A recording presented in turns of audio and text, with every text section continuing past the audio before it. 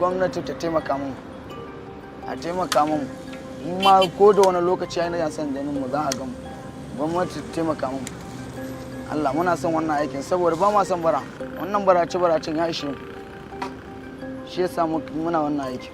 Ina roƙon mutane waɗanda suke masu kuɗi Hausawanmu wuce Yoruba wuce Igbo ina roƙon su taimaka mana da wannan abin da muke yi ko aikin yi ko allowance duk abin da ya samu muna da bukata.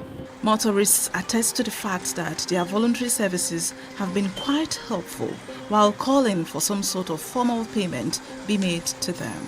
We really thank God for them that they are here. If not, there will be a lot of traffic. They are helping us here very well. And we want government, at least if they can do something for them, maybe little things at the end of the month. Because we really like them. We too that are driving always give them something. If not because of them, there will be a lot of traffic over here. Most times when I pass around, I saw that particular guy there doing some traffic work there. I'm encouraged because one, they are giving them a kind of privilege to also try and use their skills, and they can also add to the society by also doing some other work like that. It's very good. So that will be a kind of an encouragement to other people so that they will not look down on anybody that is, they're also human beings like us. So for me, it's encouraging and I think it's a very better idea. I will support them at the same time just because of the traffic men are not much and the last man are not here and the policemen are not here. The PCRC members are not here, which I'm one of the members, but it's okay, we support them. At least if government can, Lagos State government can look at a way they can just reach out to this one by giving them other uniforms to, perform this duty they are doing at the same time. If the government can be able to reach out to them with some little funds every month, so to encourage them to do what they're doing instead of then going on the street begging people money. This uniform, government does not give me this uniform. So the work what they do inside this order, many people that go see me, they go give me something what I go buy. So now the thing what I go take buy this uniform because na him be my uniform, na him my ID card. I doubt if the community were the one that contracted them. I believe they are volunteers. But however, whichever way, I think the community should take advantage in the sense that they've changed from, instead of begging, they've decided to volunteer their service in controlling traffic. And basically they are trying. I remember sometime, was it early January or between early January and late December, I can't place it, at going close to a roundabout. If you're coming out from it's me and the other ending. There's this crippled guy, each time I close from work, I'm always seeing him there around 4, 5, 6. He's doing an amazing job there because usually that place used to be a spot for heavy traffic. Everybody wants to move. And so if we are the local government chair lady, or if there's a way we can get across to her, let her just take advantage and recruit them. And even if it's just a commission, it should be placed on a payroll or something. In a separate event, we caught up with Princess Rashidat Adu, the executive chairman at Etiosa local government area, where they serve, and she says this of them. For the traffic officers that you said you see, they've attached themselves to the local government. Sincerely, I didn't give them jackets because I saw them too on the road and I approached them. When I see them, I just give them money because I believe that they are looking for what to put in their mouth. And sometimes I call them to the office. I said, I don't want to be seeing you at the roundabout because of your own security. You never can tell. A vehicle can be coming now and something will happen. I am the first point of call. Because of that, I try to discourage them from controlling the traffic. But because they now told me that this is what they get, at least people that are passing, the motorists, they'll give them, they'll tip them and all that. I said, okay, what do you think we can do that will bring money to you? And some came, they said they want to go back to their villages, and I gave them money. I said, okay, when you get back to your village, what will you be doing? One said you'll be doing shoemaker. One said it will be selling provision. And I said, okay, how much do you think that will cost? and they mentioned the money. Very ridiculous. But in my own little way, I gave to them and I asked them to go back. Funny enough, they didn't go back. You will still see these same people on the road controlling traffic. So what do? There's nothing you do about it, because in a way, that is how they get their own livelihood, and stopping them from doing it will be a harm to them. And I don't want to harm anybody. As much as I want to add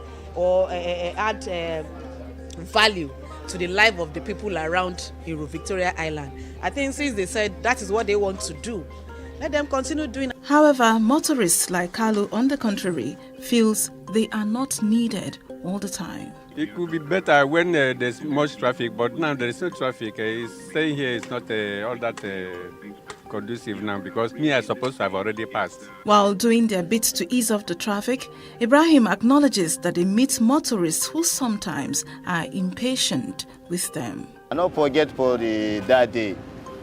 I just stopped the one person for this job. The time when you come block the road, I say stop, make you one person pass. So that time, for this man, I beg and say stop. You know one stop. You ready to jam me for the motor? You don't know, say, you see me, say me, I am disabled. Why not stop? I know they stop him for nothing. Because he come blocking the road. He come show me, say he get power. He blocked me for this, my eyes. Remain small, it will scatter my eyes.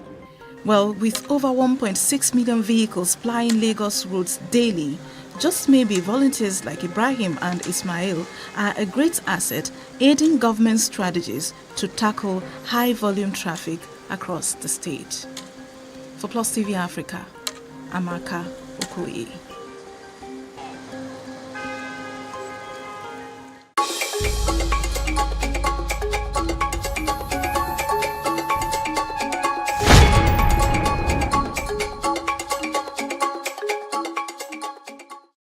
And today we bring you the incredible story.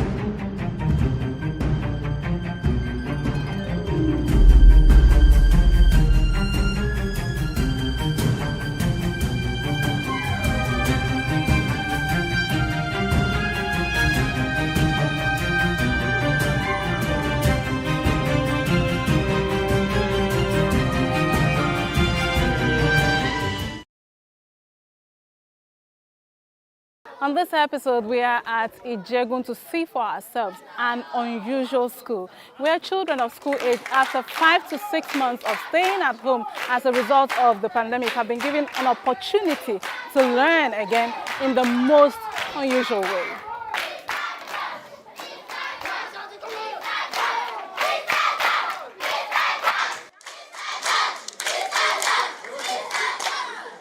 We are in Ijegun today. We've been to different communities. We've been to about 9 communities, and this should be the 10th one. And what we are all about is about bridging the learning gap. Before the pandemic, that we have noticed a learning gap between the schools, the children in the public schools and the private schools. Now, fast forwarding to the time of pandemic, where within 4-5 months, the children are totally caught up the learning platforms.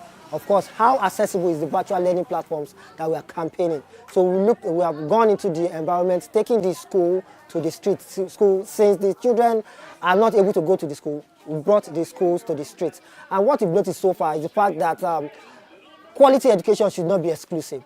And we feel in these locations we have raw talents, and what we need to do is just to expose them to these learning methodologies, and that's what we do. Bringing quality education to the rural areas and taking education to those children that have been cut off from the virtual learning experience. We talk about the gadgets, we talk about power and everything. How accessible are these things? We discovered that a lot of children, they don't have access to these things. So why not bring those things closer to their environment? And that's what we are doing. For me, I teach mathematics, and there's another fun way of teaching mathematics, which is abacus. And that's what I have exposed the children to. And within the space of 45 minutes, what they've achieved, what they've learned so far, they've learned what is called finger maths. And they'll be able to count from 0 to 99. And they'll be able to do little additions, little subtractions. And there's something they also get to develop, which is the tactile skills. So how to manipulate their fingers independently, how to do things independently. That is, using both sides of their brain, coordinating both sides of their body. Some exercise that we do what is called brain gym, little exercises that they do to wake up their brain and to open their mind to learning, and that's what we have done today. So it's been fun going to these communities. It's been fun seeing these children because they are all ready to learn. It's just for us to bring the education to them. Once we bring that education to them, they are ready to grasp, and that's what we have done today. Jamboree. Where is the R? J-A. Yes. N-B. Yes. O-R. Yes. E-E. Thank you. That's it. We met with a few parents whose children have found this new school. In this area, honestly speaking, there is no lesson. And the lesson we have is very far from here and it's expensive.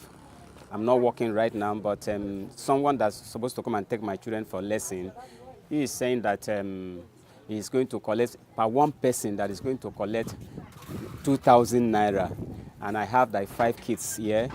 And in this lockdown, where would I have that kind of amount of money to, to pay it? And it was not easy for me. So because of that, because of money issue, these kids have been at home with me. And eventually, I was inside. My wife called me. My wife told me about this unusual school. So I was like, no, it's a lie. It's not true. Honestly, I didn't believe because I was inside. I said no. I walked down to that place myself. So I saw some kids there, and I saw the teacher, see the way they were teaching them. Then I came back home. So I now told my children, I said, no, there is a lesson there. And who organized the lesson? I don't know. But actually, I just saw some people. I saw their grab packed, and I just came back home. I called my kids, and before I find out that, oh, this is an unusual school, and actually, I really appreciate their coming here. So as I saw these people, the canopy here, then I say, somebody came and tell me that they are doing lesson. Yes, okay. And now prepare my children to take them to the lesson so that they can be learning some things there instead of staying at home. I brought my junior ones here. That is my cousins. I brought them here for lesson, you understand? Because they are at home playing, doing nothing at home. So we want them to be part of the lesson. That's why we brought them. At least for them to learn more. They have been at home now for like 4 to 5 months, doing nothing. So we will appreciate if they can join them to gain some experience from you people. That's why we brought them. Who told you about the unusual school? I don't know where she had it from, but she asked me to bring them on her behalf. So that's why I'm here. There are 3. These are the kids. These are the kids. This is one of them. This is the second one. This is the boy. This is the third one. And as teacher Olori said earlier, the children are ready to learn, and we saw that eagerness and keen interest displayed. Abby, come and paste it for us. Where should we paste it? Okay, Abby said we should do that. So after the number 8, what number is next? After number 8, what number is next? 9. After number 8, what number is next? 9. Are you sure? But I'm thinking it's number 4. Are you sure it's not number 4? Okay, so let's look for number 9 on our table. Number 9, where have you gone to? Number 9, where have you gone to? Is this number 9? Yes. Are you sure? Yes. But it looks like number 3. Is this number 3? No. Okay, look closely. So what do you have? 21. 21, good. Ready. I'm taking it again. Are you ready? Yes, the first number is what? 21, good.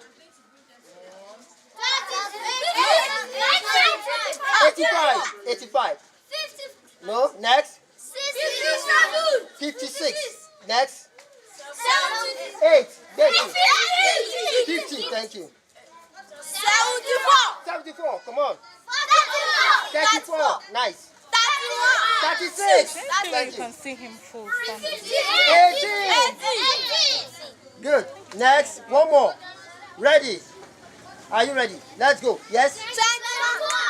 Miriam looks somewhat distracted and sleepy, but an attentive teacher judge gives her a place in front instead. In your finger marks, this is 5, okay? Let's go back to 0. Okay? 0, 1, good, 2, good, 3, good, 4. And your 5? So, take it. So let's go again. 0, 1, 2, 3, 4, and your 5. Good. So your 6, 5 plus 1, 6. 7, good. 8, good. And 9, 9. That's it. So what is this? 4. This is what? Thank you. This is what? Great. Take it. No, double. Give it to me. Yeah. Good. And as the learning continues, more pupils are arriving and waiting for chairs to sit on.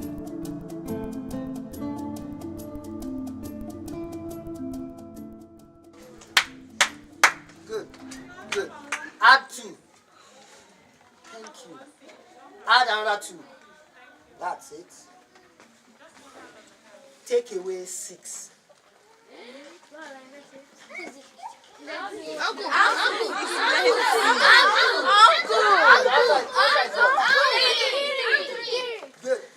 The children in preschool, on the other hand, are having a great time identifying numbers with Mrs. O. It's really been an unusual experience, as the name implies, here at Unusual School, where we get to engage the children in learning activities. Now, from the day 1, even up to the day 3, it's always different kind of experience we have here on ground. Now, what I actually teach is elementary maths. And here at Unusual School, I help them get good concepts on their number sense. I help them walk around their numbers. There's a whole lot of children having this fear and tension for math. So catching them young at the very early age is what I do. So I get them used to their numbers, relationships and patterns all around their numbers. Now we work with lots of things around us that the children can easily relate to. We'll try to avoid abstract activities. So everything is real here. Cardboards, we try as much as possible to improvise. We make use of their body parts. We make use of things around them, things in their homes they can relate to and, come back the second day and they're all screaming, Mrs. O, I was able to identify this and all of that. And they're really cool kids. Yes, so each and every one of them learning under the same condition, under the same environment, without discrimination of any kind, has helped some of them to, if not all of them, to unleash those potentials inside of them. At the preschool section, we work with children between the ages of 3 to 5. Yes, 3 to 5. And definitely at the end of every class, we treat them to a snack time. Yes, and that's one of the good times of being in the preschool section. While these voluntary teachers strive for qualitative education for these children, they are faced with challenges as well. It has been so hectic for us to sustain this model of open learning schooling for us because it's not more like teaching the children. We have to motivate them because learning has to be a circle of motivation and instruction. Okay, so the motivation part is the provision of what we make for them: water, snacks, the canopies, the chairs, and all those things are cost on us. And we're running this project from our own individual pockets and from selected friends who believe in this initiative, who believe in the cause we are trying to advocate for, and which is the cause of bringing quantitative and qualitative education to the indigent people in Lagos State, okay, while we'll travel around places. And we've been to 8 places already, and this is like the 9th location. We are moving. Our vision is to reach out to 10,000 children, and we're currently at the ratio of 1,000 children. So you can imagine the mass size left over. Add 7. Take away 5. Good, good. Thank you. That's it. That's it. That's it. So, yeah, that's it. Take away 2. Good. Thank you. You can see now, you've gotten to the pace. But with Mrs. O's class, there is never a dull moment. Everyone say Mrs. O. Mrs. O. You're all super cool. Everyone say super cool. I love you all. Unusual School. And different forms of learning is continuing all the same. Now, part of what we teach them, apart from the traditional subject in school, which is part of what we call this unusual. Unusual in the sense that we bring in ideas and teaching concepts that they don't learn in school. We teach them finger mathematics, which is the abacus mathematics, then the literacy, which covers the grammar and other parts. Then we also have what we call the bottle craft now, and logic. Now for the bottle craft, obviously we know Lagos is synonymous with flood, where you have our gutters blocked by bottles. So what we teach the children is to create meaningful objects with bottles. Now the value chain of this concept is you are giving them cognitive thinking, you are teaching them project-based learning where they get to create solution for a problem in their community. So we go about teaching children how to recreate things using bottles. This is a flower vase from today's class. We teach them various things. Apart from that, again, in continuation of what we do, we have what we call the learning pack. Okay. Now the learning pack is because we run a 3 days model of schooling. Now we want to ensure that learning goes on apart from the 3 days.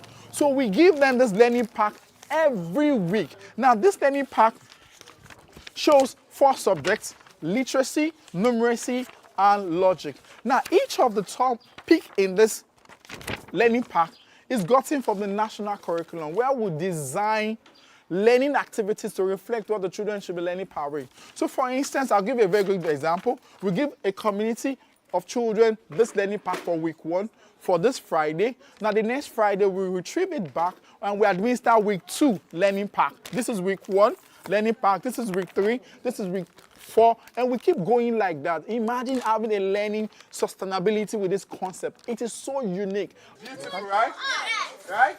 This is beautiful, right? So what do you think this is again? So you can put it beside your TV, beside your bedside. Now what we have just done is to solve a problem for Lagos State. Instead of having bottles littered inside our gutters, we are taking these bottles and creating things out of these bottles, meaningful things out of these bottles. We empower the children with all kinds of knowledge. Okay, part of it is what I call social etiquette in terms of sitting position in public areas. Okay, for the girls, like this, cross your leg, and like this. Now for the boys, you sit upright and you don't tilt your body and you don't slouch. So you see that 1 is on the left, which is your tenth. 0 is on the right, which is your unit. So right hand is unit, left is tenth. So,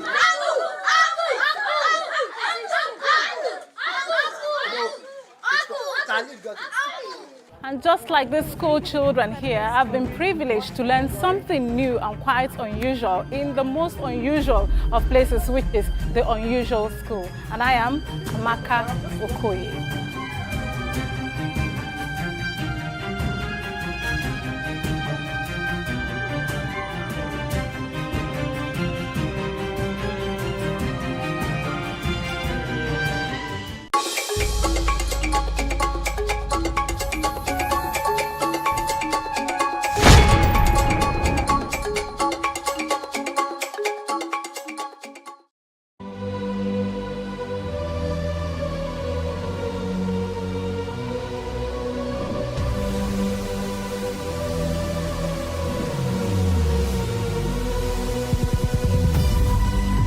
What we do not understand, we will stigmatize.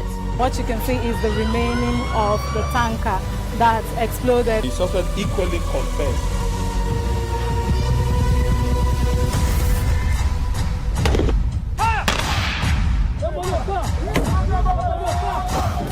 A 500 naira they collect them. If you don't talk, they go beat you. Now 2,500 and they pay.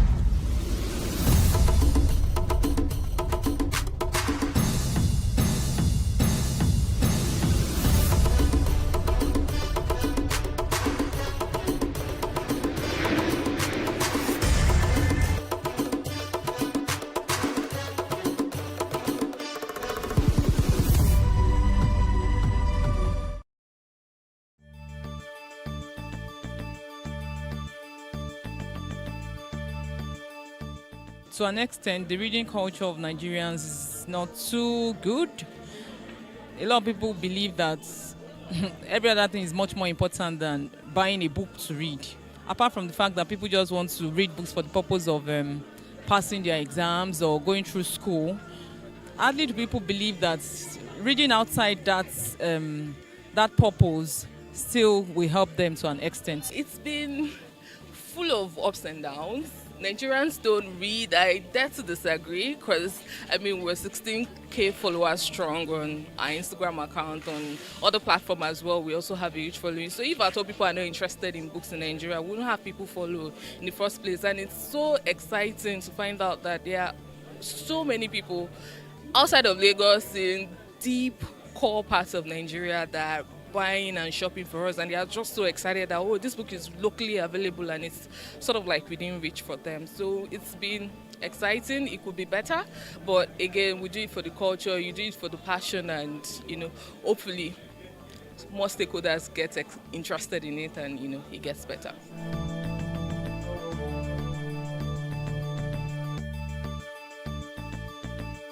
I got into selling books because I was very passionate about it, and then I was hungry to find other people like me. I wanted to connect with them, and the kind of books that fascinated me were not, I could hardly find people around who were excited about them as well. So at the time, when I interact with people within my age range, they're either talking about some foreign authors that write books outside of the context that I'm familiar with. So I wanted to meet with other young people, other people of like minds who were excited about the kind of books that I liked. And that was basically how it all began. And then beyond that also, I definitely used to go to some website online to find out what books are first to reckon with internationally.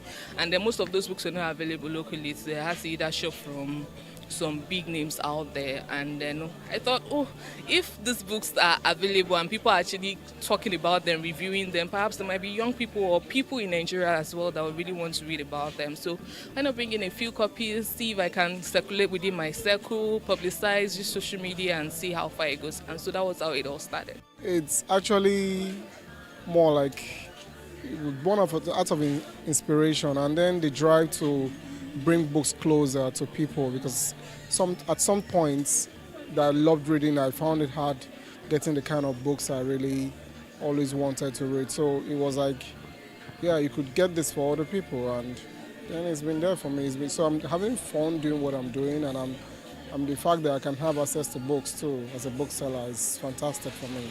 Yeah, it's been profitable. It's how you do the business that makes it profitable for you.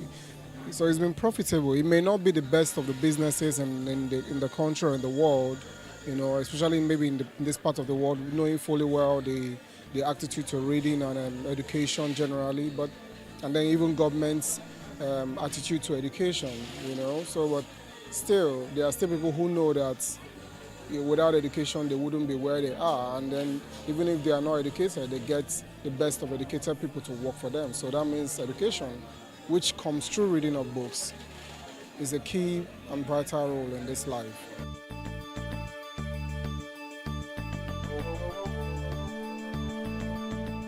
It has enhanced reading, but what I realize is that even for those who normally would not like to buy a Bible before, because of the ability to read their Bibles from their phones, a lot of people are beginning to dump reading Bibles on their phones with buying regular Bibles, because they've seen the importance of having to carry a Bible or read a hard copy Bible. When people read from their phones, most times they can't easily go back or even highlight certain things. But with the hard copy Bible, they are able to do some highlighting, go back, make references and all that. So technology, to an extent, it has its own advantage and its own disadvantage to our business. Advantages are the fact that people could, read at any time they want to, in the dark, wherever. But disadvantage is the fact that it's handy, when you have your books on your media, electronic media. But for those who still cherish the hard copy books, they still come back, to pick up the hard copy books from us.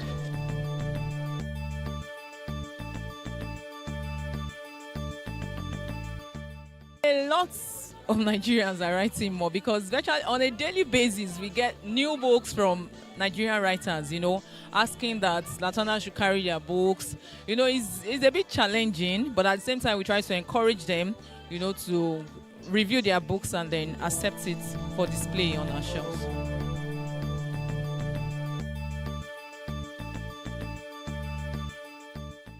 We still battle with issues of piracy. There are times where royalties are not paid the way they are supposed to. Publishing houses don't put enough effort to promoting books the way they are supposed to. So that way books and people are not even aware that some Nigerian authors are writing really, really good books. I think sometimes more books written by Nigerian authors are sort of like accepted in the Western world better than they are locally. And also, in terms of marketing, publicity, locally, more effort still needs to be put in place to help us combat issues of piracy and then ensure that people are more able to access so many of these books as well locally.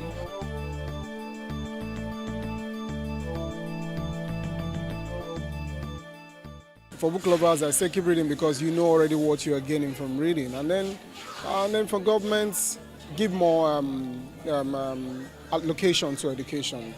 Allocation to education is very important, and you can't have a government that just places less emphasis on education, and every year you expect your people to be better, and then there are fightings. Any small thing, any little thing, there's fights, and you know it's all because of the level of exposure and education of the people, and it's playing a role in every facet of the economy, every facet of the society, because people are not well enlightened about their rights, about the opportunities that they can actually get, and many of those things come in through part of education, and reading is part of it.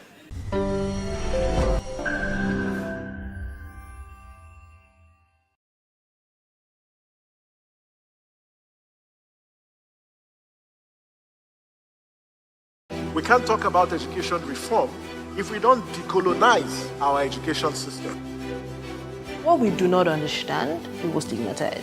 Because it's just cultural. And I think it's just human nature. They stop paying us salary. I don't like remembering it. I am angry at Nigeria. I'm angry at this government which seems to be letting us down. I am angry at us as a people. In the process of struggling to free myself from his hand, he tore my pants and he raped me. Yes, I commit offense truly. Young girl, do you know where you are going? I say, I'm going to America. I say, now so that they talk, you are going to Libya. Which America? As it then do mark our place, some people they die now. This is Plus TV Africa.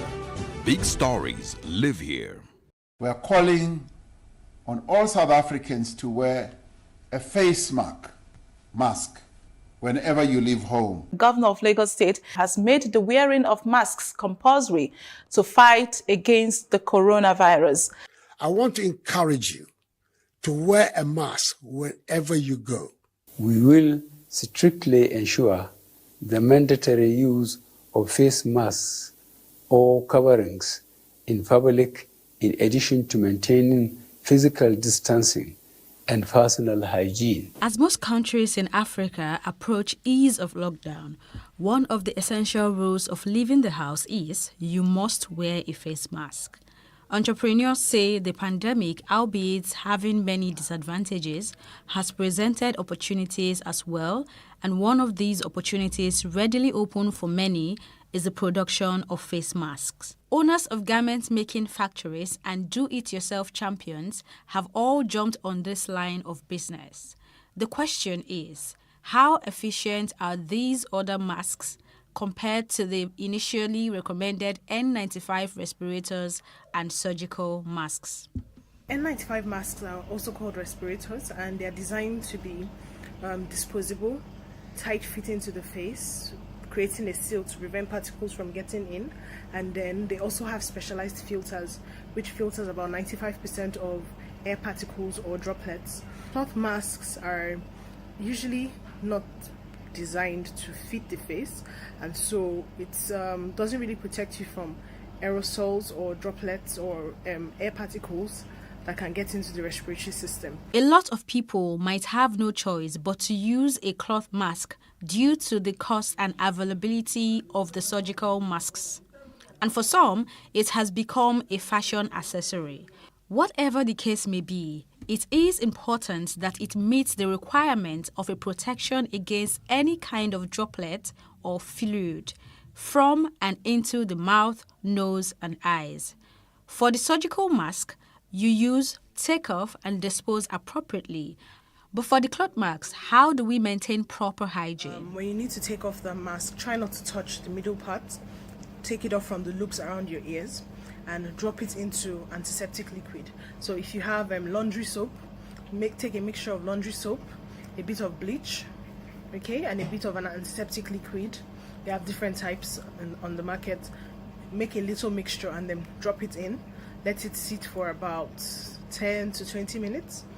Pour that liquid away, make a fresh one, and then wash it and air dry. If possible, some people will say iron it. If you can, do that. Also, wash your hands once you're done. The Director General at NAFDAC, Professor Muji Adeyeye, encourages the use of non-medical face masks. You mentioned that NAFDAC has announced not to use non-medical face masks. No, we did not do that. We said that non-medical face masks are for the masses, are for you and I. The medical face masks are for the healthcare workers because there is a shortage of the medical face mask. However, NAFDAC warns against using low-quality face masks in terms of materials used for production. Remember, face masks are to be used while maintaining measures such as social distancing, not touching the face, eyes, or mouth, and washing of hands with soap for 20 seconds or use of alcohol-based hand sanitizers. Ensure that you stay safe. Your safety is our collective safety.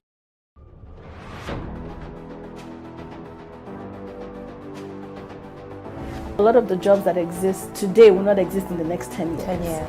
When I see people today shouting, we're not too young to run, we are ready to run. Ready to run to where? The people of excellence are, to a certain extent, being held ransom by idiots and bandits. Once you are in government, you believe everything you do is right. And once you are in opposition, everything the government does is wrong. And so it's time for us to take over power.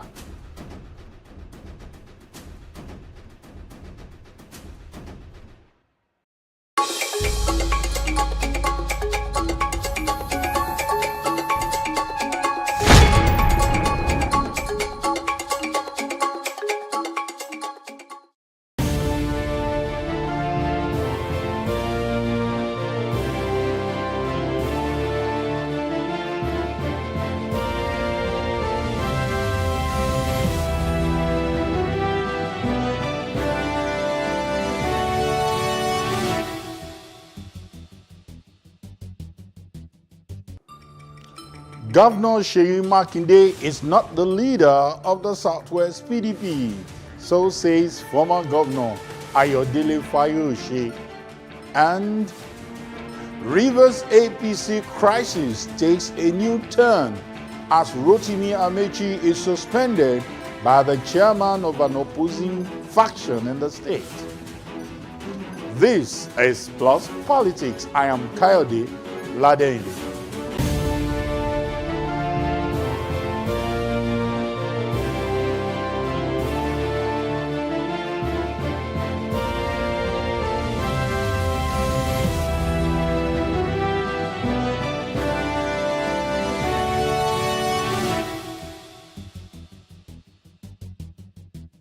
Welcome. This is Plus Politics. Let's get talking. The crisis rocking the Southwest chapter of the People's Democratic Party PDP has been infused with a new development. Former Governor of Ekiti State, Ayodele Fayose, has stated that the Oyo State Governor, Seyi Makinde, is not the leader of the region's PDP.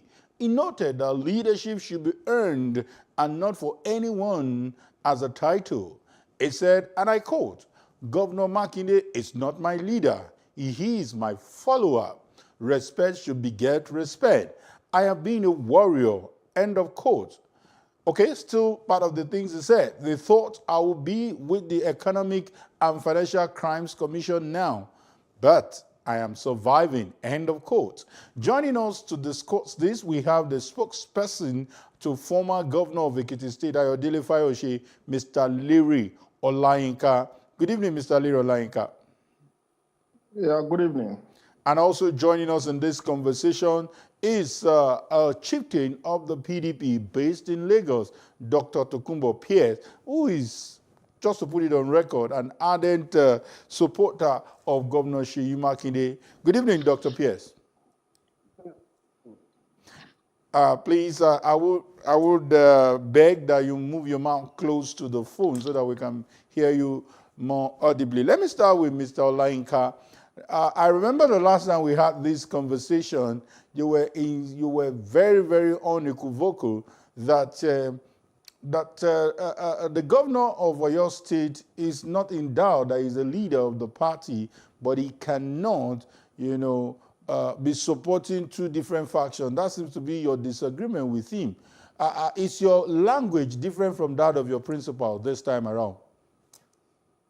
Well, like I've maintained, you also remember that I did say that leadership is not by appointment.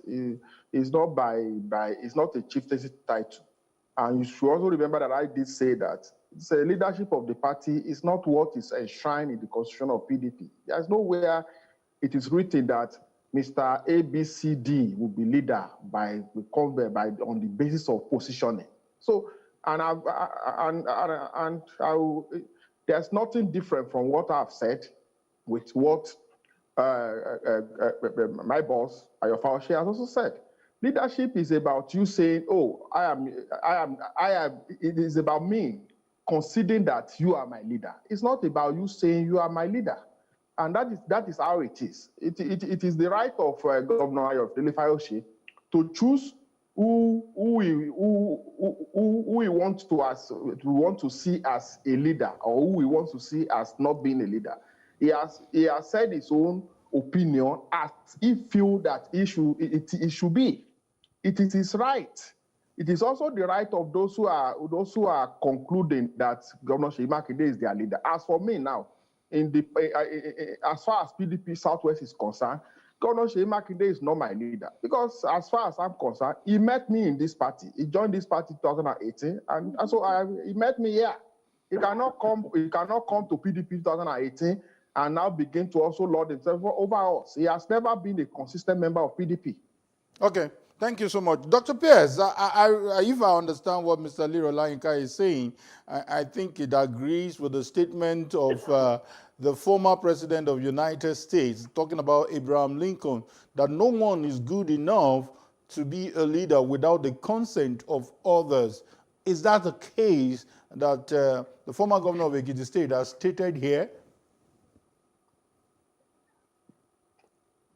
The former governor of Ekiti State has the right to determine who his leader will be in the Southwest or anywhere else. If he chooses to say that Seyi Makinde is not his leader, he has every right to do that. The issue, however, is what determines leadership in the Southwest PDP. If Seyi Makinde, the only governor, elected governor that the PDP has in the Southwest, is not the leader of the Southwest, then who is the leader of the Southwest? Is it the former governor of Ekiti State that is the leader of the Southwest, or who else? This is the issue. Leadership, according to Makinde's Fayoshe spokesperson, is not by appointment. Very true. But Makinde is not governor by appointment. He is the governor of Oyo State by election, the voice of the people. And it is through that medium of the voice of the people that elected him as the governor of Oyo State that he has become, by convention, the leader of the Southwest PDP. Now, that is not to say that Fayose cannot determine, because evidently Fayose is a man who has no leader and has no direction and has no focus except to destabilize and cause confusion. Okay. So if he wants to say he has no leader, that's his own problem. But that does not mean that Makinde is not the leader of the Southwest. Everybody in the Southwest cannot accept any one person as their leader. Okay, thank you. In a democracy, you have election. Some people will vote for you, others will not. Okay, Mr. But Pierce, as soon as Dr. you get Pierce, the highest votes, Dr. Pierce, and you become... Dr. Pierce, I know this is already getting into some physical name calling, but just to stay with you before I go back to Mr. Olainka, can we also look at the import of the statement made by the former governor of Ekiti State that there was a clandestine move to get him behind, to be arrested by EFCC, that if such a person is doing this to him, how can that person be called a leader? Not just his leader, but that is not the attribute of a leader. Have you considered that statement, looking at the statement that was made when he came out of the net of EFCC at that time? Dr. Pierce, are you there? Yes, I am. Please, did you hear my question? Well, look, I think I understand the question. It appears to me that for Fayose, leadership is determined by rascality. Leadership is determined by notoriety. In other words, you know, in those days, in many African countries, it is only when you have gone to jail and you come out that you can now boast to be a leader. I think that is the mentality that Fayose has. Okay. If he wants to claim to be a leader because he has gone through hellfire and he has survived, because he has abused everybody from predicting that Buhari would die to insulting every leader he knows, that makes him a leader. That makes him the leader of the area boys. Okay, Dr. Pierce, I think I need to please put a caution here. Please, let's watch our use of words here and stay on the issues that has been raised by the former governor of Ekiti State. Mr. Olainka, I know you're itching to respond, but I don't know if you can go a different route by looking at the issues rather than name calling. Go ahead.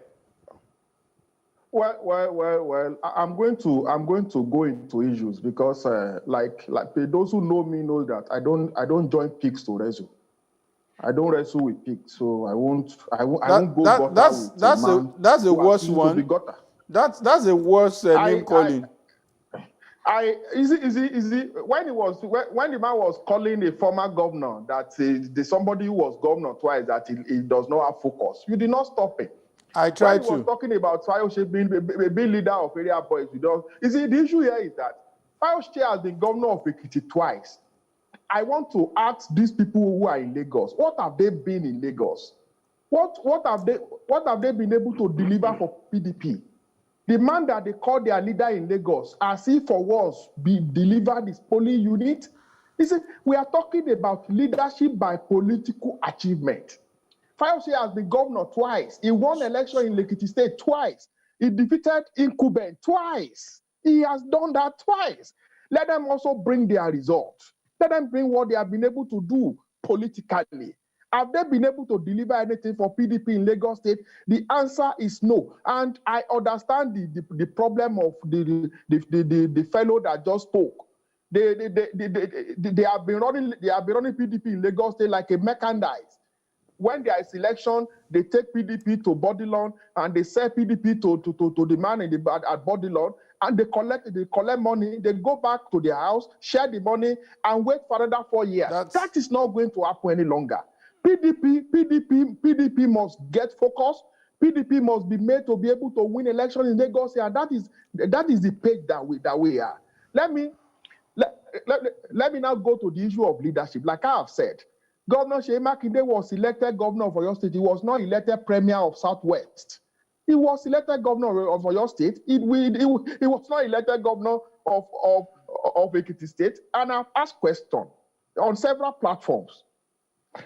Because we have one governor in the Southwest, what about zones, regions where we have 3-4 governors?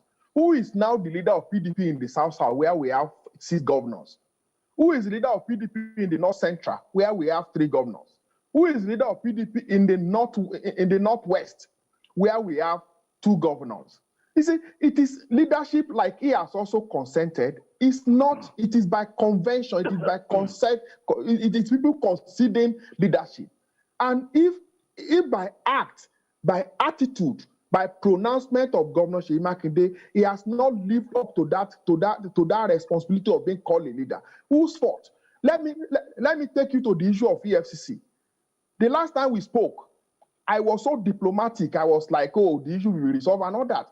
But when Governor Seyi Makinde now choose to go to the public glare and say that Governor Fayose was hobnobbing with APC because of the case he has with EFCC, that to me is the height of political irresponsibility.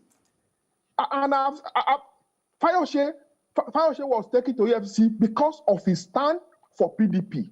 When Fayose was the only voice of PDP in this country, where was Governor Seyi Makinde? Okay. Of course, he was Mr. in SDP. He was in SDP. Mr. Lainka, before you accuse me of giving you room, I think I've given you enough room to respond to that. Trust me, I'll be back to you. And it appears that the name calling is becoming a difficult thing to avoid. But I will try my best. I will try my best to stay on the issues. Dr. Pierce, now, irrespective of what Mr. Lainka has said, there is a germane question that he has asked. If you agree that this is by convention, and he has also asked this question, if it is not only Seyi Makinde that is the governor of PDP in Southwest, where is this title issue coming from? Do they have any legitimate power to decide who becomes the chairman of a state to take some basic decision? This issue of leadership in any geopolitical zone is not in the Constitution per se. You remember when Trump won the first election, he lost the popular vote by 3 million votes to Mr. Clinton, and millions of people got on the streets and said, "He's not my president." That is their prerogative. They did not vote for him. He is not their president. Nonetheless, you cannot contest the fact that since he won the election legally, he has become the president of the country. This is democracy. So I agree with Governor Fayose, who says he does not accept Makinde as his leader. Fine, but for goodness sake, leave the political terrain to be conducted the way it should be conducted, which is to say, look, democracy is governorship, rulership by convention and by gentlemen's agreement. Look, I don't want to call former Governor Fayose any names, but his own actions convict him. Look, this issue is a question of understanding and consensus. Look at what happens in any election. When you lose, you concede. You don't say the dog and the baboon will both be soaked in blood. This is what Fayose is doing now. We know that Makinde is not the governor of Ekiti. He's not the governor of Ogun State. And the spokesperson gave an example. He said, what about in geopolitical zones when there are more than one governor? All of those governors become the leaders of the party in that zone. It is only because we have one that Makinde becomes automatically the leader. Please understand that. Also, this man keeps saying we've not achieved anything in Lagos. I don't want to call you any names, but please, You use your common sense and think about it. We may not have got governor. I said it to you before. We've had 6 members of the House of Representatives. We have won elections to 22 council seats in Lagos. We have won 8 elections to the Lagos State Assembly. And we are trying our best in every election. Okay. When Governor Fayose was the Southwest, was the governor of Ekiti, and the only governor we had in the geopolitical zone. You remember, he was automatically, by convention, by gentleman's agreement, to be the leader of the Southwest. Okay, Dr. Pierce. And he led Dr. us Pierce. astray. Dr. Pierce, let's continue our conversation from that realm, and I will allow Mr. Olayinka to either support that view you just raised, giving us some statistics. I am also aware some of these figures you put out there that they are not.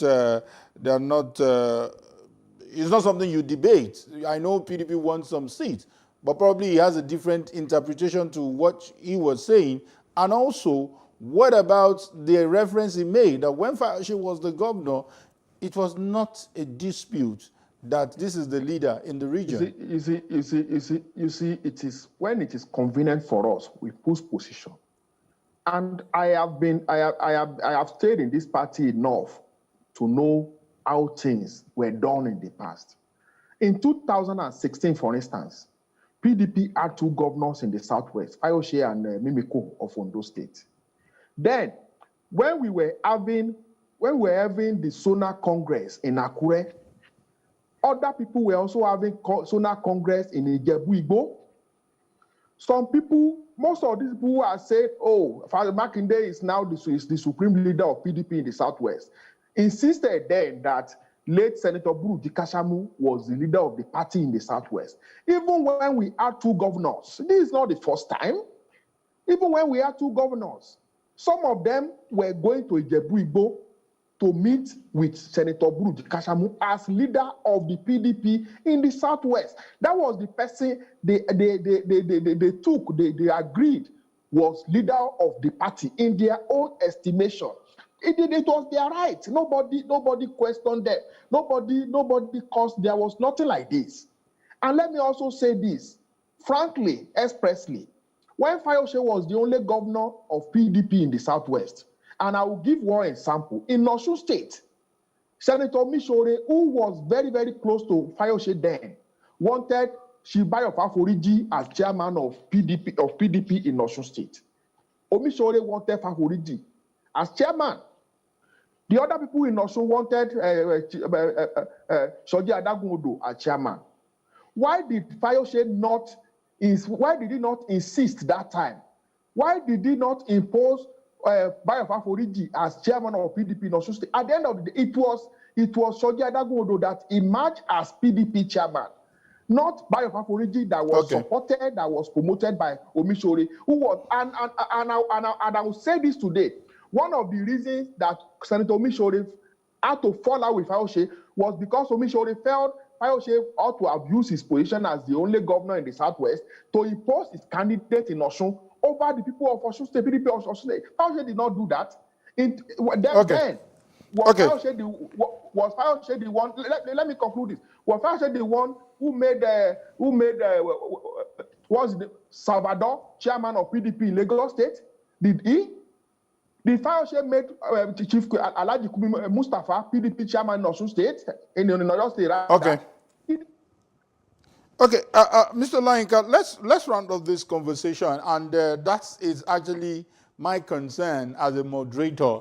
And if Dr. Pierce could help me, I think I wish that next time we have this conversation, it shouldn't be about who is the leader. It shouldn't be about 2 factions.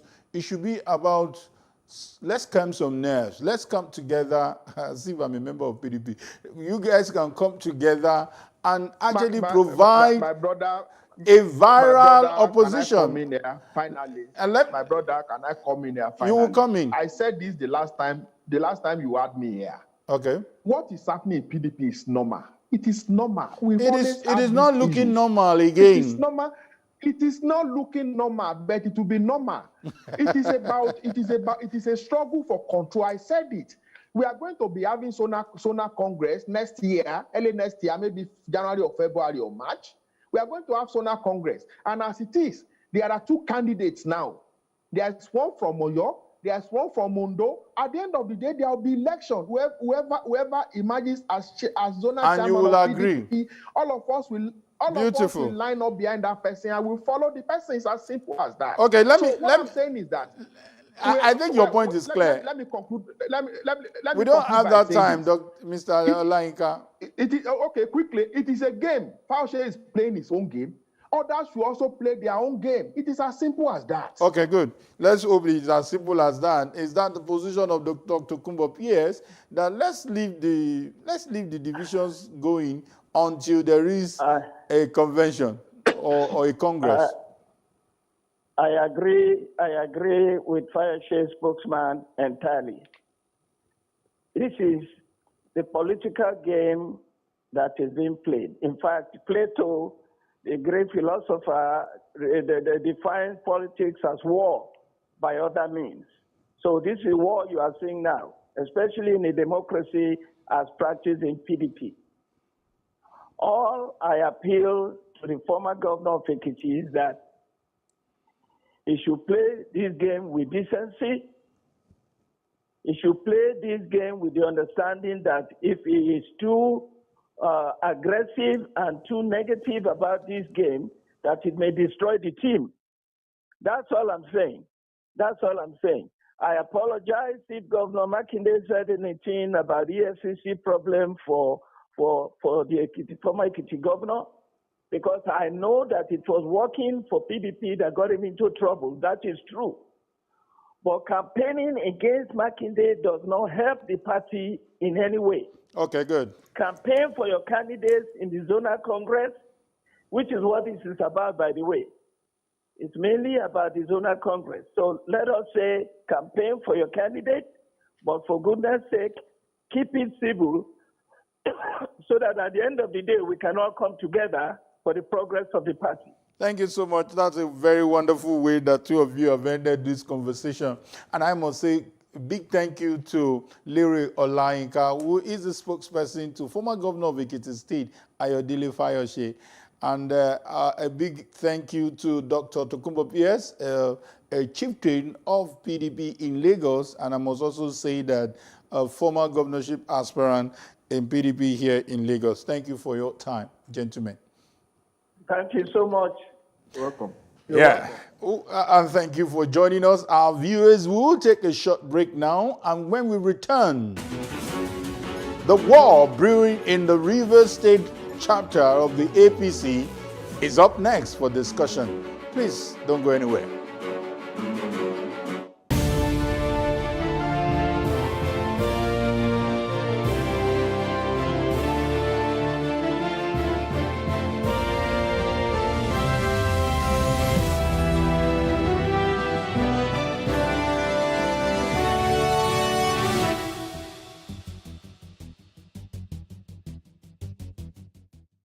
We can't talk about education reform if we don't decolonize our education system. What we do not understand, we will stigmatize. Because it's just cultural. And I think it's just human nature. They stop paying us salary. I don't like remembering it. I am angry at Nigeria. I'm angry at this government which seems to be letting us down. I'm angry at us as a people. In the process of struggling to free myself from his hand, he tore my pants and he raped me. Yes, I commit offense truly. Young girl, do you know where you are going? I say, I'm going to America. I say, now so that they talk, you are going to Libya. Which America? As they do mark our place, some people they die now. This is Plus TV Africa. Big stories live here.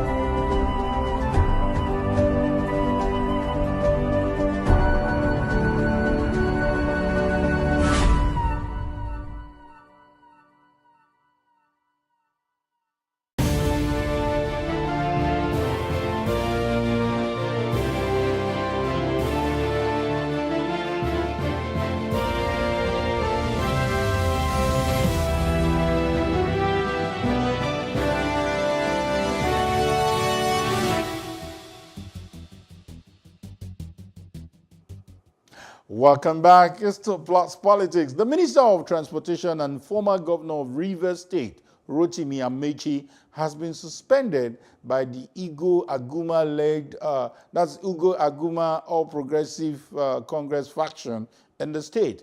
This new development has deepened the crisis in the state chapter of the party, adding that both camps strived to gain control of the APC ahead of the 2023 general elections. The Amici faction of the party at the weekend declared the suspension of former Senator Magnus Abe, Igbo Aguma, Livingstone Wichi, Wogu Bombs, and all caretaker committee leaders inaugurated by Aguma.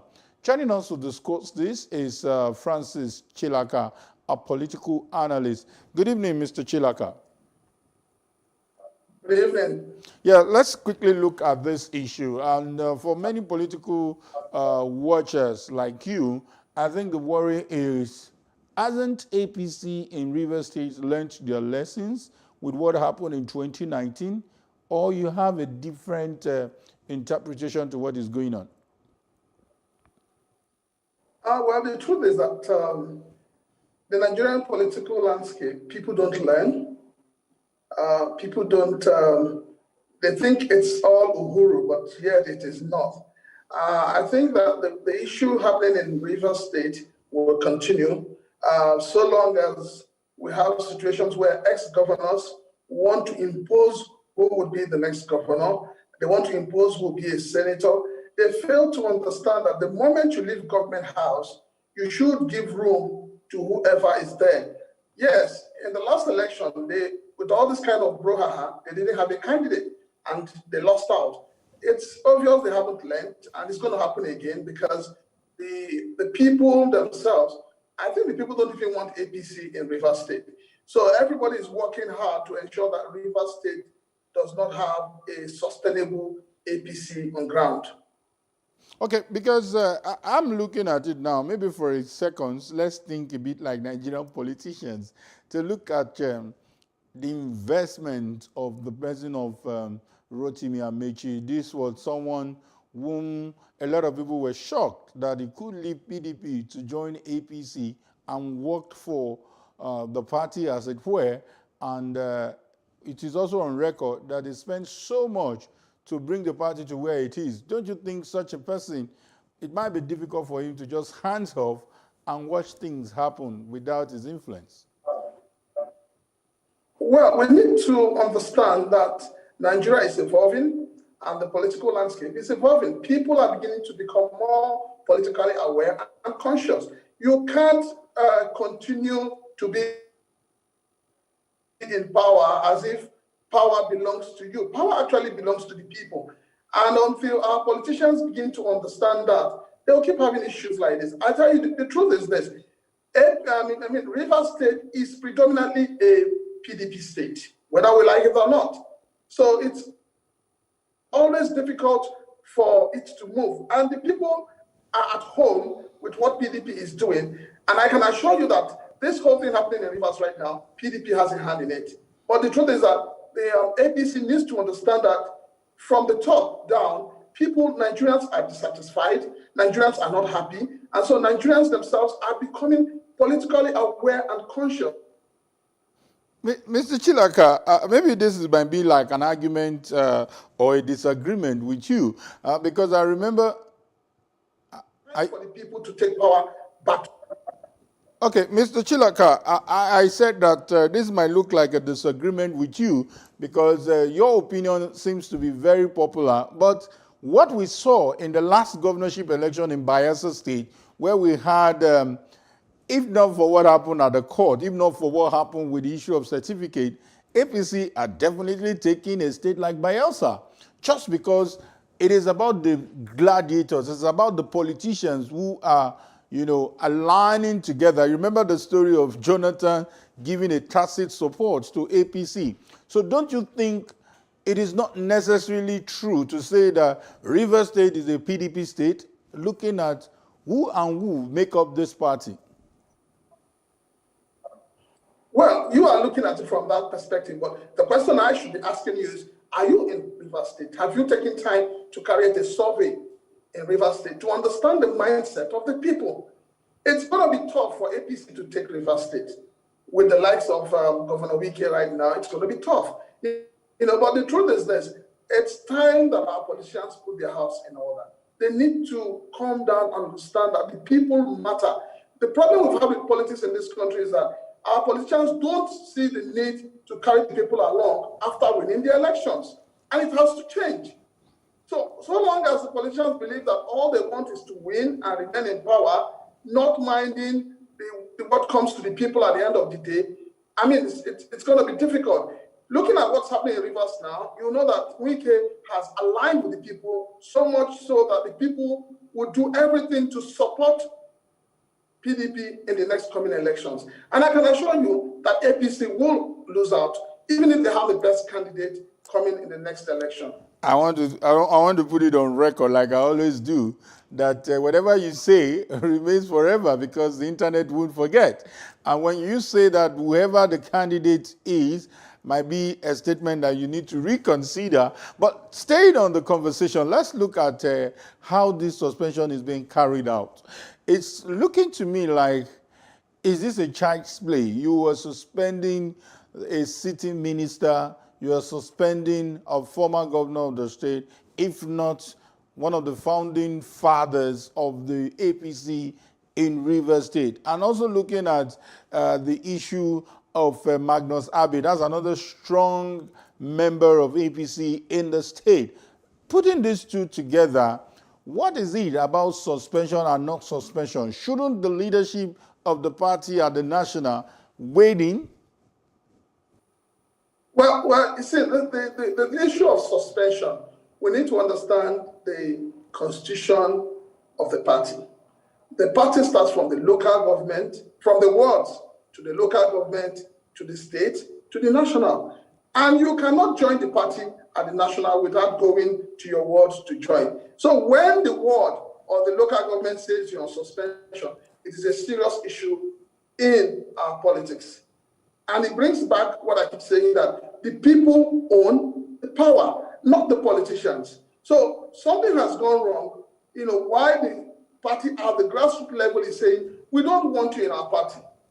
We don't want you in our party. And I think that it's a sign. It happened in Edo State. We saw it play out in Edo State when the Quebec governor was removed from the party and he had to go to another party. So it shows you that the people have a say in who is in the party. The party is not just about the big names you hear, because the big names also have just one vote. But the party belongs to the people. And most times when the people speak, we need to listen to them. Unfortunately, Nigeria is a country where we don't listen to the people. Nobody wants to listen to the people. The people are only useful, like I keep saying, during the elections when people want to win. After winning, what happens? So there must be something that these people have done at the grassroots that is affecting the grassroots. And the grassroots is saying, no, we don't want you anymore. And we need to move on. So I think that, no matter how you look at it, it's a suspension, yes. There'll be up and down. People will talk, people will do that. At the end of the day, let me tell you the truth. At the end of the day, it's going to come down to exchange of money. That is what is at play now. It's going to come down to, people wanting power, people wanting money, people wanting some form of gratification. And, once they get it, the suspension can be uplifted. But right now, the suspension still holds. So everybody will maintain the status quo. That's a very, very cheeky one. And quickly, still on my question, I'm looking at some set of people were suspended by a faction, and this suspended set of people now suspended the leader of the other faction. So I'm looking at legality. I'm looking at the party at the national looking away. Don't you think that in terms of party system, in terms of internal politics or internal democracy, this is the best time the party at the national should wield the big stick? This is not looking like, oh, the ward suspended Amechi from his ward. It's looking like, oh, if you suspend me, I will suspend you, even when there are no, substantial issues warranting this suspension.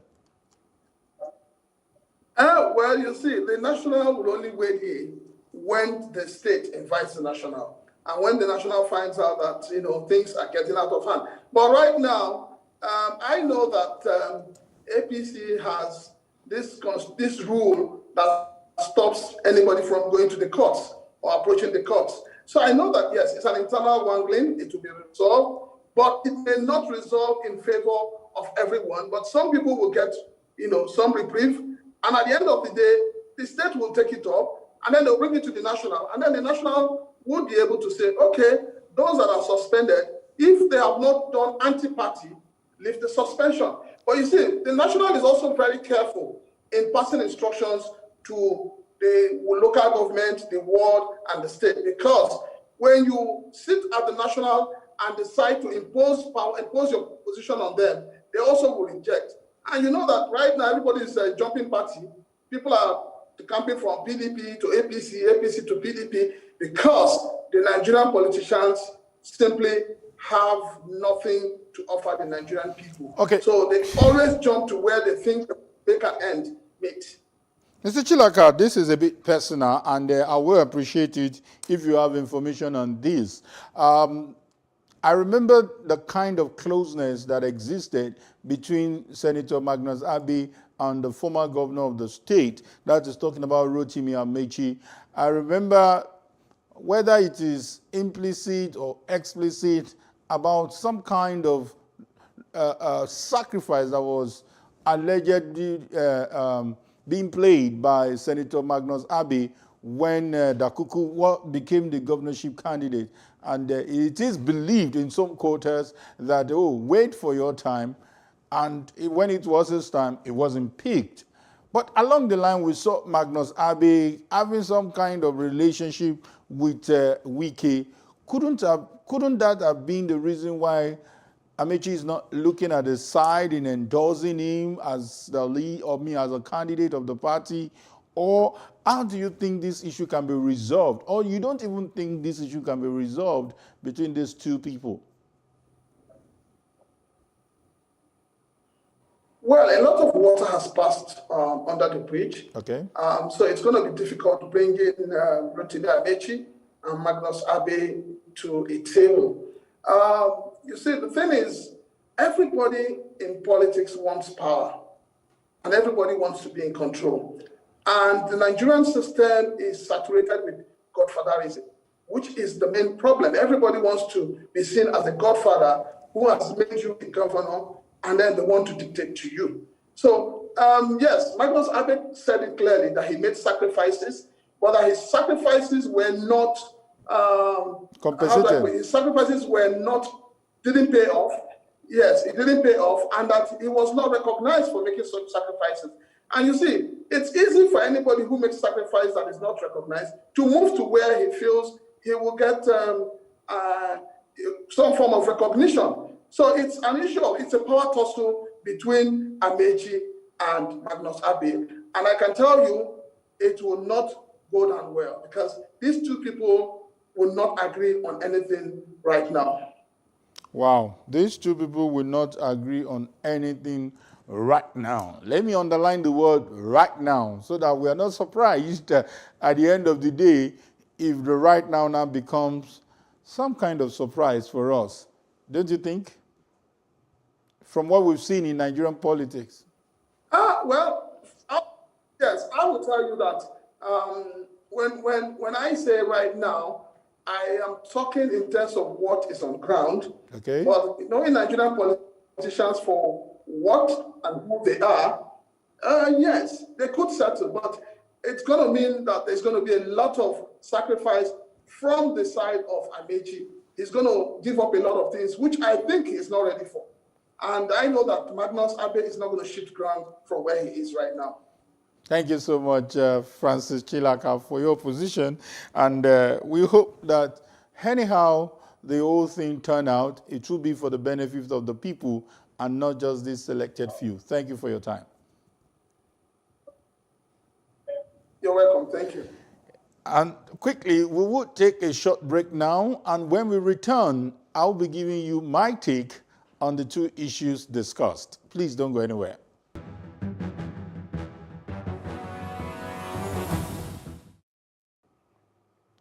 Here is my take.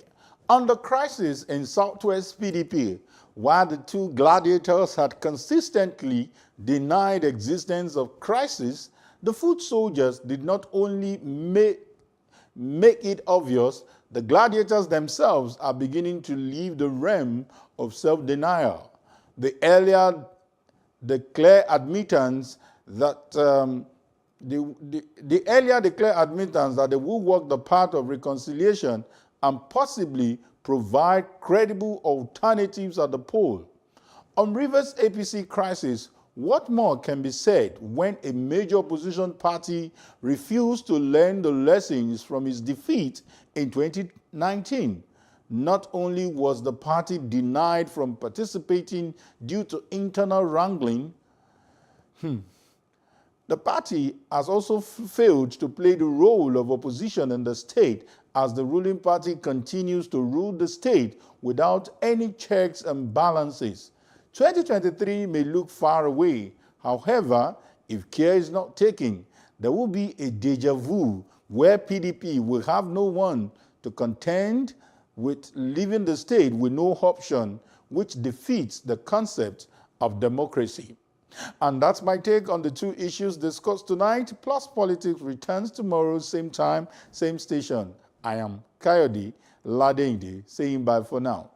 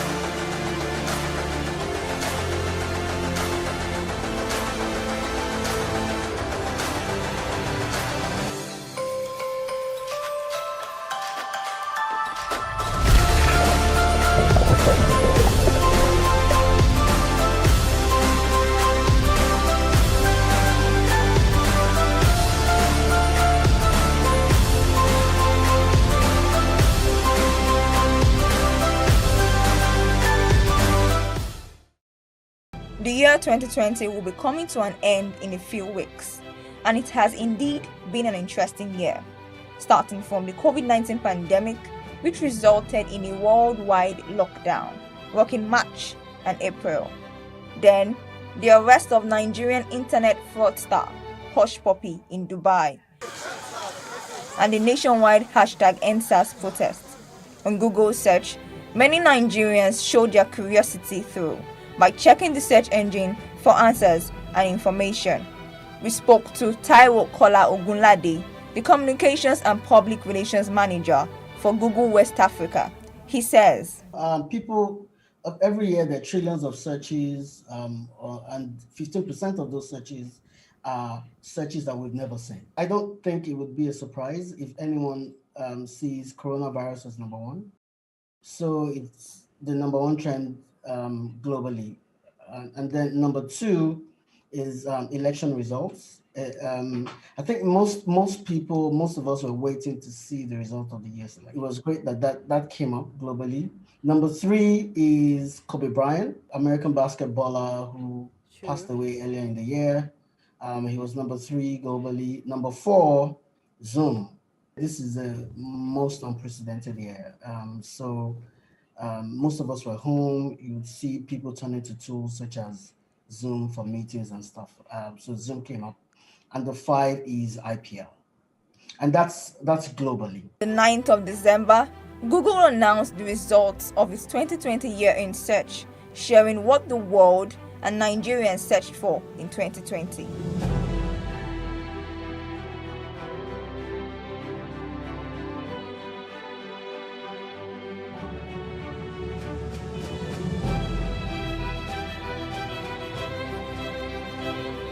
Lagos 2020 Year in Search compiles the moments, people, topics, events, and places that captured the world's attention this year.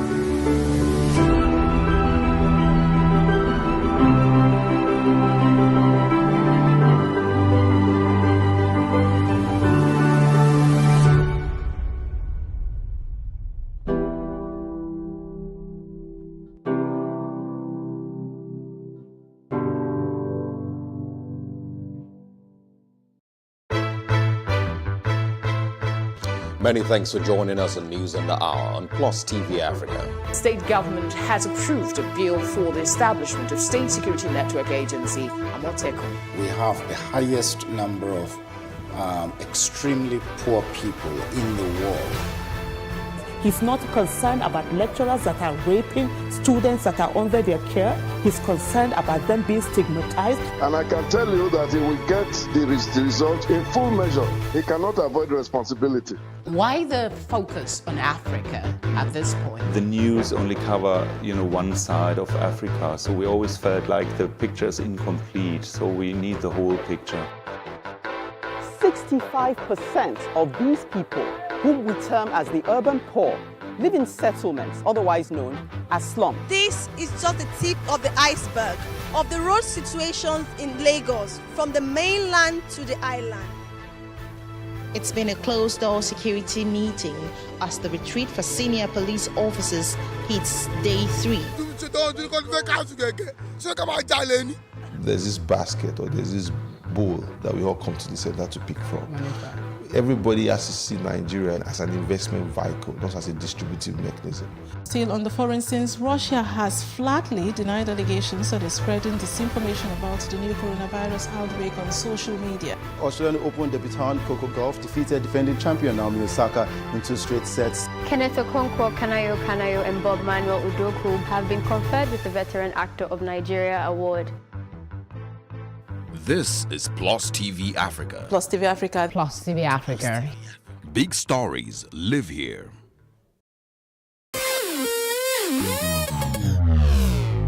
Oftentimes when we see celebrities either on social media, television, or in person, we assume they have it all together, but we forget that they're also human. Well, here are some of the low points of some of your favorite celebrities.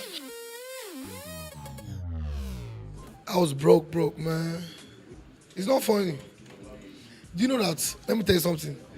Most rich people picking no get money. You know why? Because they don't feel the need to work or aspire or want to be something. You understand? My mom died when I was 11. I'm the last born of 5 kids. So from a young age, I knew what I wanted to do. You understand? I fought to do this music. I come from a family where is school. When you finish school, go and work for Popsy. Do you understand? So this music is something I had to fight for and work hard for. So, you know what I'm saying? To become Davido wasn't anything like, say, Popsy help me or anything. Of course, my dad has played a very key role in my career, for sure, as a mentor, as a supporter and everything. But I feel like if you want to, no matter who you are, no matter the background you come from, you have to work. 2013, 2014, when Show Me Your Rose was like the biggest song in Nigeria, I had an Achilles tendon injury. I couldn't walk for like about 6 months. You know, I used to go to shows with crutches, and before I go on stage, I drop my crutches and jump in. And after that, I keep bleeding after every performance. And at some point, the doctor told me to stay off stage and stay off performing for the longest time. And at that time, my record label left me. I was totally alone. Big up my manager at the time, Kolo. He was, you know, right beside me at every point in time. At that point, I wanted to give up, you know, just a single artist, nobody supporting me, nothing. It was just, you know, you guys, my fans out there, and the few people that kept telling me, yo, your sound is different, you need to keep going, you know? And I kept going, and prayers and God, that was all it took, you know? So if I can do it, trust me, don't try to be the next me, because you might not get it right. Just try to be the first you, because that is the only way that you will stand out and be a legend in your own world. So saying that, I want you guys to know that life is not as hard as people make it look. Try to live your life like water. No matter how they cut you, they leave no scars, you know? But have no foes, have not too many friends, but believe in those that you believe in, because when you believe and share positive energy to the universe, it comes right back to you. It's a funny one though. I remember this one vividly. I just started Flatmates. Back then, not the new Flatmates, like some 15, 16 years ago. After I graduated from the University of Lagos, so I wanted to do my own thing, and I started shooting Flatmates. But there was no money to even take tapes sometimes to TV stations, because I'll be the one to shoot sometimes myself, carry the camera, shoot, write on a paper that we use only one paper that you okay, but say your line, say my own. So we don't even photocopy scripts because there was no money at the initial stage. So I remember, because I had to deliver a tape to MITV to show their own for the week, deliver another one to LTV to show their own for the week, deliver to NTA Channel 2, because the program became so big after the initial one at STV, so every TV station was asking for it. And I trekked, I remember vividly, trekking from MITV in Ikeja to my parents' house in Abeson, Ipaja. Wow. As in, I trekked, because there was no other way I would be able to get home. From University of Lagos, I managed with the little money I had to get to MITV and LTV to give them the tapes that would run, because if I didn't, then there would be nothing to show.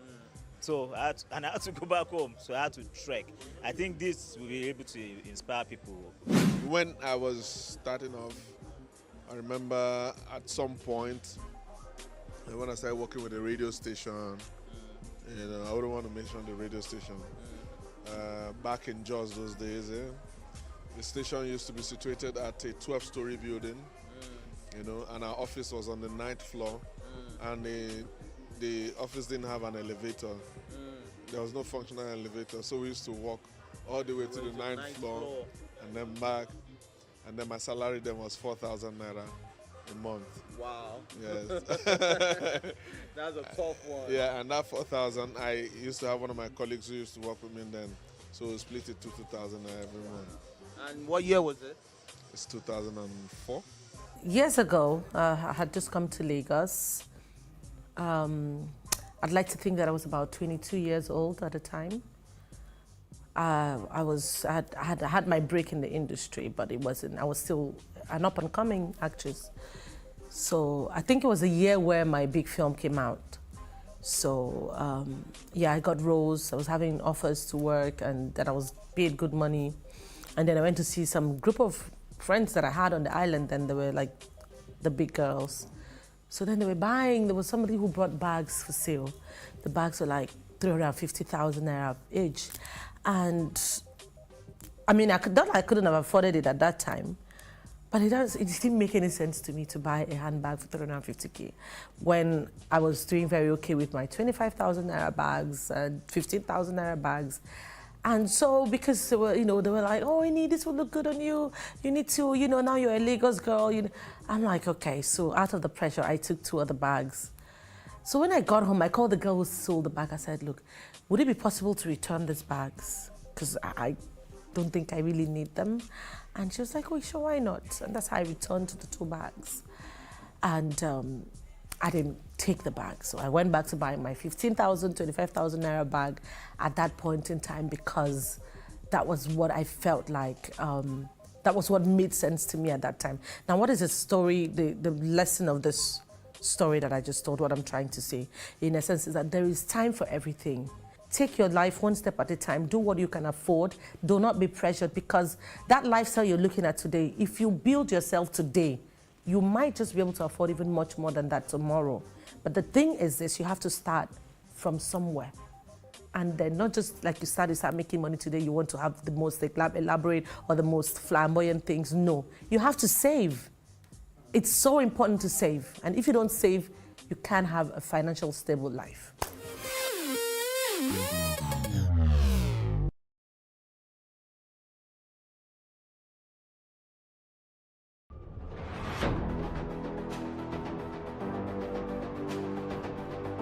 A lot of the jobs that exist today will not exist in the next 10 years. 10 years.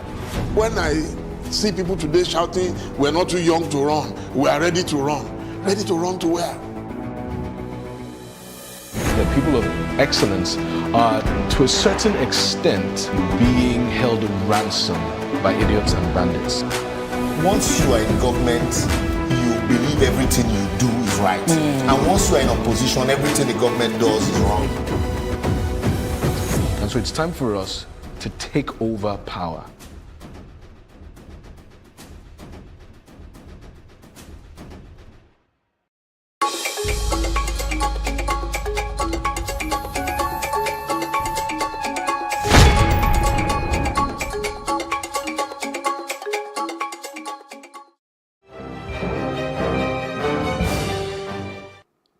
Thanks for joining us on the news on Plus TV Africa. I'm Annetta Felix.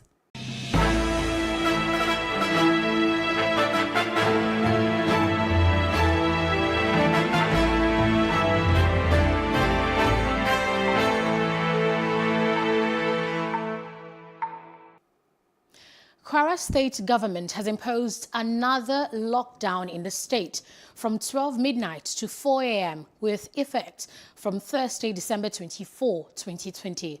The lockdown was contained in the new guidelines on COVID-19 issued by the State Technical Committee on COVID-19. Addressing a press conference in Ilorin, the State Commissioner for Health, Dr. Raji Razak, who doubles as the Vice Chairman of the Technical Committee on COVID-19, said there shall be partial statewide lockdown between 12 a.m. and 4:30 a.m. until further notice.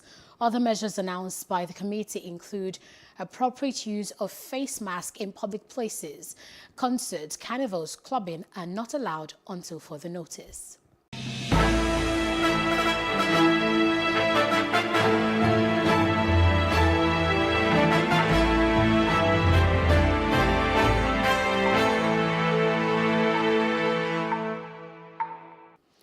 The Academic Staff Union of Universities, ASU, on Wednesday suspended its strike, ending the industrial action that started since March 2020. ASU National President Biodun Ogunyemi made the announcement during a briefing of the union in Abuja. Ogunyemi also said the lecturers sympathized with students who were also their children, adding that no amount of sacrifice would be too much to get the matter resolved as long as the government is consistent with its promise, while warning that the union would return to strike without notice if the government fails in meeting its part of the agreement reached with the university lecturers.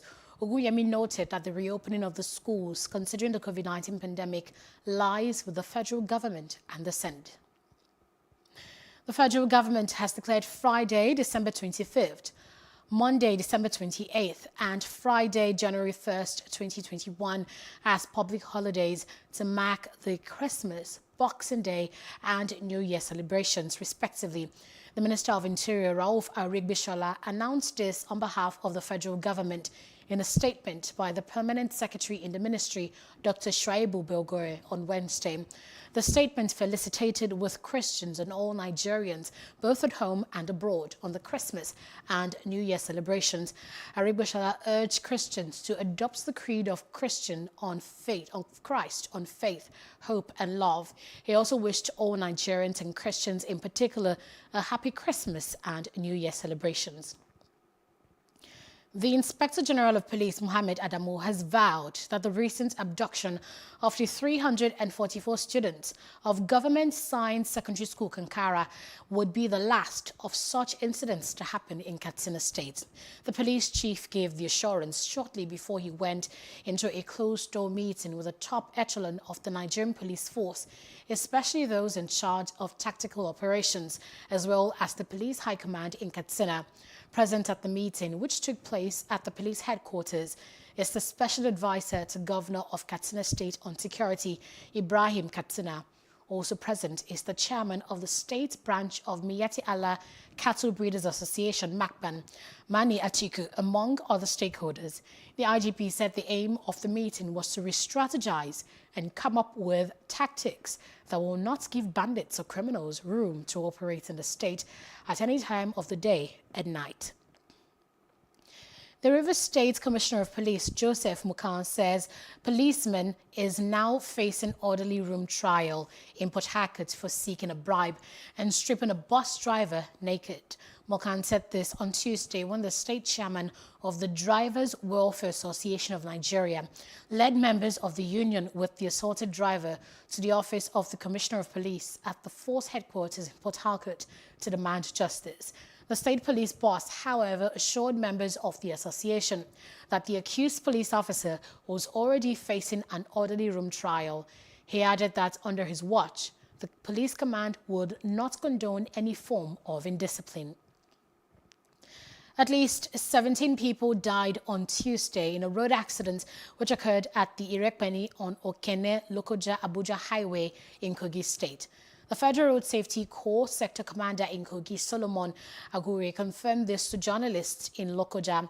He said that the accident occurred at around 5 a.m. and involved 2 vehicles conveying a total of 55 passengers. 15 passengers died on the spot, while 2 others died in the hospital, bringing the total number of casualties to 17. The sector commander said 25 other passengers who sustained varying degrees of injuries were taken to a private hospital for treatment, while the corpses of the 17 were deposited at the morgue of the Federal Medical Center, Lokoja. A truck carrying premium motor spirit, also known as petrol, has exploded and killed at least 6 persons in the early hours of Wednesday in Jeba, Moro local government area of Kwara State. The petrol tanker lost control and spilled its content and rammed into a residential building. Eyewitnesses said that the incident resulted in huge explosions that also burnt down over 30 houses and shops. Spokesperson of the state's fire service, Hassan Adekunle, confirmed the incident, and the state governor, Abdulrahman Abdulrazak, has commiserated with the families of those who lost their lives and properties.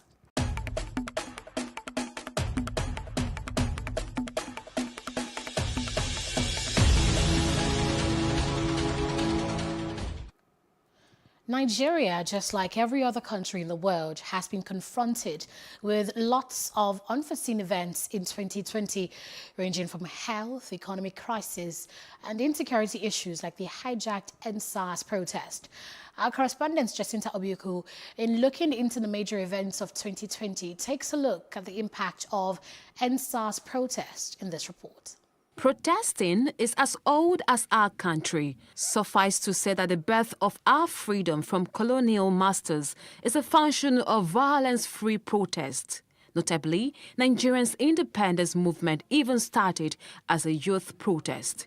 In the last quarter of 2020, the EndSARS protests all started from social media with the use of hashtags. Problems with SARS are reportedly not new. In fact, protests against its brutality date back to 2010, and announcements on disbanding it were first made in 2014, then again 2015, 2016, and 2019. But in 2020, footage of alleged SARS officers shooting at a young Nigerian in Delta State emerged on the 3rd of October on social media and triggered Nigerian youth in a rare anger to hit the streets across the country. It's been months now, and there is yet to be a coherent answers from the federal authorities, as the statement by the Lagos State Governor and military authorities remained contradictory as regards to who ordered the military's intervention. This has raised confusion and questions in the mind of some Nigerians. A lot of us saw under our full glare, we saw what happened on the 20th of October 2020. And thank God for real technology, real-time technology. Otherwise, they would begin to make you feel like you are insane. You will begin to doubt what you saw. The question is, can the EndSARS protest be considered to be successful considering government's response? As far as EndSARS, the word, yes, successful because government responded by ending SARS. But was the protest as a whole successful? I think no. Because the protest overlived its lifespan and other extraneous factors came in. But some believe the protest would not have happened if the government had done what they ought to do as leaders. If some of the provisions in these laws had been faithfully implemented, we would never have had EndSARS. Now, what are the lessons that should be learned by both protesters, activists, government, and the police? The government should learn that there is anger and people can react at any point in time. Now, on the part of the organizers, the certain to learn is be focused on what you want to achieve. If you are organizing a certain protest for whatever purposes, don't expand the frontier. Don't think government is weak. And as for the police should know they are servants of the people. And they should use the opportunity that happened to reinvent themselves. Now that they have been called to question, the activity has been called to question, it is now left for the police authorities at all levels to re-strategize and reposition themselves for better service delivery to the Nigerian populace. As the year 2020 runs off, the memory of the protest will linger in the minds of many as a time the youth relentlessly asks for responsible governance from their leaders. Jacinta Ubiuku for Plus TV Africa. Fight forward.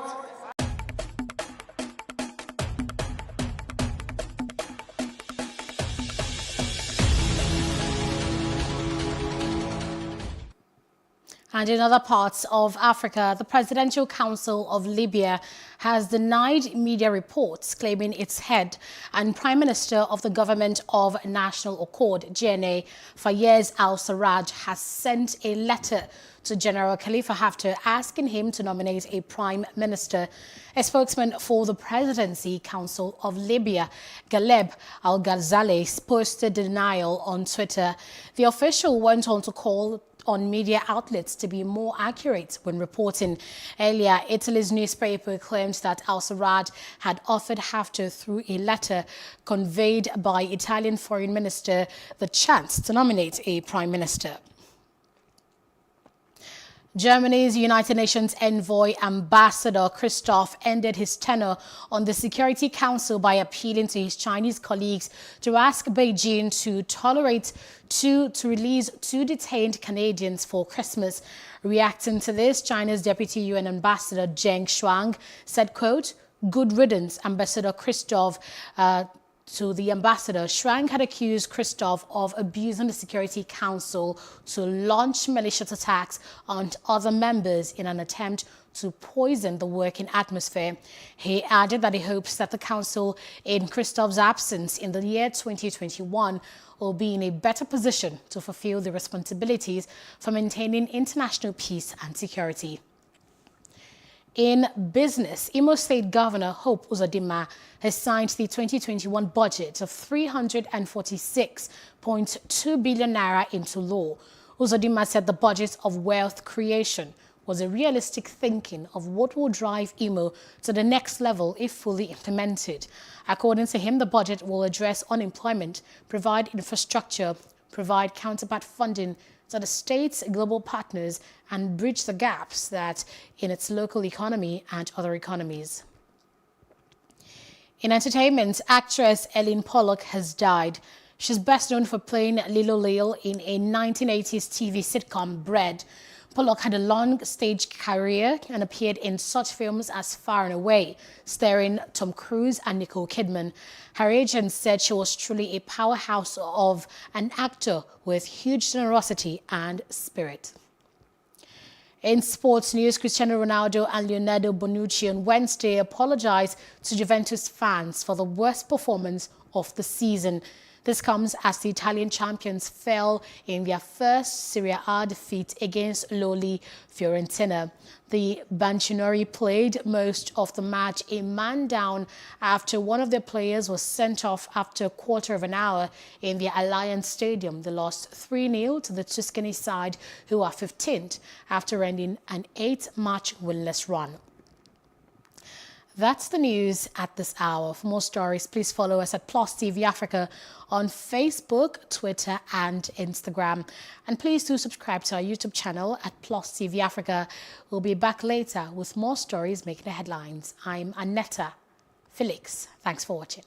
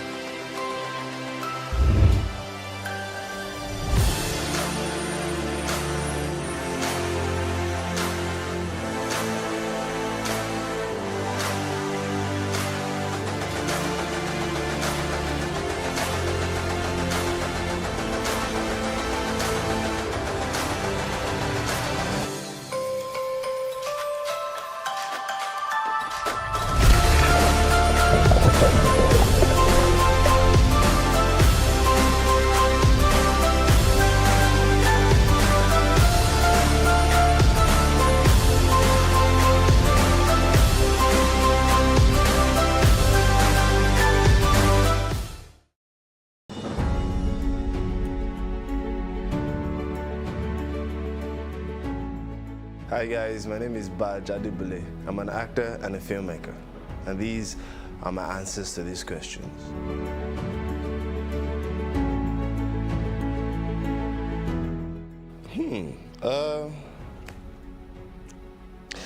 I have danced naked at a balcony before. Don't ask me what happened before then or after then, but yeah, that happened.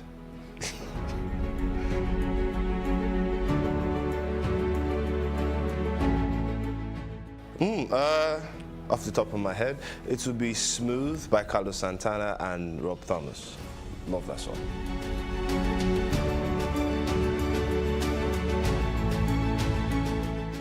The most recent lie. What's the most embarrassing thing I've ever done? That's the most recent lie I've told.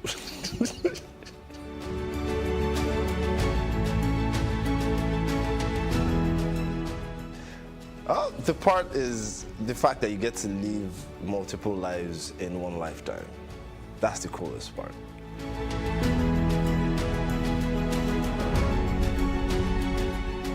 Kiss, date, marry. Kiss, date, marry. I'll kiss Ini. Love you, babe.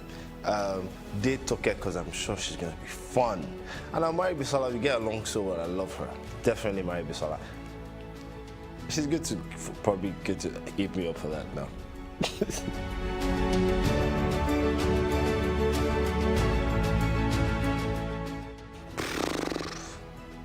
You know, being a Nigerian boy my age, I am a tanga just jumps out straight up, no matter how old you are. I've seen some scarier stuff now that I'm older, like I saw Hereditary like some months ago, and that was crazy. But I am a tanga just jumps out, you know, so yeah, I am a tanga.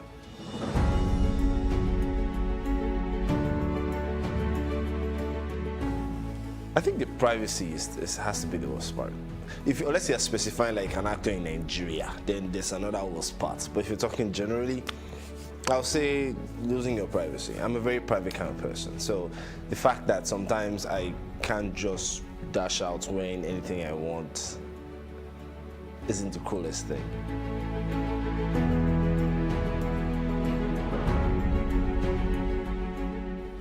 What words? Brokos. Yeah, I just don't see how I can throw that in any sentence, man. I don't even know how I said it in the movie. Brokos, definitely.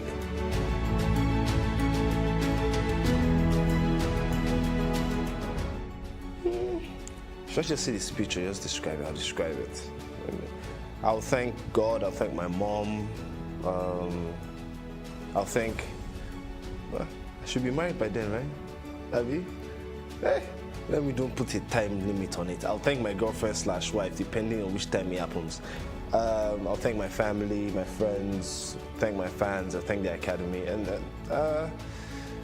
it's a good platform. So there's this belief I have that we really don't need all these other things that we think are real in terms of those social, legal, and religious laws. What we really just need is understanding, kindness, and love. I'll try and spread that message.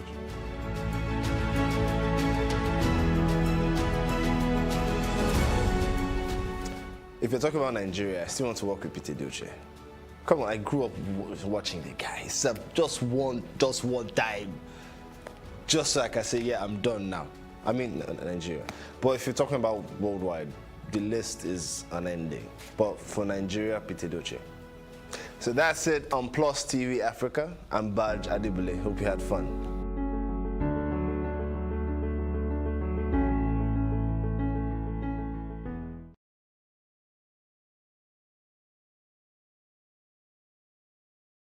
We can't talk about education reform if we don't decolonize our education system. What we do not understand, we will stigmatize. Because it's just cultural. And I think it's just human nature. They stop paying us salary. I don't like remembering it. I am angry at Nigeria. I'm angry at this government which seems to be letting us down. I'm angry at us as a people. In the process of struggling to free myself from his hand, he tore my pants and he raped me. Yes, I commit offense truly. Young girl, do you know where you are going? I say, I'm going to America. I say, Now so that they talk, you are going to Libya, which America? As it then do mark our place, some people they die now. This is Plus TV Africa. Big stories live here. We are calling on all South Africans to wear a face mask whenever you leave home. Governor of Lagos State has made the wearing of masks compulsory to fight against the coronavirus. I want to encourage you to wear a mask wherever you go. We will strictly ensure the mandatory use of face masks or coverings in public, in addition to maintaining physical distancing and personal hygiene. As most countries in Africa approach ease of lockdown, one of the essential rules of leaving the house is you must wear a face mask. Entrepreneurs say the pandemic, albeit having many disadvantages, has presented opportunities as well, and one of these opportunities readily open for many is the production of face masks. Owners of garment-making factories and do-it-yourself champions have all jumped on this line of business. The question is, how efficient are these other masks compared to the initially recommended N95 respirators and surgical masks? N95 masks are also called respirators, and they are designed to be disposable, tight-fitting to the face, creating a seal to prevent particles from getting in. And then they also have specialized filters, which filters about 95% of air particles or droplets. Cloth masks are usually not designed to fit the face, and so it doesn't really protect you from aerosols or droplets or air particles that can get into the respiratory system. A lot of people might have no choice but to use a cloth mask due to the cost and availability of the surgical masks. And for some, it has become a fashion accessory. Whatever the case may be, it is important that it meets the requirement of a protection against any kind of droplet or fluid from and into the mouth, nose, and eyes. For the surgical mask, you use, take off, and dispose appropriately. But for the cloth masks, how do we maintain proper hygiene? When you need to take off the mask, try not to touch the middle part. Take it off from the loops around your ears and drop it into antiseptic liquid. So if you have laundry soap, take a mixture of laundry soap, a bit of bleach, okay, and a bit of an antiseptic liquid. They have different types on the market. Make a little mixture and then drop it in. Let it sit for about 10 to 20 minutes. Pour that liquid away, make a fresh one, and then wash it and air dry. If possible, some people will say iron it. If you can, do that. Also, wash your hands once you're done. The Director General at NAFDAC, Professor Muji Adeyeye, encourages the use of non-medical face masks. You mentioned that NAFDAC has announced not to use non-medical face masks. No, we did not do that. We said that non-medical face masks are for the masses, are for you and I. The medical face masks are for the healthcare workers because there is a shortage of the medical face mask.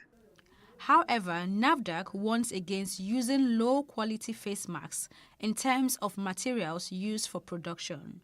Remember, face masks are to be used while maintaining measures such as social distancing, not touching the face, eyes, or mouth, and washing of hands with soap for 20 seconds or use of alcohol-based hand sanitizers.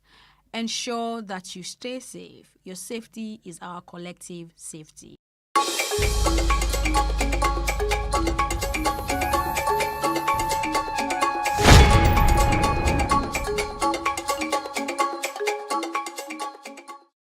The year 2020 will be coming to an end in a few weeks, and it has indeed been an interesting year, starting from the COVID-19 pandemic, which resulted in a worldwide lockdown, rocking March and April. Then, the arrest of Nigerian internet fraudster Hush Puppy in Dubai, and the nationwide #EndSARS protest. On Google search, Many Nigerians showed their curiosity through by checking the search engine for answers and information. We spoke to Taiwo Kola Ogunlade, the Communications and Public Relations Manager for Google West Africa. He says, people every year there are trillions of searches, and 15% of those searches are searches that we've never seen. I don't think it would be a surprise if anyone sees coronavirus as number one. So it's the number one trend globally. And then number two is election results. I think most of us were waiting to see the result of the year's election. It was great that came up globally. Number three is Kobe Bryant, American basketballer who passed away earlier in the year. He was number three globally. Number four, Zoom. This is the most unprecedented year. Most of us were home. You would see people turning to tools such as Zoom for meetings and stuff. So Zoom came up. And the five is IPL. And that's globally. The 9th of December, Google announced the results of its 2020 year-end search, sharing what the world and Nigerians searched for in 2020.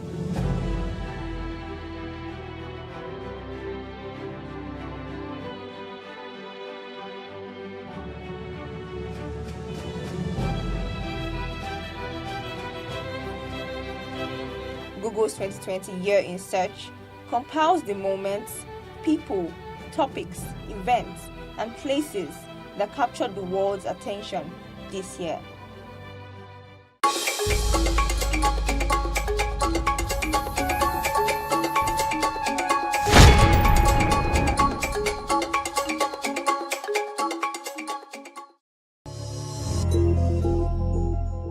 Christmas is around the corner, yay! And I just had to start with that because I am excited for those who are excited.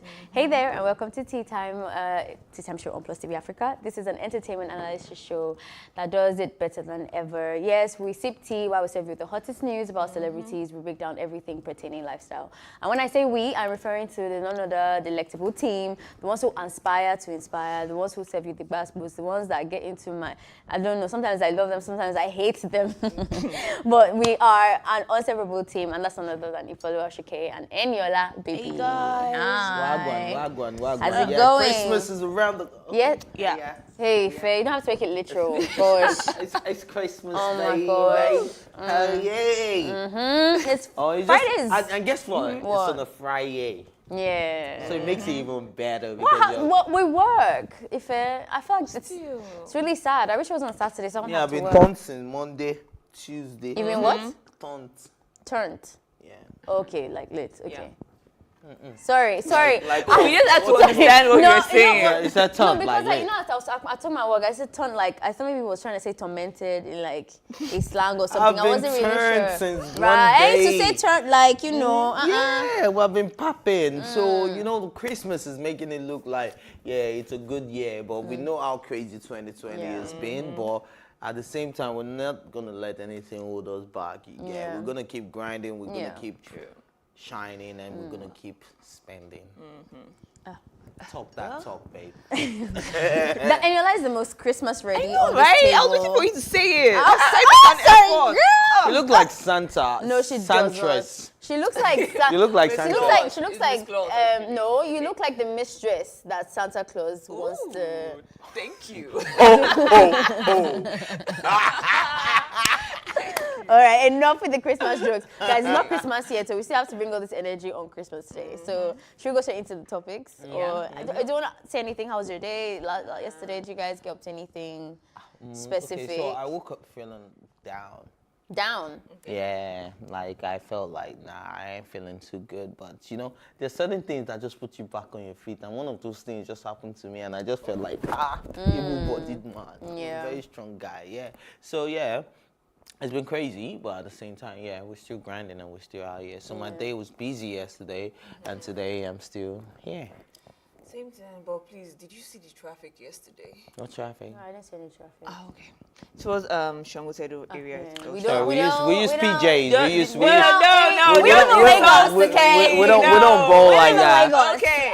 Oh my Our God. Black Friday girl and traffic girl. Hey, God. You are falling your hand on this table like too many times. Don't mind it. Don't mind it. Black Friday.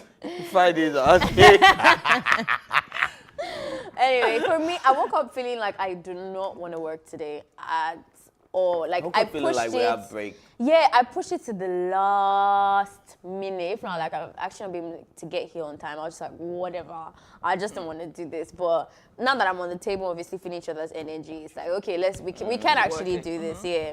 Okay. So first story of the day is Nollywood veteran Eukaria Anuobi. The actress comes hard on people obsessed with the idea of making money while damning the consequences. Nollywood veteran Eukaria says that anyone who loves money so much without a care of whose ox is God is a child of Satan.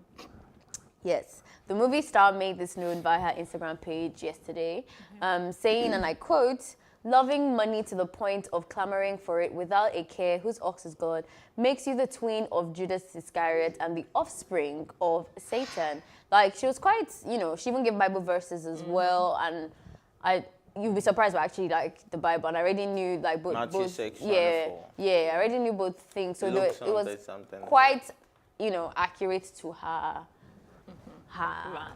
post, her rants or whatever. But what are your thoughts on that, guys? Okay, go on.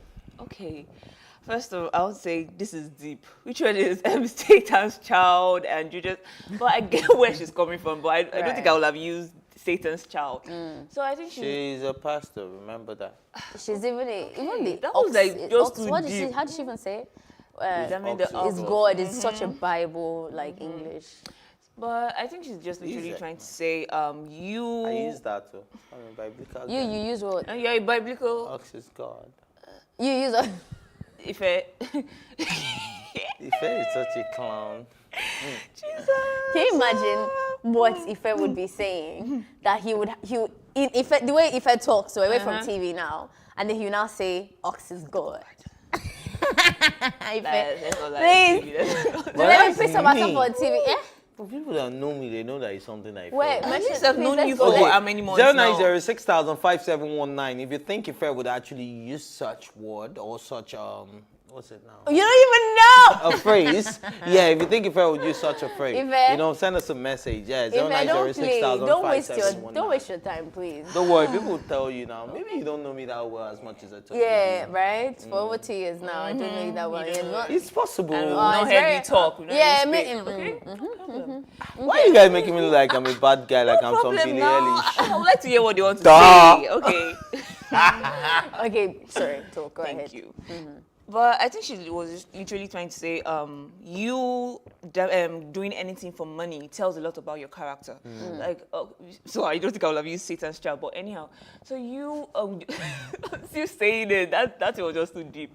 So you just being this type of person that damning the consequences, no matter what you get, in whoever you are, no matter how you do it, it's a very terrible thing to me.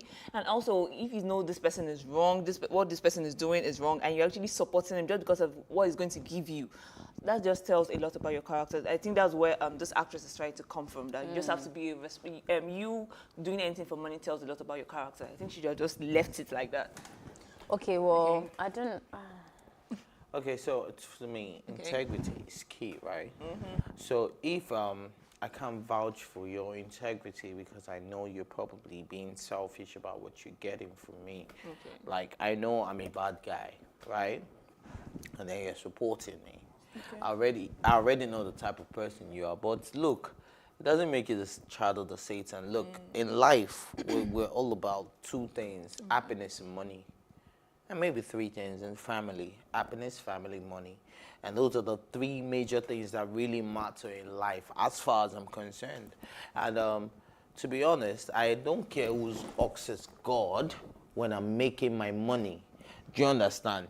But it doesn't mean that I'm going to be the armed robber, or I'm going to be the hired assassin or kidnapper, or I'm going to do something extremely stupid. But if I have to make certain very critical decisions just for my money to be complete, because in Yoruba they say "Kookwe," do you understand? Yes. I will definitely do it. You see a lot of businessmen that look, they know that this will affect their brother's business, but they go ahead to do it. So depending on what decision you're making, as long as it is not negative, caring with Ox's God, this is not really none of your business. She's Stack your paper out. No, I'm getting there. Hold up. So, but I get where she's coming from. She now went on to say that, this person requires more remunerations, and then you're doing business with somebody. You're like, I'm taking 10%. I don't care how much you make. If you make 100 million, just give me my 10%. But afterwards, you get greedy, and then you now want to say, no, my money is now 30%. You made so much money, 10% is not enough.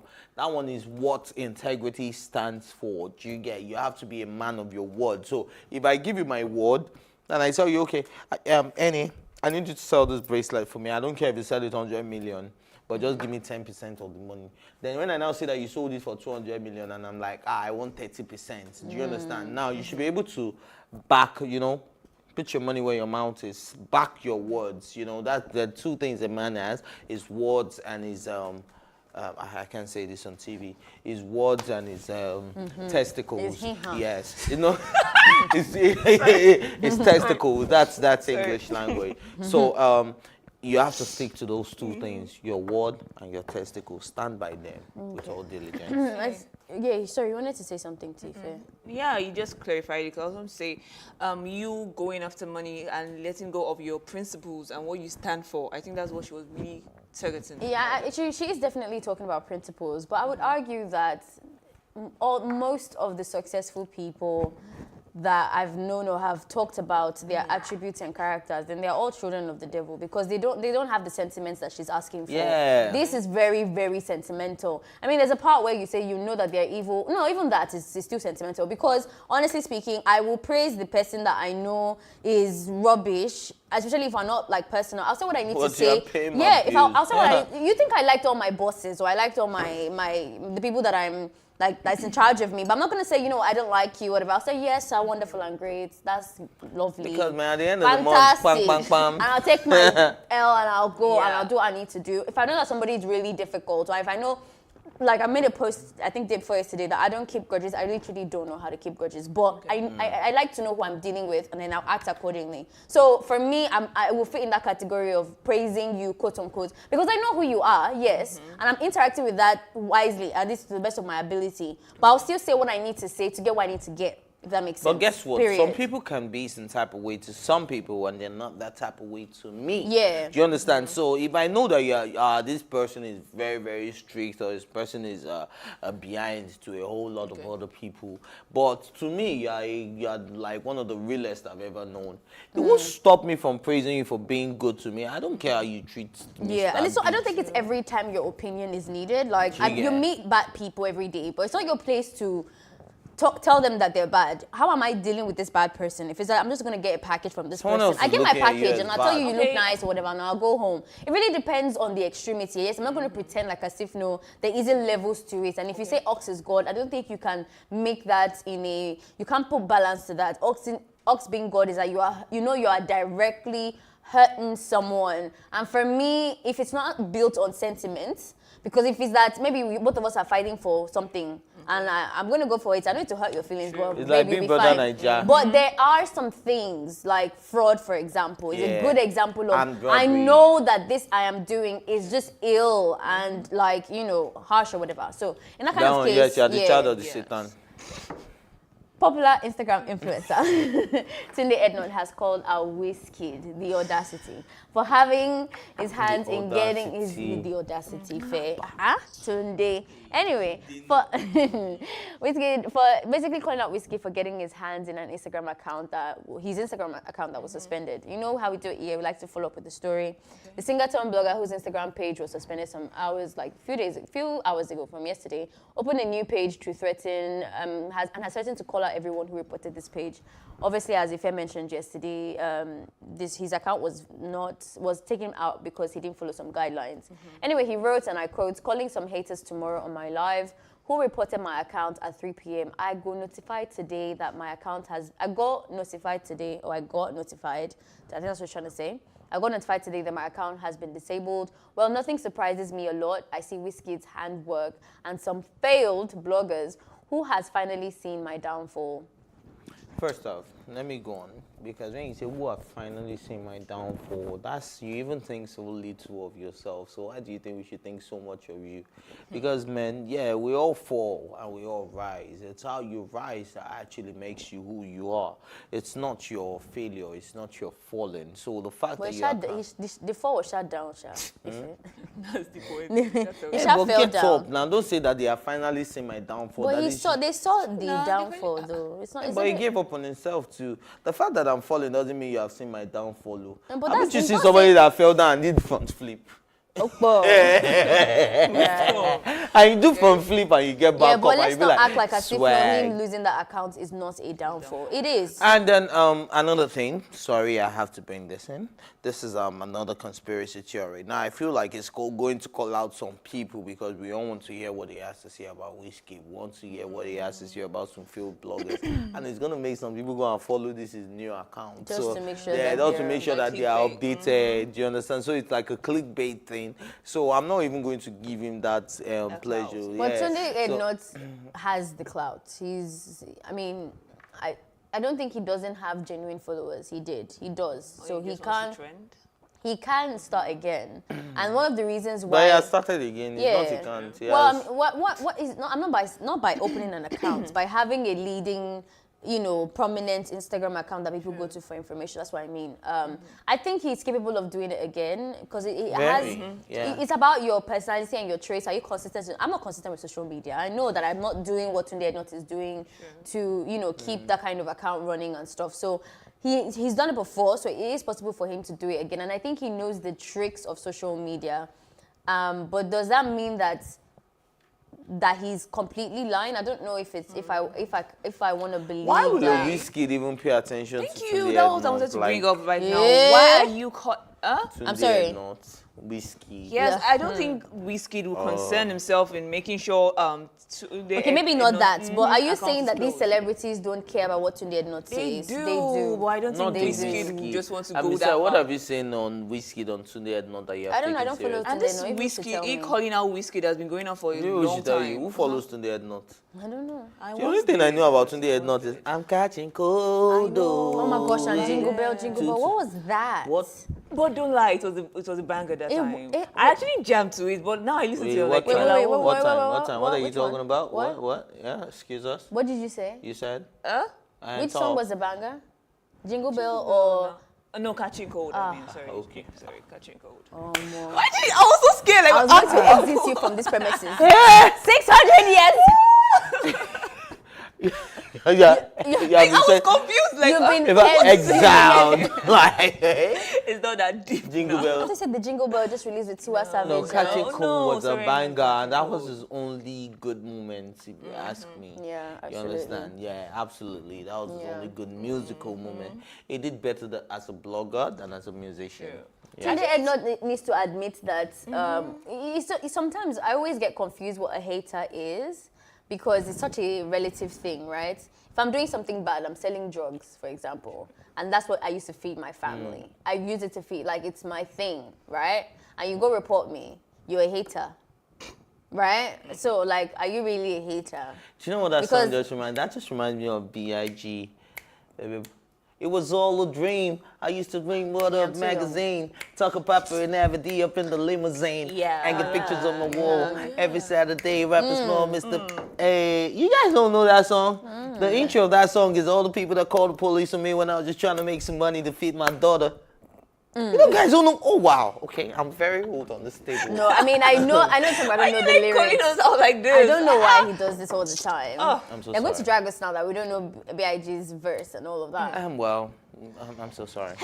Anyway, so yeah, it's things like that, haters are always very, like, relative. Like, you can call me a hater, but I stand for what I stand for.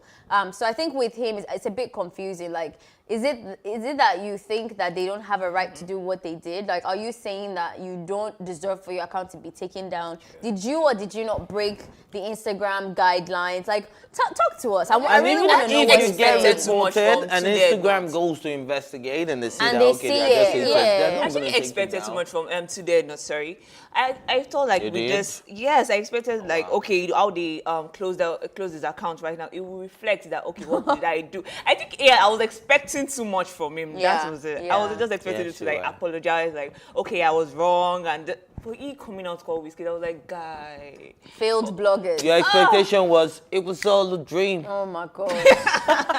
Fair. Anyway, I think I have to admit that I don't expect anything from him. I've never expected anything from him. I don't think he's capable of being that introspective. The way he was really confident at being so irrational and toxic. You know, thinking everybody's a hater. Yeah, like he really thinks, like I always say, he really thinks it's the best thing after fried rice or whatever he likes. I don't know, plantain. He really just feels like, you know, I don't like samala. That type of person. And he'll argue that Mala is nicer than pounded jam. Those kind of people. You know them. Anyway, so I think he's always had that he's not, he definitely lacks that, what's it called, emotional awareness, or that, does he even consider other people and what his impact is having on other people, rather than saying, why is this person saying what they're saying? He'll say, this one is failed, this one is jealous, this one, he's just really And then, I don't insecure. know who Tunde had noticed in the scheme of things to call somebody failed. You're a failed musician, you're a failed blogger, and you still feel the need to call somebody failed. Thank you. Yeah. Look into the mirror. Bruv, like remove the peg from your eye before you remove the log from somebody else. Yeah, it's okay with Tunde. No, let Tea Time go on a quick break, but we'll be right back. Don't go anywhere.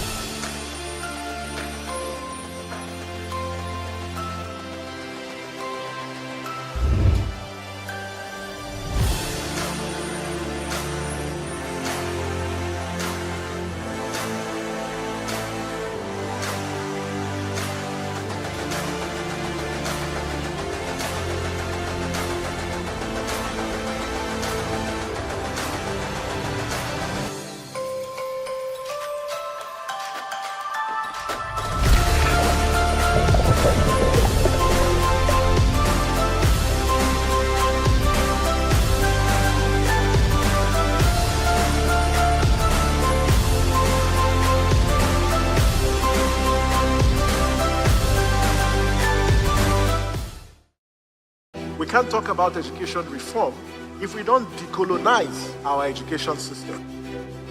What we do not understand, we will stigmatize. Because it's just cultural. And I think it's just human nature. They stop paying us salary. I don't like remembering it. I am angry at Nigeria. I'm angry at this government which seems to be letting us down. I am angry at us as a people. In the process of struggling to free myself from his hand, he tore my pants and he raped me. Yes, I commit offense truly. Young girl, do you know where you are going? I say, I'm going to America. I say, now so that they talk, you are going to Libya. Which America? As they do mark our place, some people they die now. This is Plus TV Africa. Big stories live here. Hello and welcome back. This is still Tea Time on Plus TV Africa. If you're joining us for the first time, you've missed enough, but we still have a lot more for you. So don't be bothered. We've talked about Tuji Ednot, and we've also talked about the offsprings of Satan. But moving on away from all of that, we have popular singer Oluwatosin Ajibade, better known as Mr. Easy. You'd be surprised that his name doesn't actually fit him, in my opinion. Anyway, has lamented after getting robbed in Ghana during one of his shows. I just thought his name would be Chinedu or something. Anyway, taking to Twitter, Mr. Easy offered to reward anyone who could find and return his gadgets. He wrote, "I beg, if anybody see my laptop for Accra, Make it holla me. I go give him some cool Make cash. me, I go give him some cool cash. You go Yeah, on. that's what's it. Go on. But on the real, anybody we find I promise I go do well. Anybody we find them, I promise I go give them. Okay. If you open my laptop, you go see this artwork for the place If you where open my laptop, you go see this artwork for the place where you for enter password. where you for enter password. Find Mr. Easy laptop hashtag. Be like, now wow. Be like, I go tiptoe lane, go beg the boys for there. Be like I go tiptoe lane, go beg the boys for there. I sure say them be go listen to me. I sure say them go listen to me. Me self, I be hustler one time. Me self, I be hustler one time like that. Hello. Anyway, in another tweet, Mr. Easy called. I know. When the pastor is speaking Anyway, in another tweet, Mr. Easy basically called for support from Ghanaian singers likes of Sarkodie, which he called a governor, Shatawale, and Stonebwoy to help retrieve his properties back. This is clearly something that is really important to him. I'm okay. All this speaking English. Speaking English is giving me stress. But yeah, it seems like it's clearly important to him. Like, I know how it feels to lose stuff. I can be really careless. My mom used to say to me when I was younger that if you could lose your butt, I'll have been buttless for a long time because I'll have left it on some chair, some party, somewhere. So I know how it really hurts, especially when you now get older and then there's smartphones which are like infused with our lives. It feels like you've lost a child or something. So I don't know what's important to him. Maybe songs are in there, maybe, masters. Now, no one created, right? Your phone, your laptops, especially in this digital age, are like your tools for work, which is why we keep telling at Nigerian police NG, right, that look, not everybody that carries a laptop or uses an iPhone is a Yahoo boy. Some of us just have a lot of work in there that we can't afford to lose it. I got a new phone recently and I had to just back it up and get all my old stuff back. I couldn't use the new phone until I was able to do that. Why? Because most of my information are in there. If you ask me for anything, I can't be going back to the old phone to get it. So I understand where Mr. Easy, this guy probably has a new album in that laptop that no one has access to because that is also clearly not on the server. Yes. It looks like something that's not on the internet. Yeah, so this looks like it's really contact. Do you know how many numbers you have on your phone that you can never get back onto? You're in Rome, Romania, Italy. You understand? Like, you have to be in certain places to get those contacts back. They're not people that are on the internet that you can just check them up on Instagram and be like, okay, can you send me your number? Those people, you have to see them one-on-one, but you have those numbers. These are people that you've had contact with, and your phone is gone. Man, you'll beg anybody. I think I'm just going to reflect on the security system. Because I've noticed that during December period, the crime rates are always kind of crazy because of this festive period. So I just think we as an individual should take more precautions when we are going out with our phones, our laptops. Because just yesterday I met up with my cousin. He was telling me that they robbed him around, I think Aja Road. So that just made created like an eye opener. Even when I'm going inside my car, inside my sister's car, she was always like, put your phones under your lap or at the back of the seat. So I just think this period we should make a mental effort to be more careful. Well, let me ask you a question. Being this fine, don't you think I may just steal you away? Oh my goodness. I think, guys, audience, me and you, let's continue the show. Let's just frame them out of the thing. Let's do the show since they need a moment, clearly. But anyway, I really like that aspect that you brought because I felt as well that Mr. Easy's tweets kind of subtly reminded us that this is the season for a lot of that. I also want to talk, I know this is me being really feminist now, but I also want to bring in rape as well. This is the period where they rape at house parties. About stealing you away.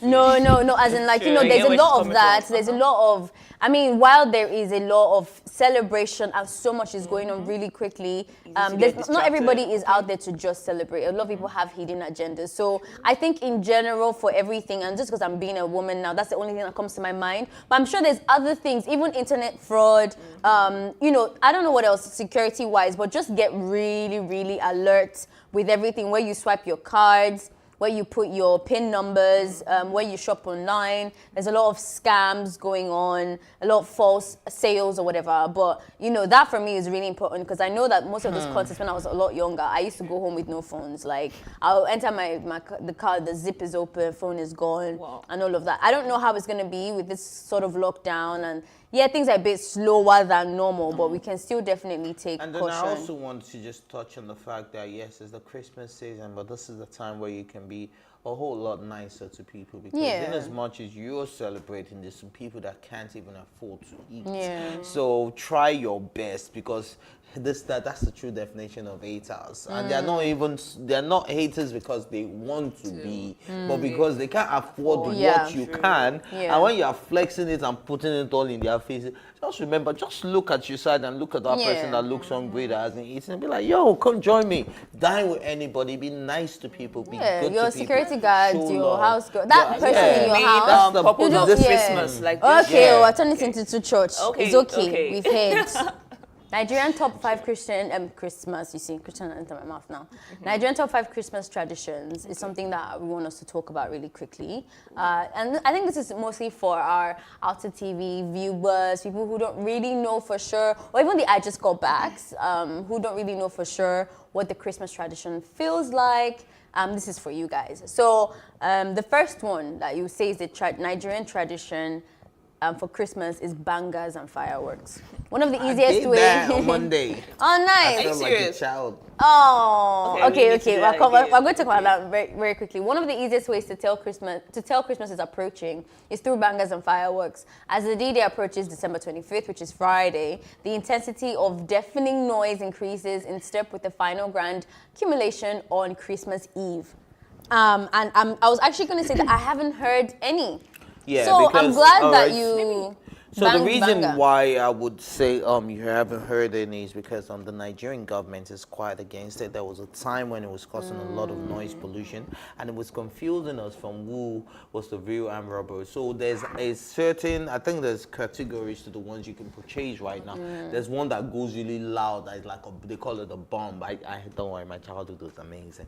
So they call it a bomb. Once you put that stuff is really loud, like you don't even know when someone else is shooting. So the armed robbers even come in with bangers and you think it's just the street kids and before you know it, they're busting into your door. So I think there were some restrictions placed on it. So, but you can do the firecrackers. You don't have to make a lot of noise. So I did a lot of that. I had this one that once you light it up, you roll it. It just rolls and goes around like a tire and then it's just showing the sparkles and stuff. So that was really fun. I did it with my girlfriend and then we had an amazing time. Yeah. Okay. And you're like, he has a girlfriend. So while he's teasing you, please I know, right? remember, Please. before you can be second place Open now. relationship, guys. Remember something called entanglement. Okay. You know, Jada Pinkett and what's her name? And what's his name? August Alsina. Yes, you guys know that story, right? And you know about Will Smith and Jada Pinkett. So yes, my girlfriend don't mind when I have some, entanglement. Well, and I just want to talk about that. But what makes you think Aniela is in the girlfriend? Why are you jumping? If Aniela isn't what? The girlfriend. Aniela isn't the girlfriend. I'm not. You want to deny me on national? I'm sorry. You want to deny me on national team? No, is that what you want to do? Should I walk out? You should have told me. I don't know how you did it. If you were in traffic and you were playing banga, but you're also in the same place doing bangas together, like how did it work? It works. Don't worry. Don't try to I don't worry about it. Don't worry about it. Anyway, I've never liked bangas. I thought they were really like maybe it's the way I was also introduced to it. Like when we were much younger at church, by the time I think it was crossover. When you come out of church, it's just bangers all over the place. And I remember we used to try, it was like a maze run or something. You don't have to run and avoid a banger touching you. And I remember one time a banger touched me. So since then, it's as good as like fearing a wild dog for me. Like it's really upsetting. But I really like fireworks. I'm not gonna lie. We used to do fireworks all the time. I don't think I've stopped that. Even in my travels, fireworks is kind of like a global thing. I think bangers you can see maybe for Lagos, Nigeria, but fireworks we still kept on doing outside. I think bangers are just more dangerous because you see some people, they will just peel up their faces. Well, yes, when I was young, a guy actually held it close to his face. He just peeled the side. But So that's why I think they have to create a restriction. But please, did you ever do this thing, like try experiments with bangers, like put sand inside a bottle, then throw bangers? Okay, now we're going to another level. The second tradition. No, our generations are different. Oh, I've forgotten. Don't say that. It sounds creepy when you're dating someone that's out of your generation. Okay, let me just stop now. Let me stop now. The next, don't worry. she's an adult. The next Christmas tip we have, to tell that we are in a festive season here, at least in Lagos, Nigeria, is traveling in traffic. This is probably the Christmas tradition nobody really likes. Not that traveling per se, but the accompanying road traffic gridlock that comes with the season. But hey, Christmas Nigerian style wouldn't actually seem like Christmas without the frenzy of last-minute travel, poly-packed travel cases, and of course the traffic bottlenecks on all major roads that say it is Christmas time. Trust me, there's no travel this period though. There's a supermarket where Don't say that to the Igbo people. As you're talking now, days. all my Igbo friends are like disappearing.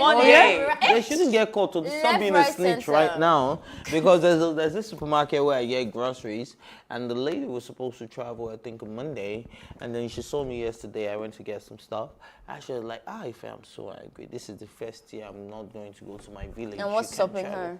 COVID-19 restrictions, darling. Well, the buses are open. They've never stopped them. They've never traveling. I had they've never actually stopped them. The buses. That's something that I feel like we didn't really discuss. Because even when there was lockdown, even before November, the buses were still moving interstate travel. So it's still, if she's really sad, she can actually go home. It's not a problem.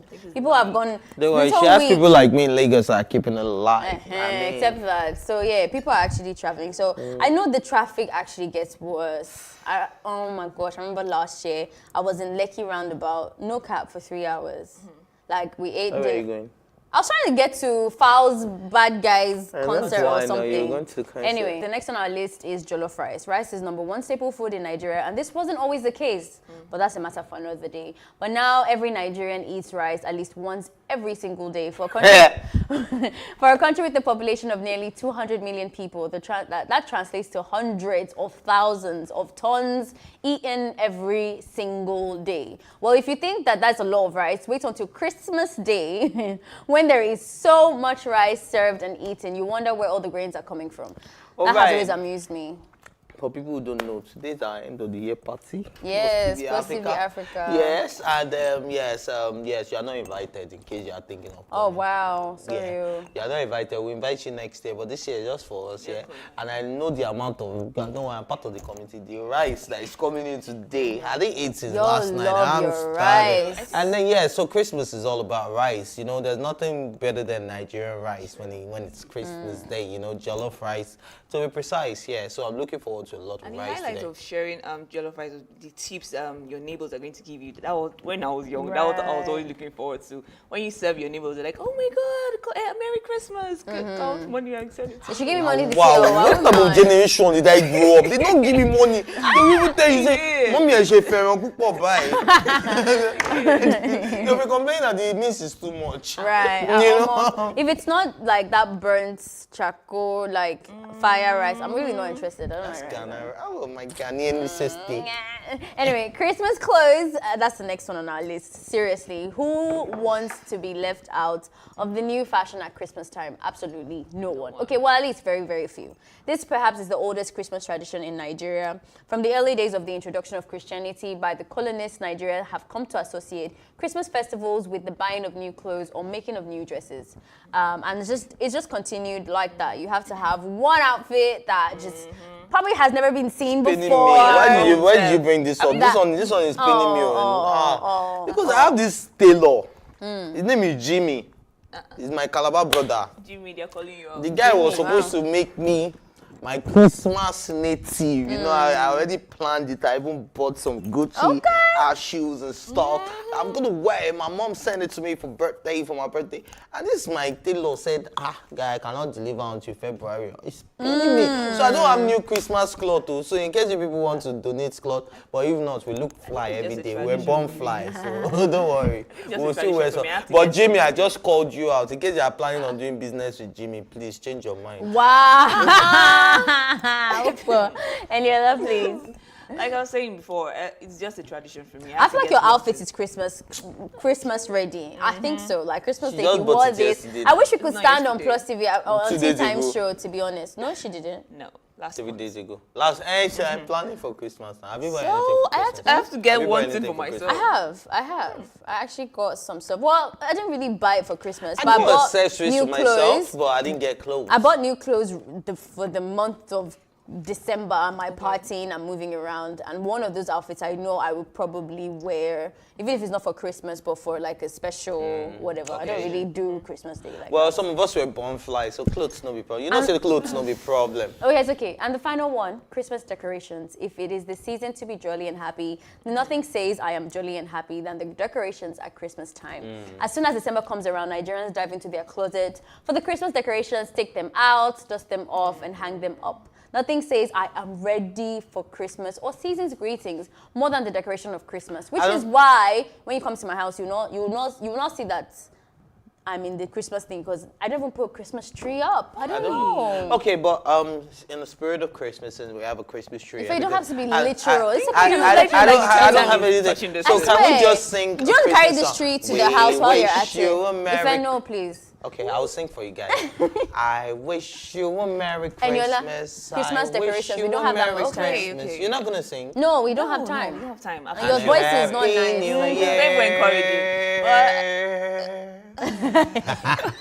My Oprah voice. Oh, thank you, producer, for showing us the Christmas trees, the Christmas Oh my season. gosh, Eniola, please. Your decoration points. Did you decorate your house? Did you? Okay, Ife, did you? I'm enough decorations. Oh my god. Wahala. Anyway, I think another bonus point would be bone straight hair. It seems like if you don't have a bone straight hair this December, you are not ready for Christmas, girl. So some of us don't we're okay with our dreadlocks, but okay. So I went for a company's end of the year party on Sunday.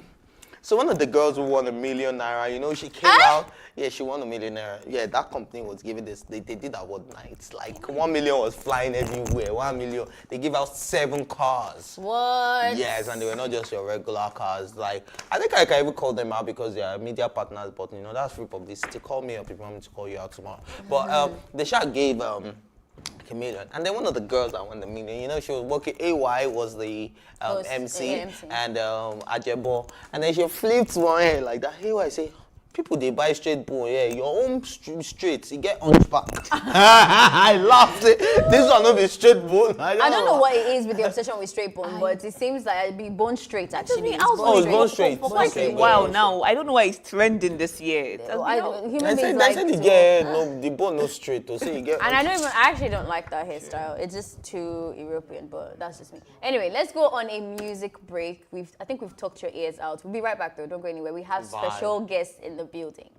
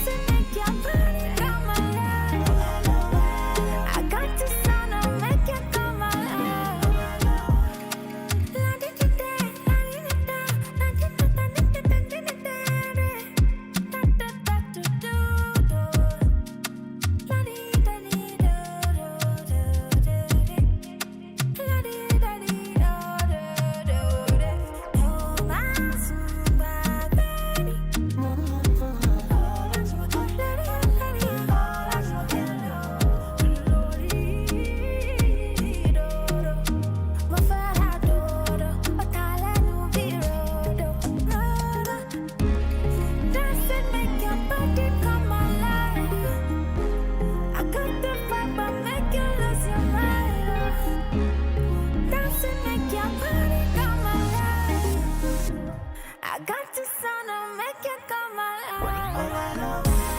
Dance and make your body come alive. I got the vibe to make you lose your mind.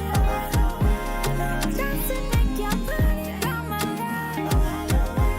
I got the sound to make you come alive.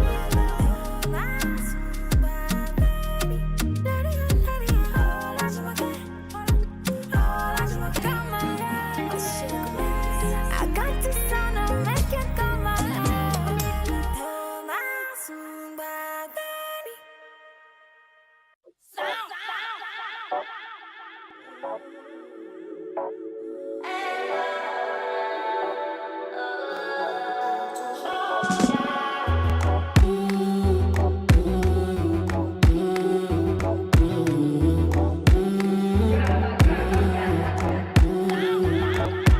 Let me be your soldier. If you need somebody to fight for you, let me be your champion, babe. If you need somebody to win your races, let me be your bodyguard. Baby, when you give me the keys to your heart, say me gonna never go nowhere, oh no. Say you be my bestie, I need your love. My bestie, me no talk I guess it. I beg you, make I hold you down. Say you be my bestie, my bestie. Me no talk I guess it. Oh, I beg you, make I hold you down.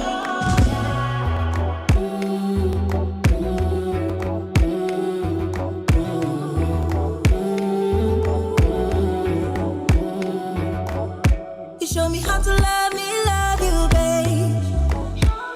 I know the times you need my love to carry you, baby. Oh, teach me how to love you, babe. I feel my heart skip every time you look my way. Say you be my bestie, I need your love. My bestie, me no talk I guess it. I beg you, make I hold you down. Say you be my bestie, my bestie. Me no talk I guess it. Oh, I beg you, make I hold you down.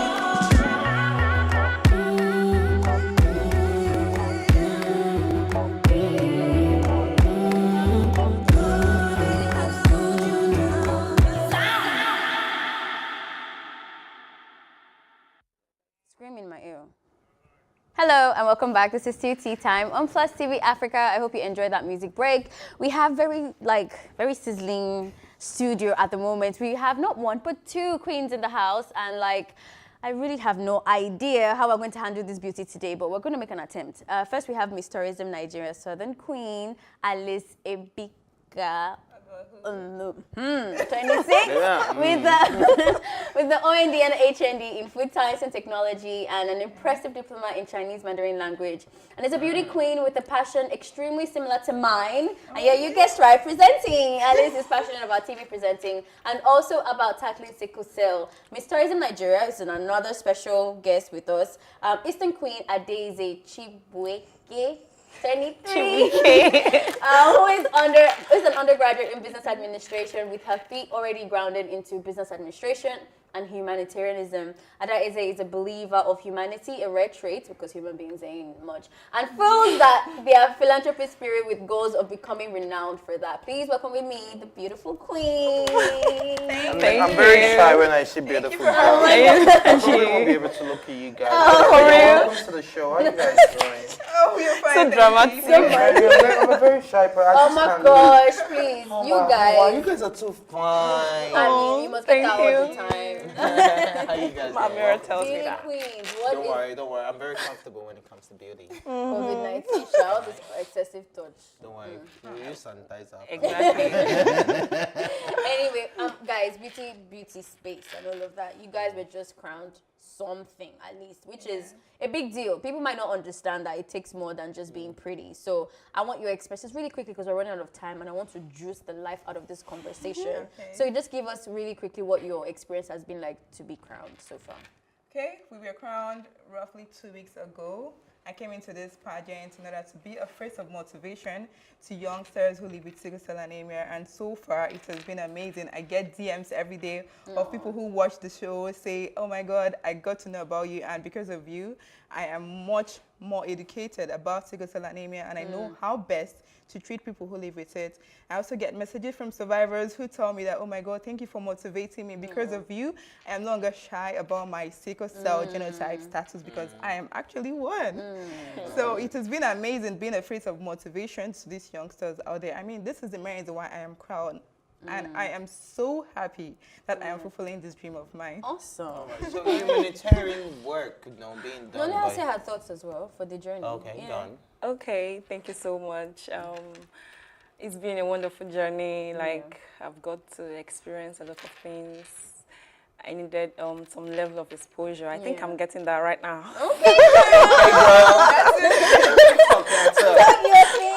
Period. So I think that's the one thing I'm enjoying right now.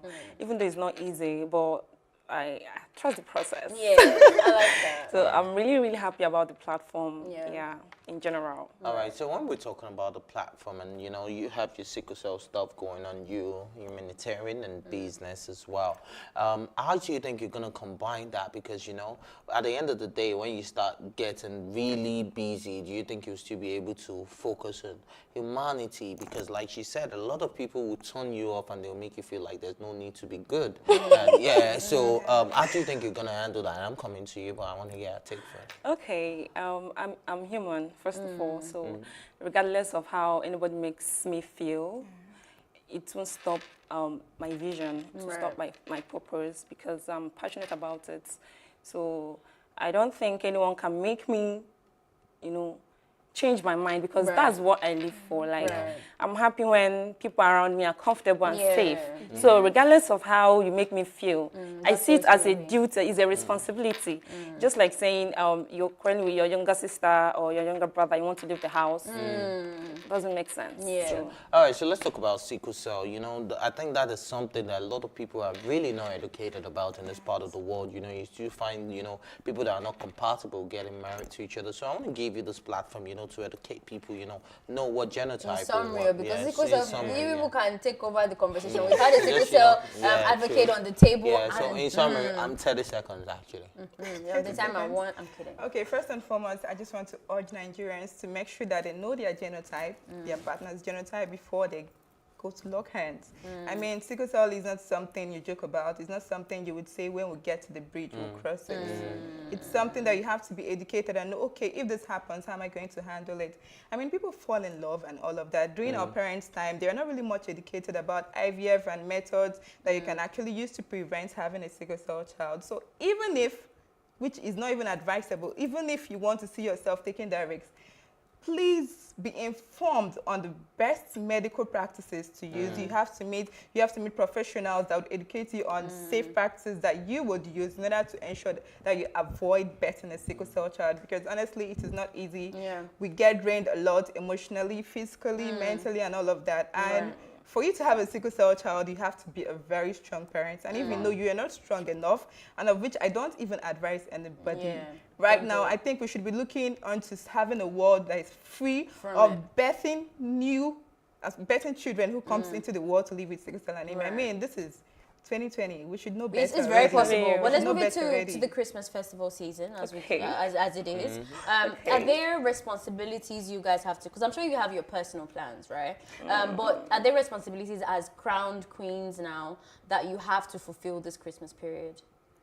Their responsibilities, actually. I mean, this is Christmas period. This is the festive period where you get to see children. They're free from school. You can meet them at your homes. You can meet them. Was that a personal thing for you, or is your body that crowned you asking you to go and do these things? No. It's a personal thing, actually. It comes to me freely, because even before I was crowned, I've always been an advocate for sickle cell anemia. Sometimes I go over to hospitals to meet sick sickle cell patients there, talk to them and see how they're doing and so on. Of course, if I get the opportunity to do this festive period, I'm in for it. Okay. And you, what do you have in plans? Okay, I have a lot of plans, but then I just want to use this. Like I said to myself the other day that this Christmas is not for me. Like, it's a season of planning for me. So I think is a season of planning for me. So I'm going to use this month to plan how my 2020 will be. Yeah. So I'm not really 2021. 2021. Some of us are in 2021 already. Okay, yeah, that's true. So how my 2021 will be. So I'm not really all about the Christmas thing. Right. It's next year that I'm going to celebrate my own Christmas. Right. So it's just. If there's somebody out there who's wanting to be in the beauty space, we've had this conversation a lot of the times, but I think it's different for each girl. What would that one thing be that you would tell them to either look out for or have? Like, what's that one thing you think they need to do or have to walk in that space of competing in the beauty and the challenges beauty pageant world? Because I know it's a very different world. It's very, very challenging. Very challenging. I would say that you should ask yourself, is this what I want to do? Because starting first, you're not going to get paid. So a lot of people, they have this money thing in their mind that, hey, once I get in, I'm going to get money. It should be your passion first. So if it's not your passion, I would advise you should not go into it because it will take you years off. Okay, so passion. Yeah, your passion, number one. Then secondly, I think you should believe in God because you have passion and you do not believe in God, you don't have faith. It's not going to work for you. So these are my two things that keeps. Alrighty, passion, faith in God. Okay, beauty pageant is a beauty sport. I want people to know this. Sport, S-P-O-R-T. It's not just something that you come into because you have a very fine face. You have to ensure that you actually have the passion, just as my co-queen said. You're passionate about a cause, and you're not just the fine face. You know how to speak. You know how to present the brand of which you will be crowned under. So if you look forward into becoming a beauty queen someday, I would want you to actually sit yourself down and say, okay, when I get a crown on my head, what am I actually presenting? What will I represent? Because, I mean, there are youngsters out there who look up to people. I mean, people have role models. And if you're being crowned and you don't have a positive impact in the society, then what's the memory thing? It's a waste of time. So I think you should just sit back and ask yourself, okay, as a beauty queen, what would I be known for? What would I educate the younger ones? And all of that. All right, so I think it would be nice for you guys to put a smile on somebody's face out there, you know, this festive season by singing us a Christmas song together. Can they sing? Okay. What song? Decide right now because we're running out of time. We wish you a Merry Christmas. We wish you a Merry Christmas. We wish you a Merry Christmas and a Happy New Year. To be on it, right? In fact, you know what? That's how I'm going to end the show. And I wish we had more time because you can tell that there's a lot of brains coming out. We could talk more about you guys. But obviously, you can follow them on the social medias really quickly. What are your social medias? Yeah, mine is at Call Me Adeze on Instagram, Facebook. HRM Queen Adeze Chibike. Yes, Call Me Adeze on Instagram. Okay, so on Instagram, I am the Ebika Olohu, THEEBIKA OLUOHU, and on Facebook, I have a Facebook page, Ebika Olohu, EBIKA OLUOHU. So I'm waiting in my DMs. Waiting. And that is how, unfortunately, that's how we wrap up today's episode. But thank you guys so much for watching. You can join the conversation on social media with the hashtag #TeaTime or tweet at us at +TV Africa. Remember, you can catch up on all our previous episodes in case you didn't start this one early, including all our exclusive content by subscribing to our YouTube channel at +TV Africa. You can also watch Tea Time in RTTV in London and in Ben Television. A big thank you got to my co-anchor Ife Oluwashike and Eniola, who had to step down due to social distancing, and of course my beauty queens, Alice and Adeze, for just joining us and bracing us with your beauty, and of course my entire production team in the back doing their thing. Thank you so much. My name is Ife Oluwa Omai, your favorite. This is +TV Africa. Thank you.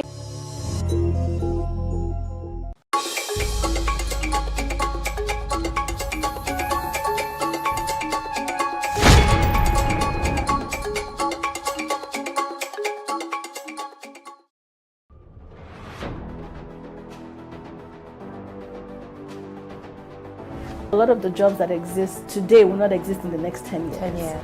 When I see people today shouting, we're not too young to run. We are ready to run. Ready to run to where?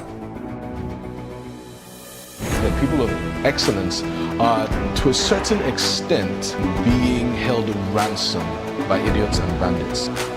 Once you are in government, you believe everything you do is right. And once you are in opposition, everything the government does is wrong.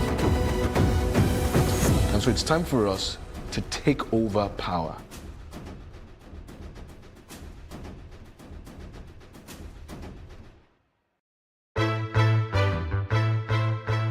Many thanks for joining us on News on the Hour on Plus TV Africa. State government has approved a bill for the establishment of State Security Network Agency, Amoteco.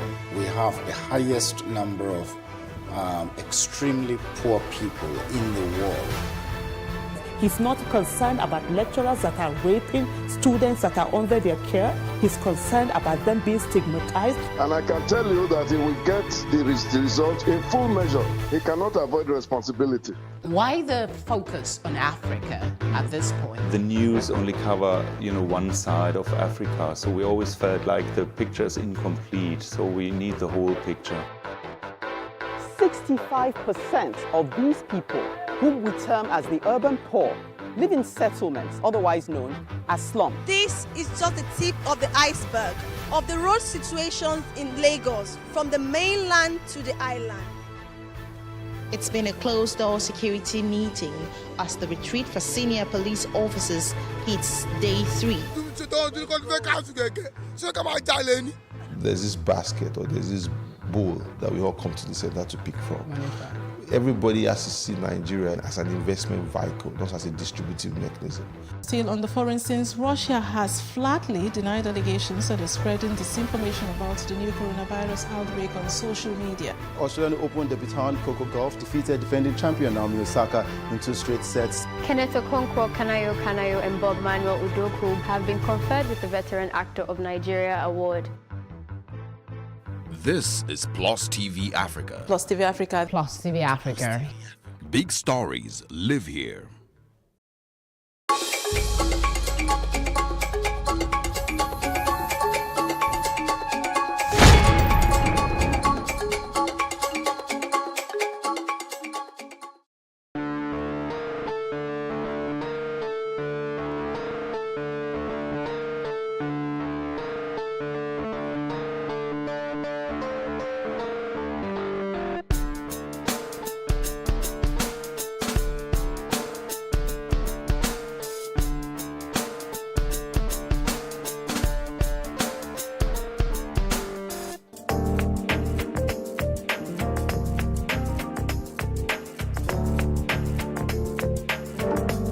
This is show Nurture 9 to 5, where we feature individuals who have left their primary disciplines and ventured into something completely new, as you do know it.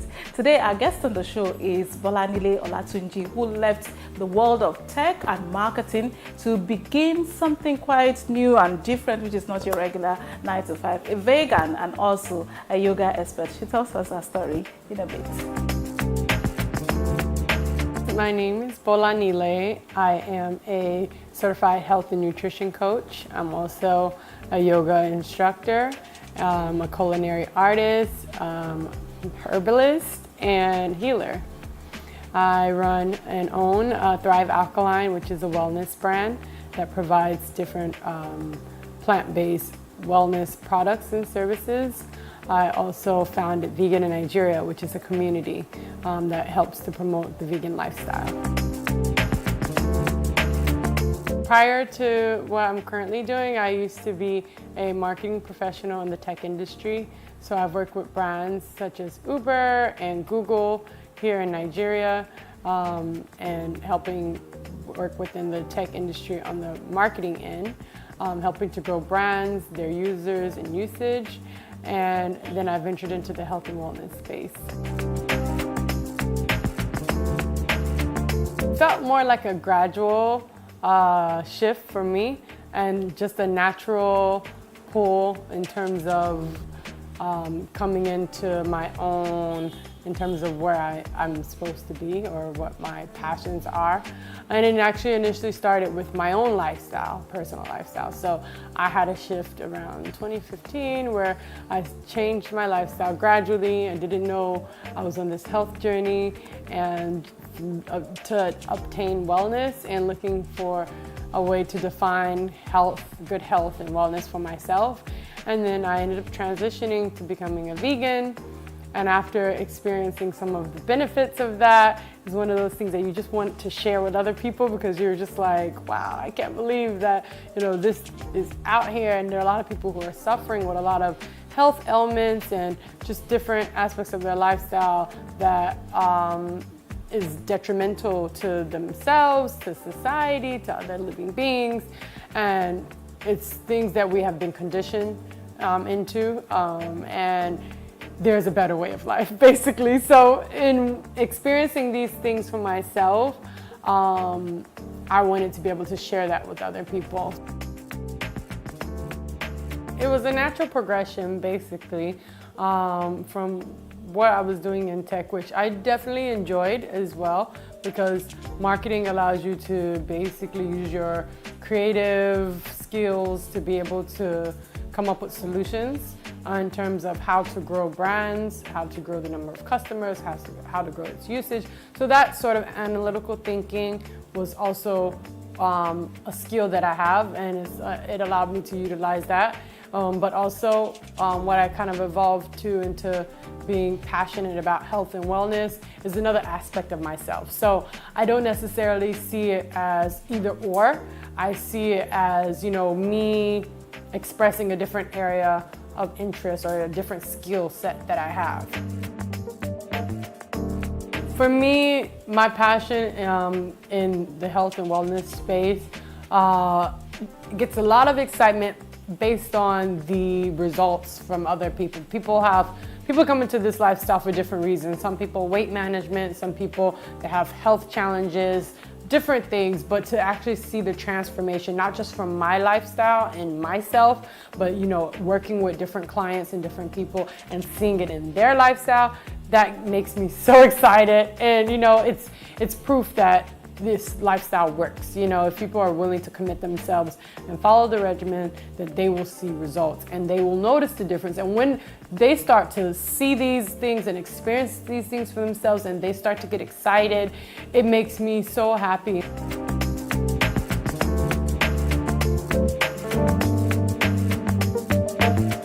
Already we have some acha. We're gonna make an acha swallow. So acha is fonio. And fonio is a grain. It's grown very similar to millet, like a relative to millet. It's grown in the north, in Jos. So we get it directly from farmers in the north. It's organically grown, and it's very good for the body. It's rich in iron and other minerals. So it's one of those things that everyone should take, because iron is magnetic. When you take iron, you take all other minerals with it. It helps enhance the absorption of other minerals, and it pulls it to the body as you're eating other things as well. So iron is really important. It's basically like the spark plug of the body. So if without iron, you won't be able to move or have any electricity in the body. So it's a very important food source. When you're living an alkaline lifestyle, which I follow a regimen, it's not just about eating plants. It's about eating high quality plants that help promote wellness. So even down to like the oils, we don't use vegetable oil or palm oil. Instead, we use things like avocado oil, grapeseed oil, or sesame seed oil, which right now I'm using sesame seed oil to prepare meals. And sesame seed oil I'm using right now is actually made in Nigeria. So I'm a big proponent of using ingredients that are locally sourced. The more local you get, the more nutrients it has, the more nutritious it is, because it travels less to get to you, which means the nutrients are higher and they don't die out in the process of transportation, so and being transported towards you. So I try and buy as local as much as possible. So acha is my grain of choice. I like tete for my green of choice, but I also like kale. Now we have a number of farmers that have started growing kale. Kale is also another really good one. This is just a very comforting meal. So all of our traditional foods are actually plant-based.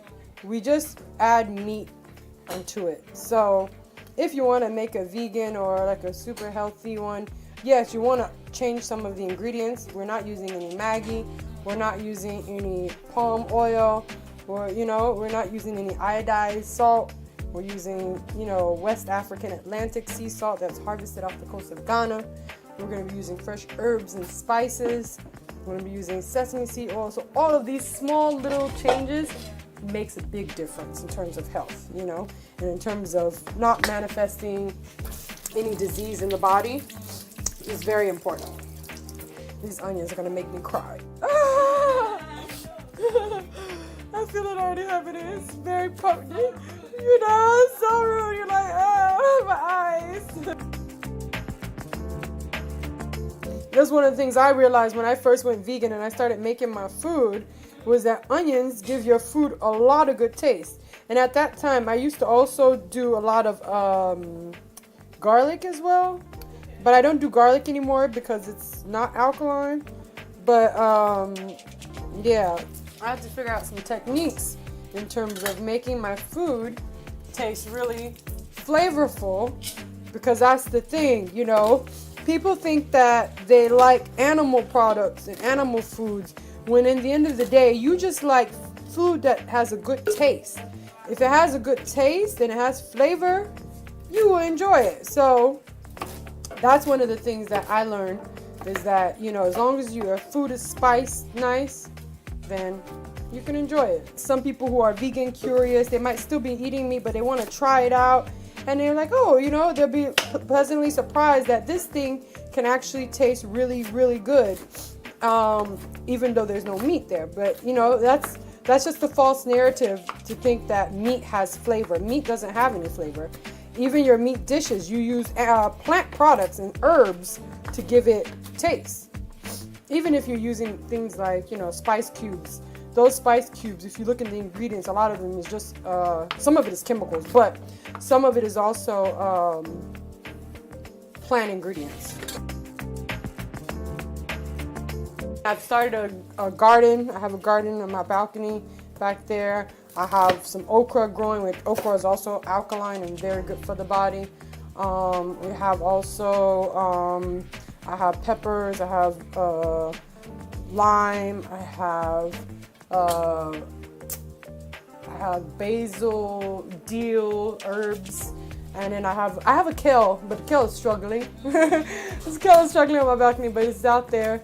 And then I have some dates that recently sprouted, date palms, which is very funny and interesting because I had a client reach out to me on my Instagram we just started chatting, and he was telling me about how he's in Ikeja and he has a date palm in his compound.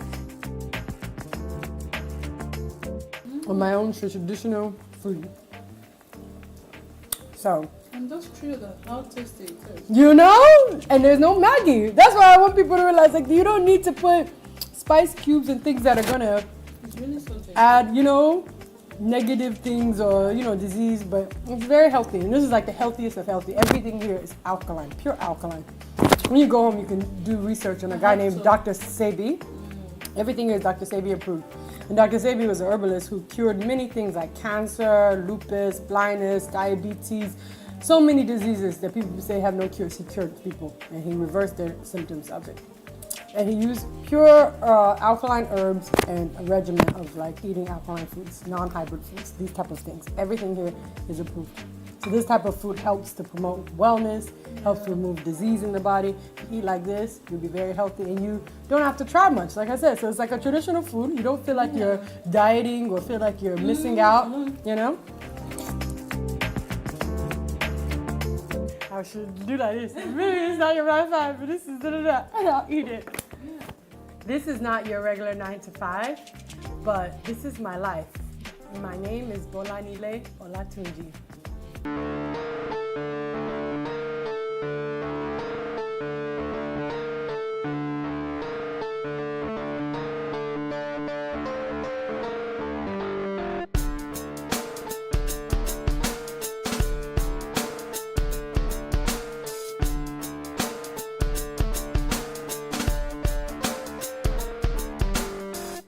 can't talk about education reform if we don't decolonize our education system.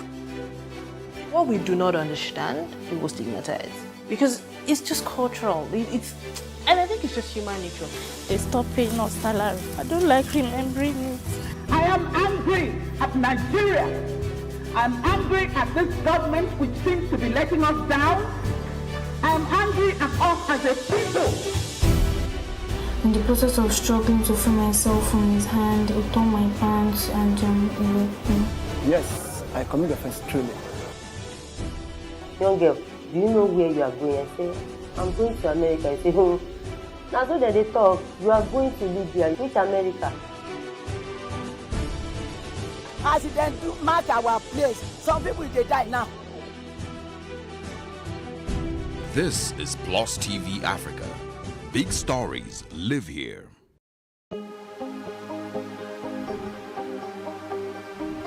Seize it for upcoming artists to blow in Nigeria.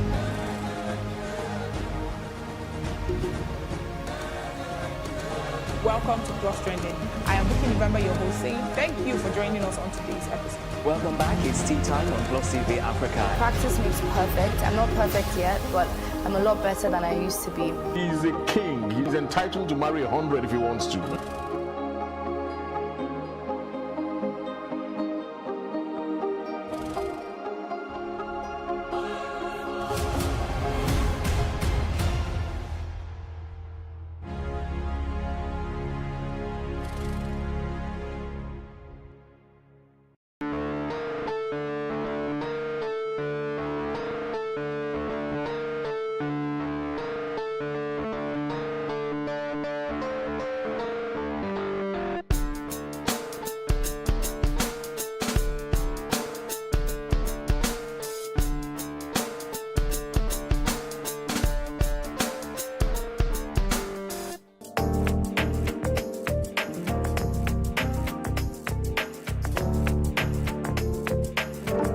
And away from yoga, healthy living, and vegan, we go to yet another interesting fellow, Tayo, who is a mathematician turned flotation therapist. If you live in Lagos and in Nigeria with all of the stress, you like to hear his story.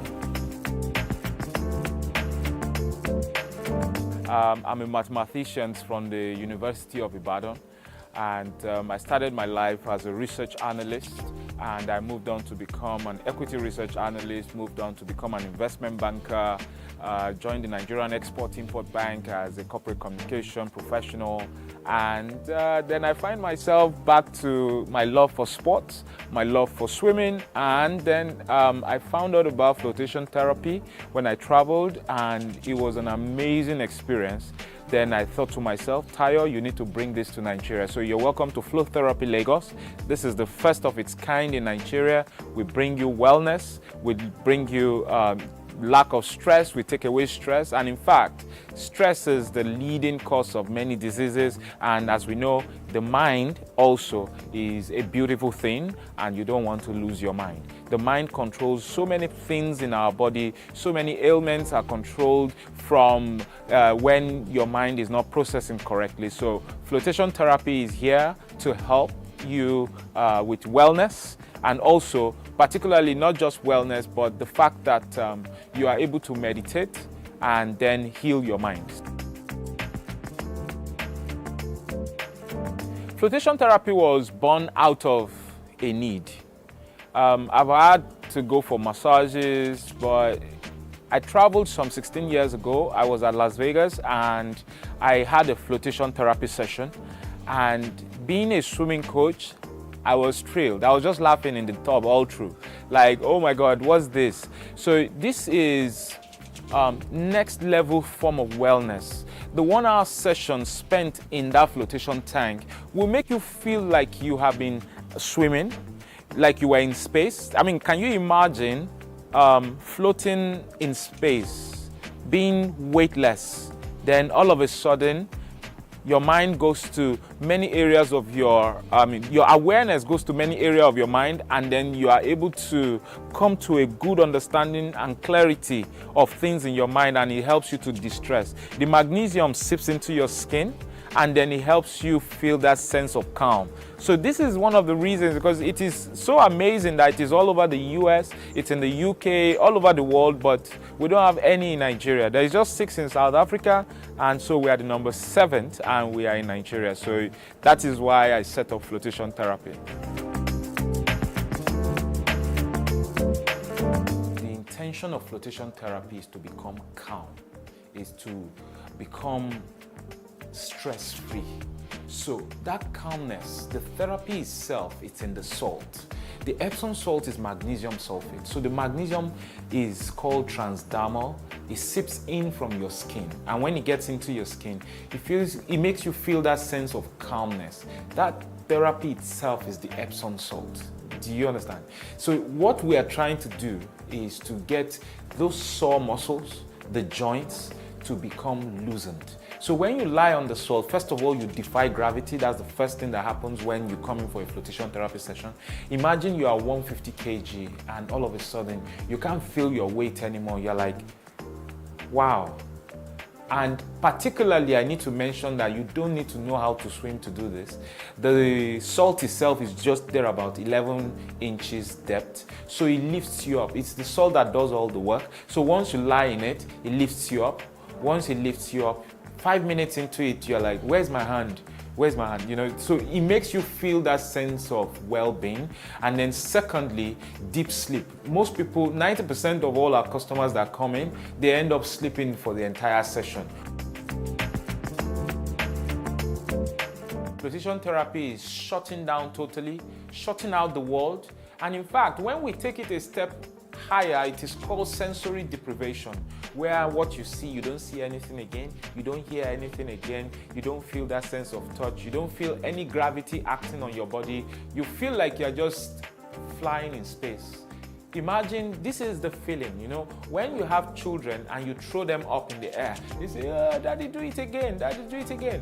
That feeling of levitating, imagine getting that feeling without coming down, just up there, staying up there for an entire 60 minutes. That is massive. Once people come out of here, one man finished and he said, suffer day for this Lagos. I tell you, it is phenomenal. You just need to experience it. What we are doing as Flow Therapy Lagos, we are birthing a new subsector in the wellness sector. So this flotation therapy is something extremely new. We are the first in Nigeria. Bringing this into Nigeria, we love to have a lot of partners. I mean, if you want to set up a flotation therapy center, just come to us. We're very welcoming. In the flotation therapy business, either in the US or in the UK or in Americas, they all come together. Why? Because it's a movement. We want people to begin to experience this therapy session. There is not, I mean, since we've opened, we've had a lot of sessions that has gone on, but we still want more people to come to experience this. Because in Nigeria, most people don't know how to swim, and then they think that because you don't know how to swim, you can't do flotation therapy. In fact, the only skill you need is to know how to lie down. In fact, the people that don't know how to swim enjoy it a lot better. Why? Because they get to enjoy that thing expert swimmers enjoy while being on the water. In terms of business challenges, it's the same challenges you find with every other business. We have electricity, we have COVID-19. But particularly for COVID-19, I would like to mention the fact that, first of all, the reason why they call the Dead Sea is because nothing grows in it. But we don't bank on that. Our filtration system, while you're floating in there for like 1 hour, it is turned over, the salt is turned over 5 times over and over. And then secondly, we use UV light as a sterilization methodology. It's just the same way as drinking water uses UV light. Then thirdly, we use hydrogen peroxide, which is a more expensive disinfectant and more potent and healthier for the body. Why? Because hydrogen peroxide breaks down into H2O and oxygen, so it's a lot more better. And then secondly, unlike a swimming pool where people put in their face or their nose, this is salt. Most people don't do that, and it's just one person inside the room for the entire therapy session. So every rule around COVID-19 is already knocked off by the session itself. What excites me about this therapy session is this. When people come in and when they finish, their face changes. They don't know it, I always see it. Their face changes. It's like when you read the Bible and you say Moses saw God and his face changed. That is exactly how it is. Most people start talking the way I'm talking right now when they come in, but when they leave, they talk very slowly. Then I'm like, what happened? They said, now I feel calm. Why don't you have a bed here?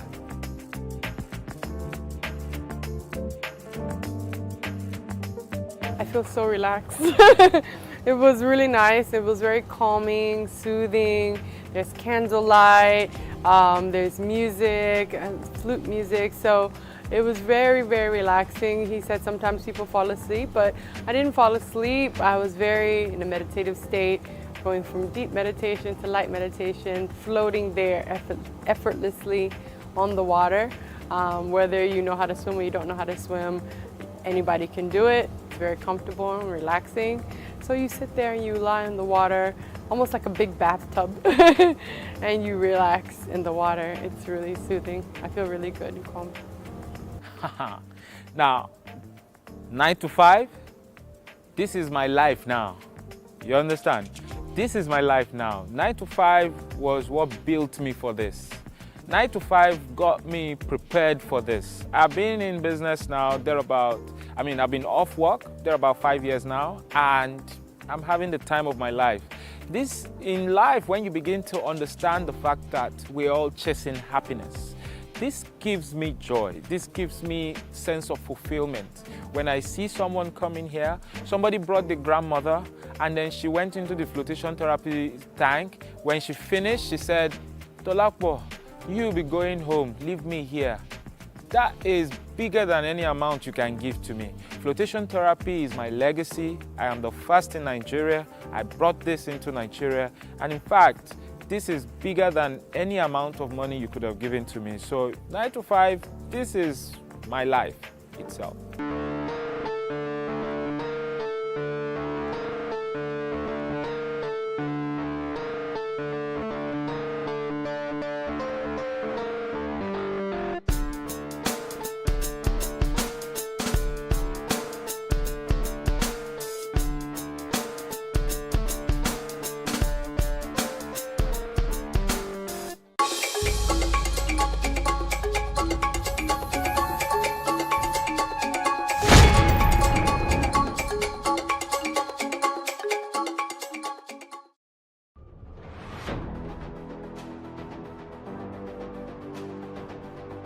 A lot of the jobs that exist today will not exist in the next 10 years.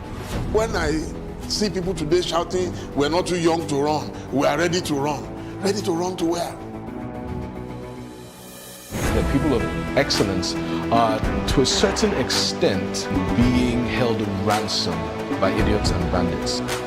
Once you are in government, you believe everything you do is right. And once you are in opposition, everything the government does is wrong.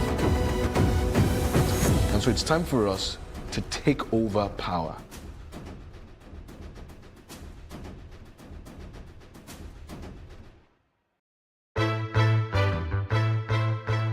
Many thanks for joining us on News on the Hour on Plus TV Africa. State government has approved a bill for the establishment of State Security Network Agency, Amoteko.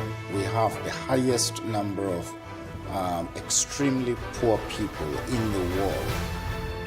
He's not concerned about lecturers that are raping students that are under their care. He's concerned about them being stigmatized. And I can tell you that he will get the result in full measure. He cannot avoid responsibility. Why the focus on Africa at this point? The news only cover, one side of Africa, so we always felt like the picture is incomplete, so we need the whole picture.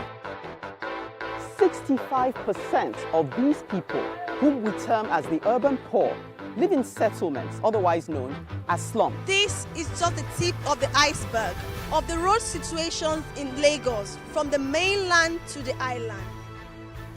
It's been a closed-door security meeting as the retreat for senior police officers hits day 3. There's this basket or there's this bowl that we all come to the center to pick from. Everybody has to see Nigeria as an investment vehicle, not as a distributive mechanism. Still on the foreign scenes, Russia has flatly denied allegations that is spreading disinformation about the new coronavirus outbreak on social media. Australian Open debutant Coco Gauff defeated defending champion Naomi Osaka in 2 straight sets. Kenneth Okonkwo, Kanayo Kanayo and Bob Manuel Udoku have been conferred with the Veteran Actor of Nigeria Award. This is Plus TV Africa. Plus TV Africa. Plus TV Africa. Big stories live here.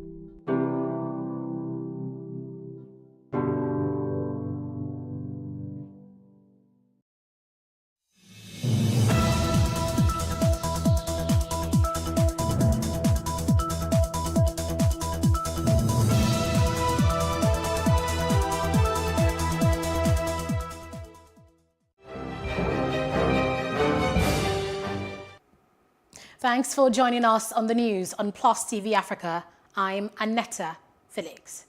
The Academic Staff Union of Universities, ASU, on Wednesday suspended its strike, ending the industrial action that began since March 2020. ASU National President Biodun Ogunyemi made the announcement during a briefing of the union in Abuja. Ogunyemi also said the students sympathize with students, adding that no amount of sacrifice would be too much to get the matter resolved as long as the government is consistent with its promises, while warning that the union would return to strike without notice if the government fails to meet its part of the agreements reached with the university lecturers. Ogunyemi noted that the reopening of the schools, considering the COVID-19 pandemic, lies with the federal government and the Senate. The federal government has declared Friday, December 25th, Monday, December 28th, 2020, and Friday, January 1st, 2021 as public holidays to mark the Christmas, Boxing Day, and New Year celebrations, respectively.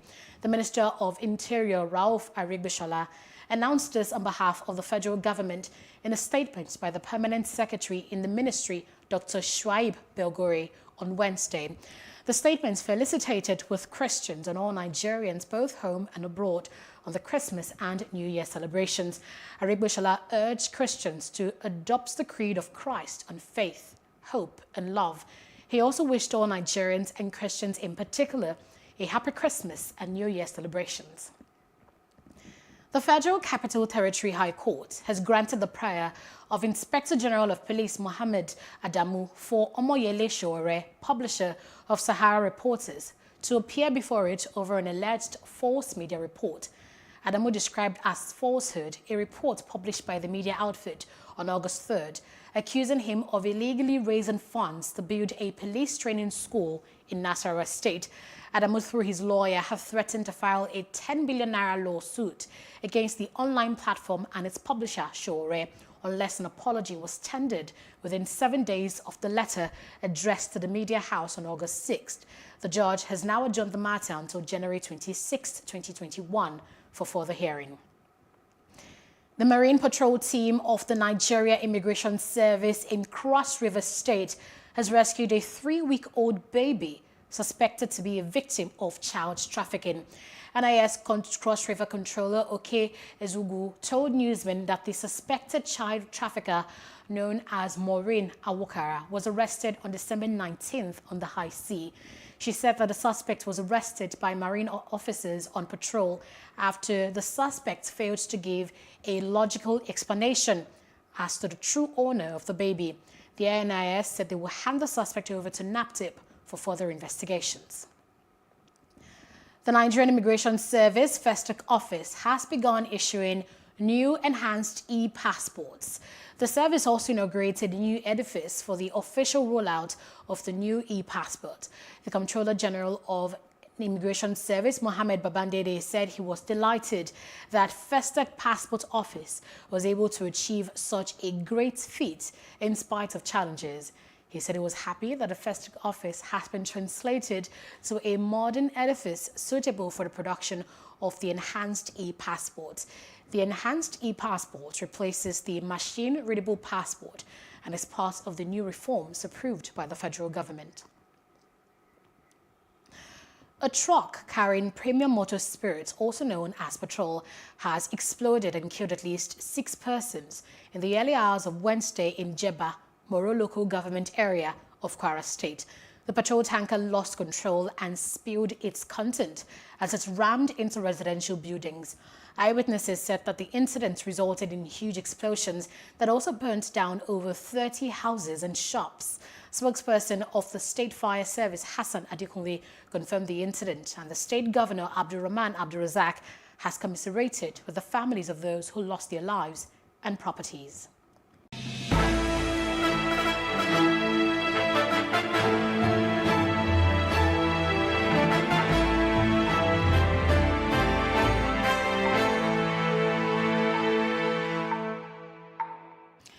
And now to some COVID updates. At least 9 members of the National Youth Service Corps deployed to Niger State have tested positive for coronavirus. The Corps members were discovered to be positive after they were tested for the 2-week orientation program at the Baiko Temporary Orientation Camp. Those affected had already been placed in isolation in one of the government facilities in the state. Meanwhile, the commissioner also confirmed that the task force on COVID-19 in Niger had begun the fumigation of the House of Assembly complex after it was discovered that the Speaker, Abdullahi Wuse, and Clerk of the Assembly, Abdullahi Gajara, tested positive for COVID-19. The coronavirus vaccine will be administered to Nigerians for free when vaccination begins.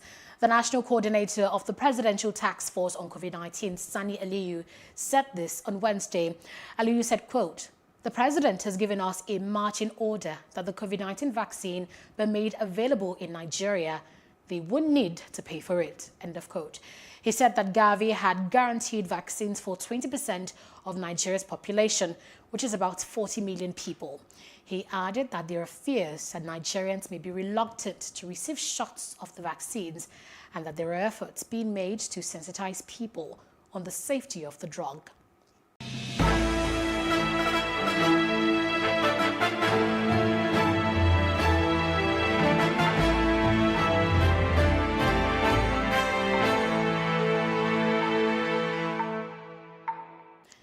And in other parts of Africa, Moroccan and Mauritanian troops have mistakenly fired at each other near the Morocco-Mauritania border. The Mauritanian National Army announced the incident on Wednesday morning, December 23rd. Mauritanian Army explained that the confrontation occurred on Tuesday evening after Mauritanian troops who were following a group of drug smugglers mistakenly got too close to a Moroccan defense station. The Moroccan army considered the Mauritanian troops to be a threat and opened fire. The incident, however, did not cause any casualties. And outside Africa, Spanish Coast Guards have rescued 49 migrants who were found in the Atlantic Ocean. They have now been transported to a port in the island of Gran Canaria on Wednesday. Red Cross members and health staff were seen taking at least 3 injured migrants into ambulances. Interior Ministry figures show more than 21,400 migrants have arrived at Gran Canaria by sea through the end of December, and that's an 8-fold increase compared to the same time last year. In business, the Debt Management Office, DMO, says a total of 60 billion naira bond it's offered for the month of December had been oversubscribed by more than 70 billion naira. This is contained in a statement obtained from DMO's office website on Wednesday. The offer was oversubscribed as total bids received were 134.056 billion naira, a subscription level of over 220%. The federal government issues bonds to finance government fiscal deficits, to enhance the fiscal discipline of the government, to refinance maturing debt obligations, among others. Ekiti State Governor Kayode Fayemi has assented to the 2021 appropriation bill of over 100 billion naira passed by the State House of Assembly. Speaking at the ceremony, Governor Fayemi said the budget of recovery and economic restoration is to improve the lives of Ekiti people and to deliver on his administration promises. Fayemi also acknowledged the patriotism and commitment of the lawmakers and urged them to sustain the continued harmonious relationship between the executive and legislative arms of government. You would all recall that Ekiti State budget migrated to International Public Sector Accounting Standard, EndSARS, compliant budget in 2020 fiscal year. A new milestone has been achieved by making the 2021 draft estimates comply with the reviewed National Chart of Accounts, which is a requirement of the State Fiscal Transparency and Sustainability Program for results for the publication of the 2021 budget. I appreciate the Nigerian Governors Forum Secretariat for providing technical support to achieve this milestone. The objective, therefore, is to complete the ongoing projects and commence new ones that are very critical to the economic development of the state. The 2021 budget estimate is 109,666,376,722 naira 61 kobo, out of which 53% is appropriated for recurrent expenditure and 47% for capital expenditure. And in entertainment, a glam grandma has won a beauty pageant, proving that age is just a number. Karen Russell from Kentucky, United States, bids much younger women to gain her prestigious title at the age of 60. Speaking after the pageant, she said, being a beauty queen isn't all about looks. It's also about being charitable and helping the community, something she's passionate about. Karen now takes home 5 first-place crowns. In sports news, Atletico Madrid and England defender Kieran Trippier has been suspended for 10 weeks and fined £70,000 following a breach of betting rules. The Football Association said this on Wednesday, alleging that Trippier breached 7 of FA Rule E8 in July 2018. An independent regulatory commission proved 4 of the alleged breaches and dismissed 3 during a subsequent personal hearing. The suspension includes all football-related activity from Wednesday, following an application to World Soccer's governing body, FIFA. That's the news at this hour. For more stories, please follow us at Plus TV Africa on Facebook, Twitter and Instagram. And please do subscribe to our YouTube channel at Plus TV Africa. We'll be back later with more stories making the headlines. I'm Annetta Felix. Thanks for watching.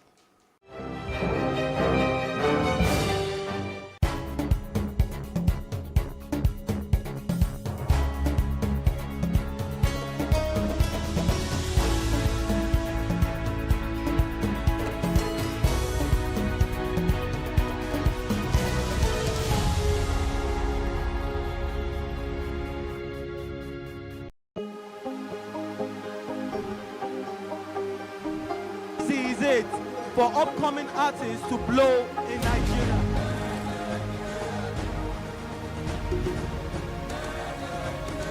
Welcome to Plus Trending. I am Bookie November, your host, saying thank you for joining us on today's episode. Welcome back. It's tea time on Plus TV Africa. Practice makes perfect. I'm not perfect yet, but I'm a lot better than I used to be. He's a king. He's entitled to marry 100 if he wants to.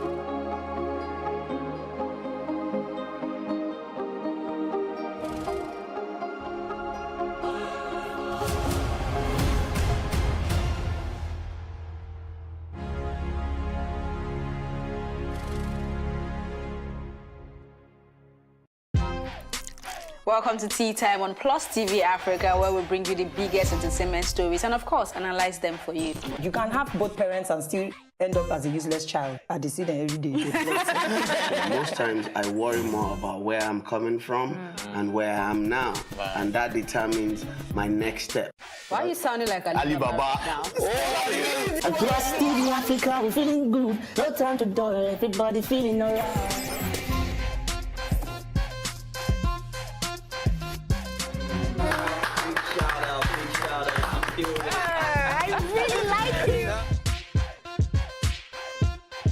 I still make music and people are still buying. Sometimes I look myself minimal IU. Akpala music is for mature-minded people. I got DMs sometimes from Malawi, like, Sleeping early.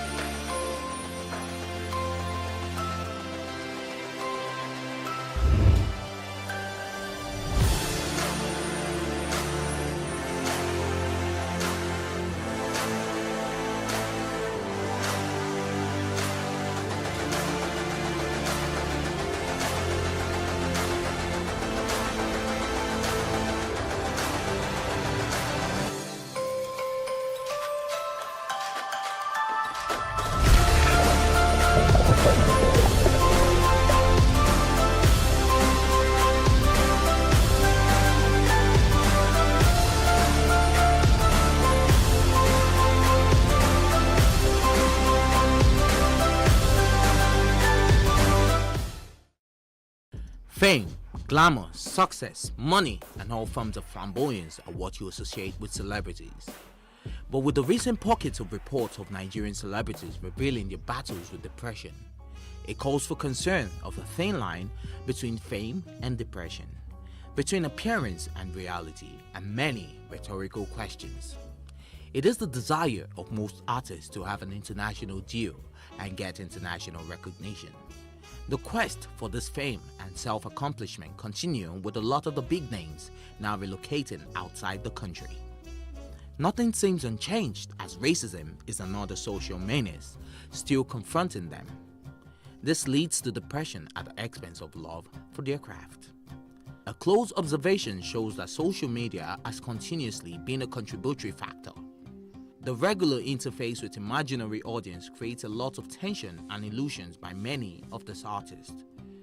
Recently, many of our favorite stars such as Arisong, Wajay, Dija, and a host of others have been vocal about their battles with depression.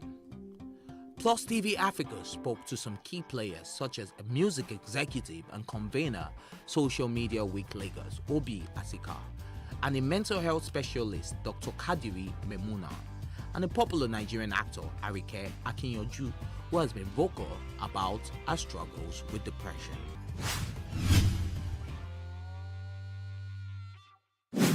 I think it is. Yes, especially in this part of the world that we belong to, Nigeria, fame here, I think is a major cause of depression. Because human beings are unique, and because human beings are, we all have our personal journey. They are what we call vulnerability risk factors. People are already vulnerable in one way or the other, maybe from adverse childhood experiences, and then with fame, which is somehow, as you grow, it may be a child with fame, because sometimes you see some children, they grow into fame, while some people are deliberate and intentional into achieving fame.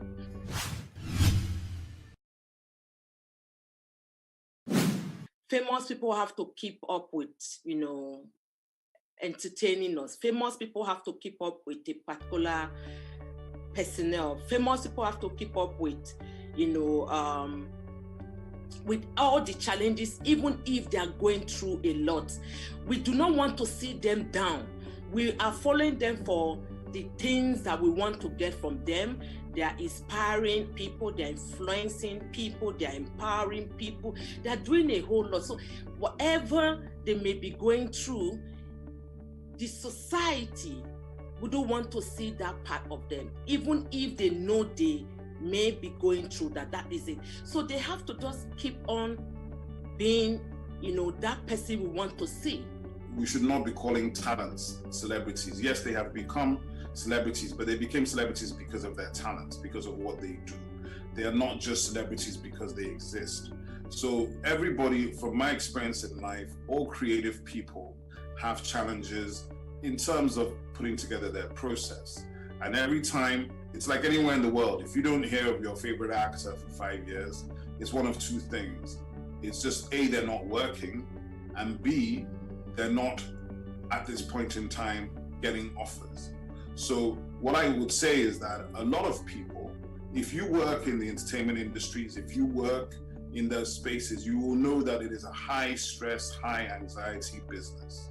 So therefore, the people who are working in these businesses are constantly seeking for affirmation and for support to see them through what they're doing. So in that regard, if you're in the public eye and you're constantly having to keep up appearances, it can become very, very difficult, especially if things are not going as well as they used to go in the past. There was a time in my life I passed through depression, but I think it's not because of my career.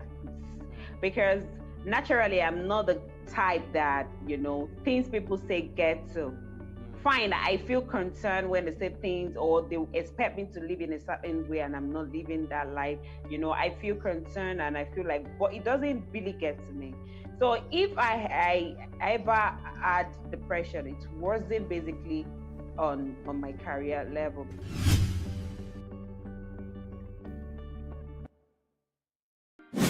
That would be great. In fact, that would really, really, really, help in this advocacy that, have been blazing the trail in Africa, trying to change the narrative and let it be a movement for people to understand that mental health is as important as our physical health, if not more important.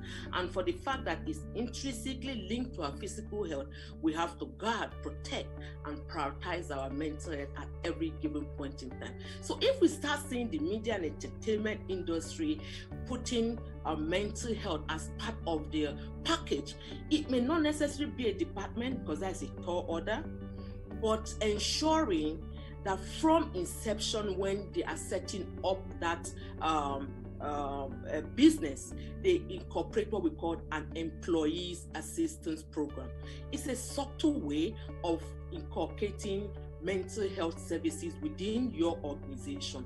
What that just means is that as a business owner and having artists and producing whatever you're doing in media and entertainment, you and your employees or you and your gang, you and your group have a safe space where you have been able to build a culture of compassion that individuals in that organization can speak up, can speak out, can seek for help from professionals in rendering this employees assistance program. I don't actually agree that record labels, entertainment companies, or businesses should actually be having mental health departments. I think mental health is a very, very specialized issue. What they should be doing is being aware of mental health and have mental health professionals that they can relate to if they have issues with any of their talents or clients. Unfortunately, for many years, it has almost been stigma here. So people do not engage the topic and they don't discuss their problems.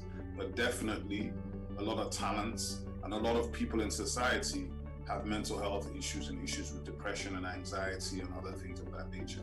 So it's important to relate to mental health professionals who can help when you have somebody or friends or family or clients or talents who have any issues at all. You could you could insist that your clients and your talents do have regular counseling sessions, do have relationships with counselors and psychiatrists that they can have conversations and unload and unbundle any issues they might have.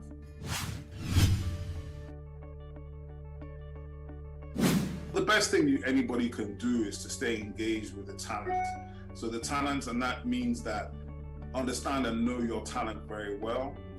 You know, understand what makes them tick, what makes them click, when they are happy, to be happy, or to be in a stable state of mind and frame of mind to enable them to produce their best work. And that normally is, if you're doing that, that means that talent has a strong manager. You know, strong management is key. And that doesn't necessarily come from the label. That could come from the artist side. But the artist manager, the person that really interfaces every day with the artist, a lot of times the label is literally just there to provide distribution, retail, marketing, and finance. One dominant recommendation is for this artist to live in their realities and not all about impressing fans who change loyalty at slightest disappointment by their so-called quasi-demigods, whose foibles are as real as any man on the street. The story of Michael Jackson, who died in 2009, and later Whitney Houston in 2012, are few of the sad reminders that despite fame and pageantry, one's mental health must not be ignored. Reporting for Plus TV Africa, Ife Oshunkeye.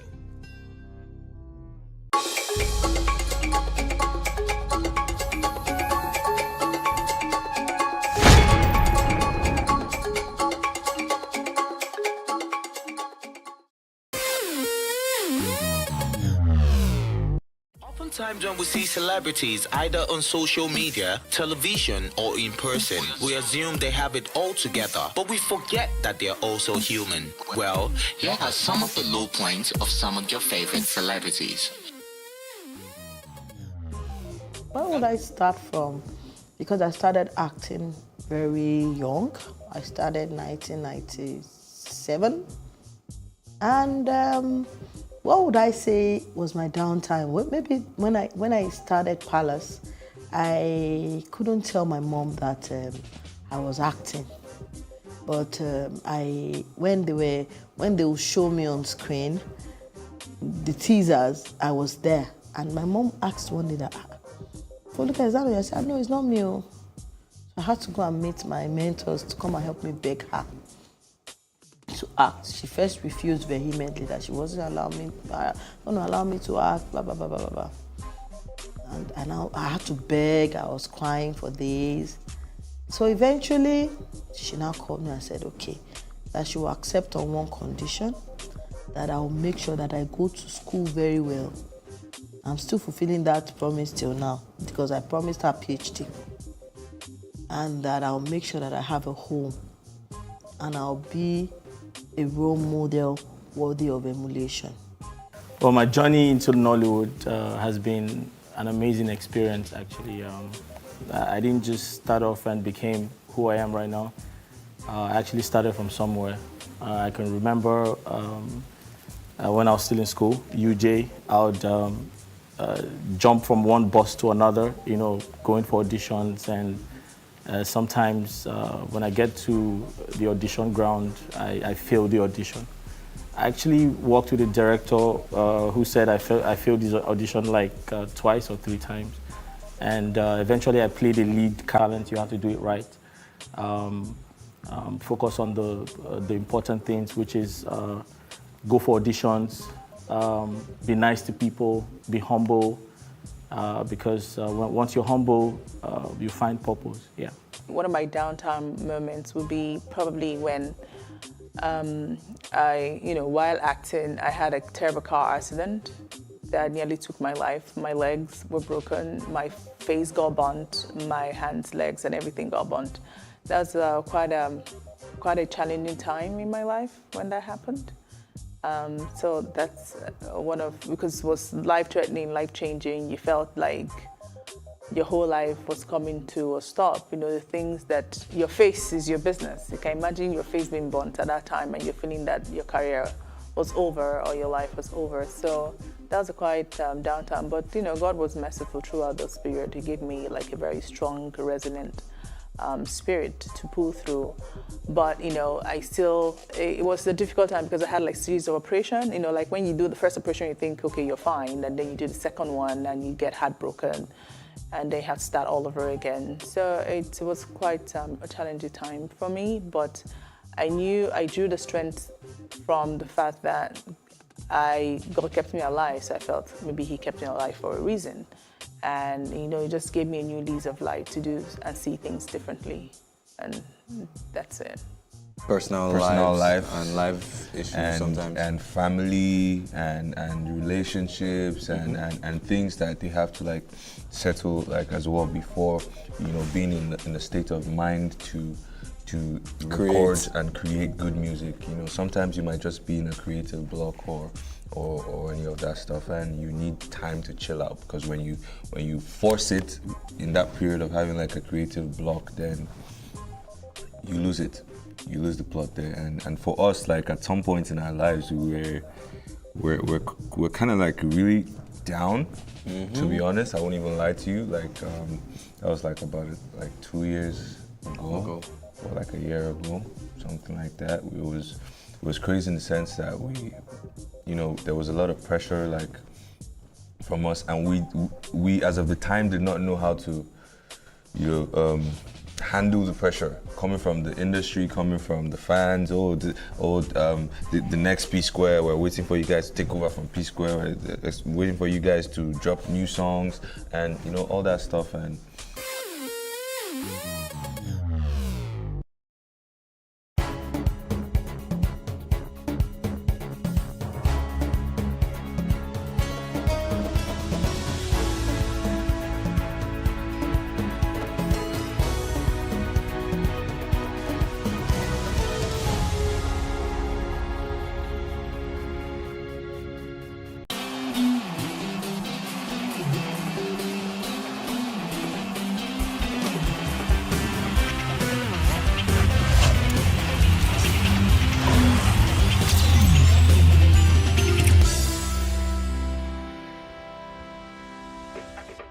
Hello and welcome to the show today. This is Plus Sports and Plus TV Africa. I am Udoka Njoku, bringing you the very best of sports and everything sports.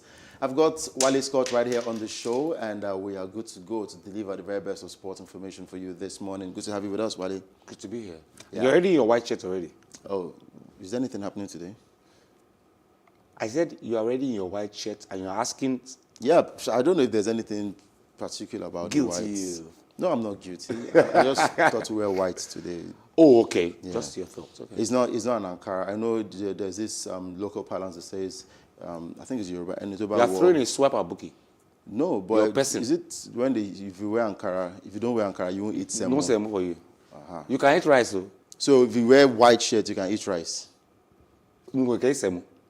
Semo. Or amala. Or you stain your shirt if you eat semo, because when you eat amala and begiri, you know, when you're enjoying the moment, it just drips. Yeah, that's when you know you enjoy the food. Sad. Okay. Well, before we get our viewer very, very watery this morning, let's serve you some sports information. But before we get to the CAF Champions League and Confederation Cup now, something actually struck us this morning. How do we get to treat our fallen heroes? Over time, we've been talking about this, and it feels like the government is not doing enough. We just keep hearing excuses upon excuses. But do you think we've done a great job when we look back at our fallen heroes? Have we done them justice? Nothing. I think our leaders should go to their rooms, strip naked, stand in front of the mirror, and tell the truth to themselves. Like Michael Jackson said, the man in the mirror. You know, and I have not been close to a lot of them, but I will tell you about one. Joseph Dosu had an accident around Ikeja area, And the NFA promised to help him out. And then after a few years, not months now, they told him he was not on official duty, so they couldn't give him money. My question is, why waste his time for so long? Sam Okwaraji, this today, 30 years ago, died at the National Stadium in Surulere. And, okay, not today, but on the 12th of August. On the 12th of August. And we look at him today and we're asking ourselves, the man died for nothing. The mother consistently told the world that she was hungry, she couldn't feed, her farm wasn't yielding products. And we built him a bust instead, a bust in front of National Stadium. The bust is so dirty, it's so bad, so unkempt that you cannot put your hand on it, take a picture, a selfie. You can't. Is that bad? The woman is dead now. And you can tell the government, eat your heart out. She's dead. You know, it doesn't matter anymore. The child died serving the country. The woman is dead now, begging the government to please help her out. And I'm not saying she died because of the government did not answer her. It could be some sickness, but at least the government could have done something. Yeah. I know for one that Paul Gascoigne, Gaza, had a drinking problem, a self-inflicted problem. But the government of the UK government still sought for time. And then people insult John Obi Mikel when he says things like, I will not die on the field of play for Nigeria. And then somebody said, over drinks, not official now, over drinks is gossip if you ask me. He said, Nigeria is not worth dying for. And whether he said it or not, whether it's gossip or not, I agree with him totally. Nigeria is not worth dying for. We've seen Femi Opabumi. I know Paul Hamilton.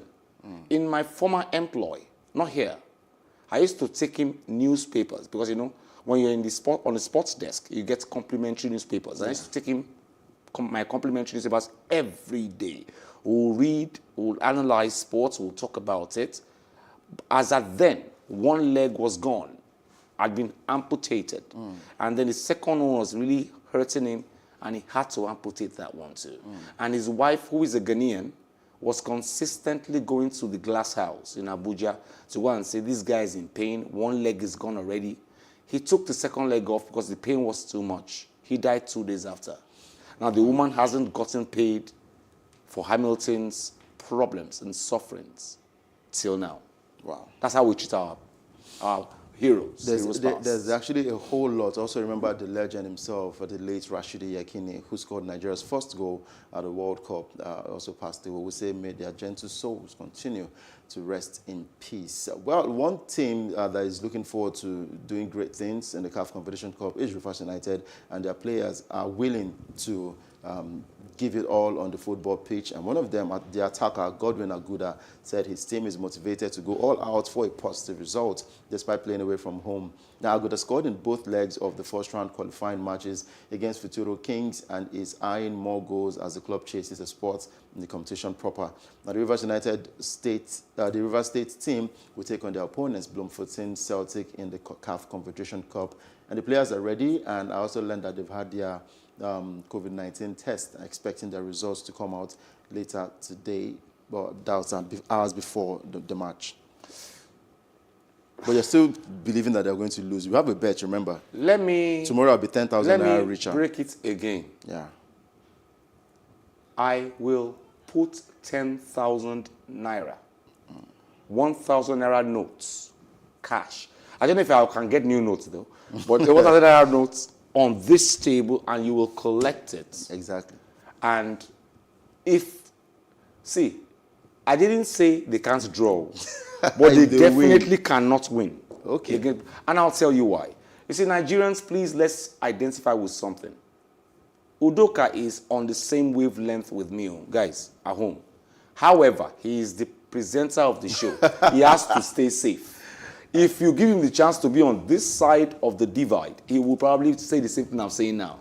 However... But give them a chance. Udoka, I understand that. I had a point in my life when my child didn't pass on exams in a particular very, very, very nice school in Lagos. The whole world knows the school. And they said, okay, she didn't pass, but bring 50,000 naira. And I told her to repeat to the class. I think she still feels bad about it now. This young lady is in university right now. But I did not bribe, which they wanted, and she repeated and she went to school the next year. Too bad. That's the way I am. And I feel that you don't get results if you don't work towards it. The Ghanaian league started a while ago, despite COVID. The Zambian league. We are supposed to be Africa, giants of Africa, and we are not, obviously not. Our league has not resumed. Our league has never resumed the dates they tell us it will resume. They will always postpone. And that's why even the guys who announced the league, the Jews and all that, will tell you tentatively. I have never heard an announcer of our league say, our league will start. I always hear tentatively. Now, let me create a little ripples against this morning. I think our sports is going to become the ripple bringing browser browsing people at the end of the day, because the truth be said, our league guys always wait for the government to bring money first. When the money comes, after it's shared, then the league starts. Until the money shows, the league does not start. So our league will not start until government shows money. And unfortunately for them, it will take a longer while though, because COVID, EndSARS, the monies are there, but can't be disbursed now. So NFF guys, if you want to delay us, no problem. But I know the league will not start now because the monies will not be disbursed anytime soon. I think that will affect and the performance of Rivers United. Listen, guy, Ghana and other countries have better structures, have already, let's assume that they even have better structures. Their leagues have resumed. South African League has resumed. They've played their COSAFA Cup, They've played other things. The league is, so which means Bloemfontein Celtics play league games in the South African League steady. At least once a week. They are in competition like regularly. They have a better structure. Now, Rivers United is going there, have not been paid half their salaries during COVID, have not been playing competitive football in their league. Their league has not even resumed yet. They've been, they've played a couple of friendly competitions where we can say that, yes, they've gotten a bit of training, a bit of rigorous football games that should be enough for them to at least get a result away from home. Oh, they've played a few friendly games against, for example, if they were in Lagos, against teams like Ogba 11, against teams like Oworo 11, against teams like Apapa 11. And they're going to go and play in a team that has a better structure and their league is working, and you expect us to win. Like I said, let me promise again on the show, my name is Wale Scott. I will drop 10,000 naira, 1,000 naira notes on this table and give it to Udoka if Rivers United beat Bloemfontein Celtics. All right, well, we'll see how that turns out for Rivers United. Lucky you if they win. If they win, yeah, I'll be 10,000 naira richer, so you can actually join me. We'll go and get Christmas. Tell them your Twitter handle. Yeah. Let Bells tell the Bells to do it for you so they can. At Wale Scott. No, your Twitter handle is not. Of course, my Twitter I'm giving you the money now. At Udoka_Njoku. Well, let's go over to Arsenal and let you know that with no wins in 7 games in the Premier League, Arsenal's problems continue to mount after being dumped out of the Carabao Cup following a catalogue of errors against Manchester City, a Manchester City side that had been misfiring in recent weeks. Now, we thought Arteta and his team were going to at least get something out of the Carabao Cup because the team knows how to win these kind of games. But yes, that game ended 4-1 in favor of Manchester City and a lot of errors in that game.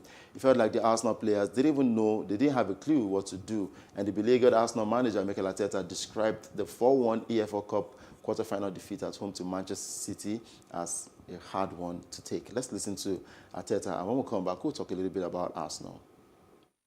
Yeah, a really painful moment again.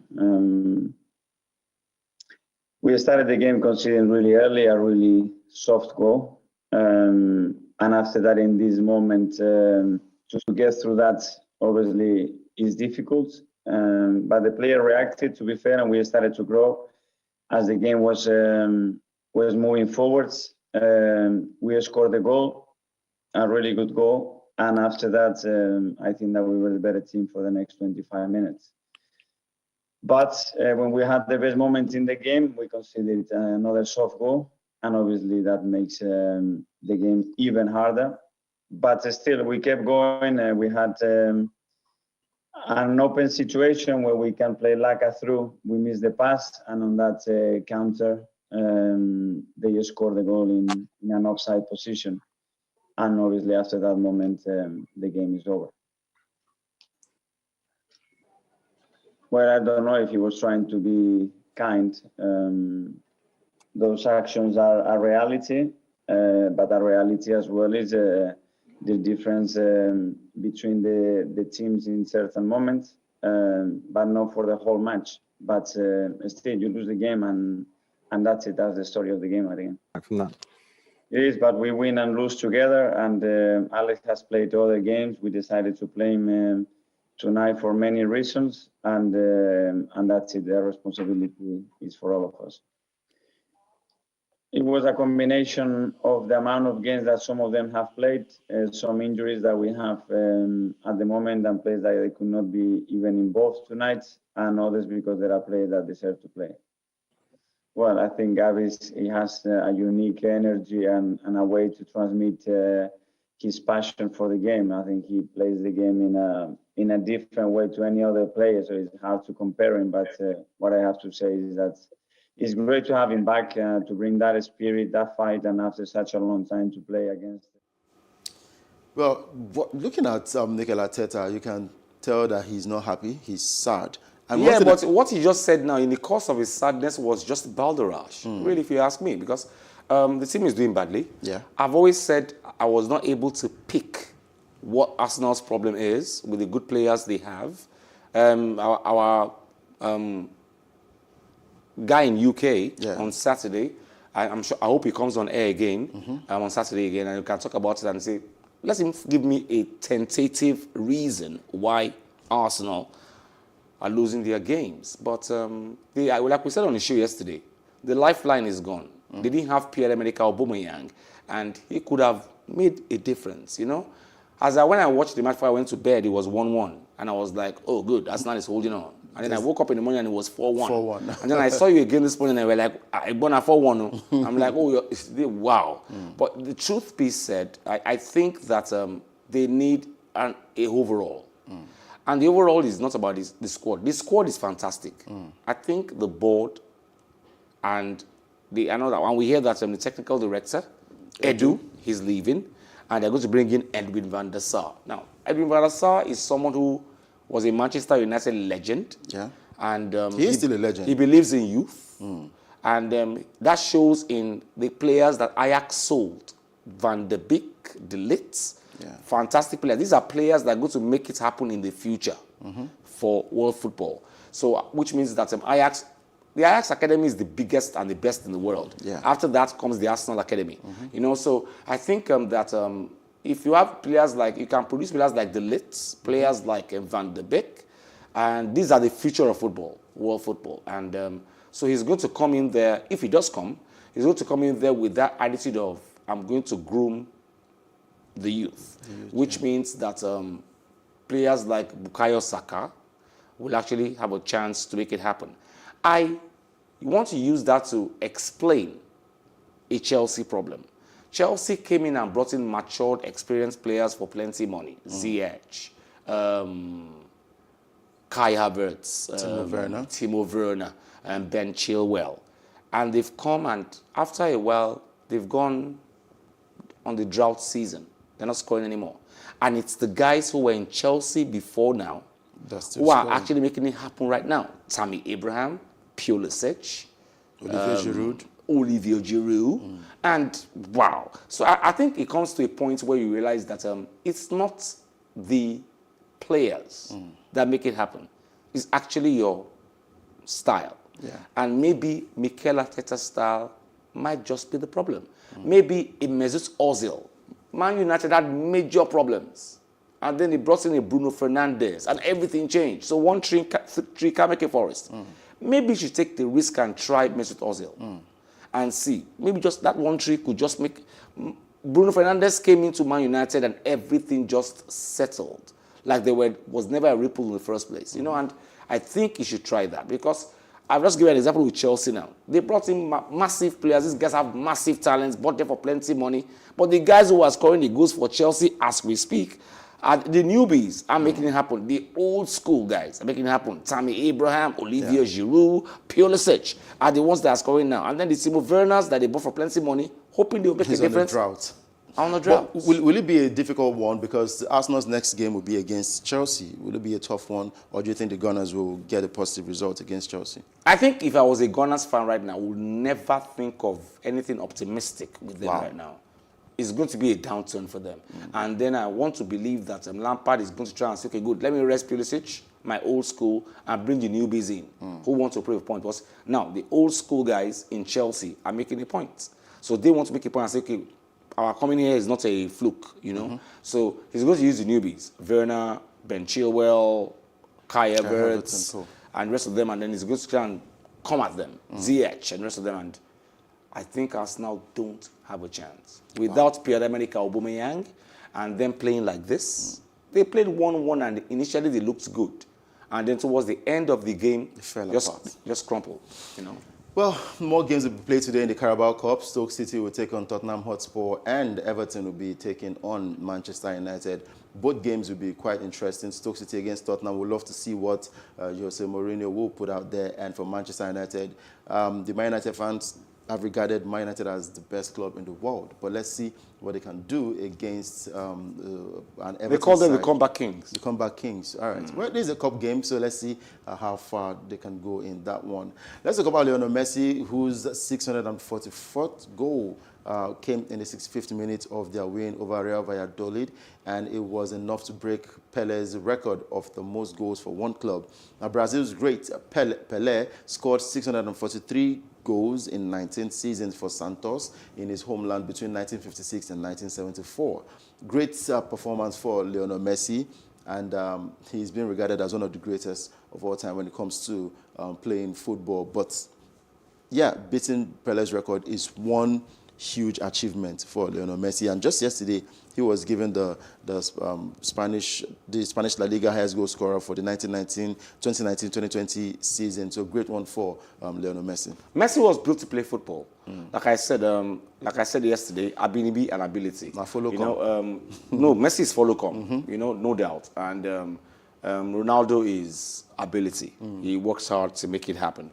But I see a Messi who's losing his magic. You know, the grease has gone off, and water has washed it away. And I don't see a miraculous Messi, the magical Messi anymore.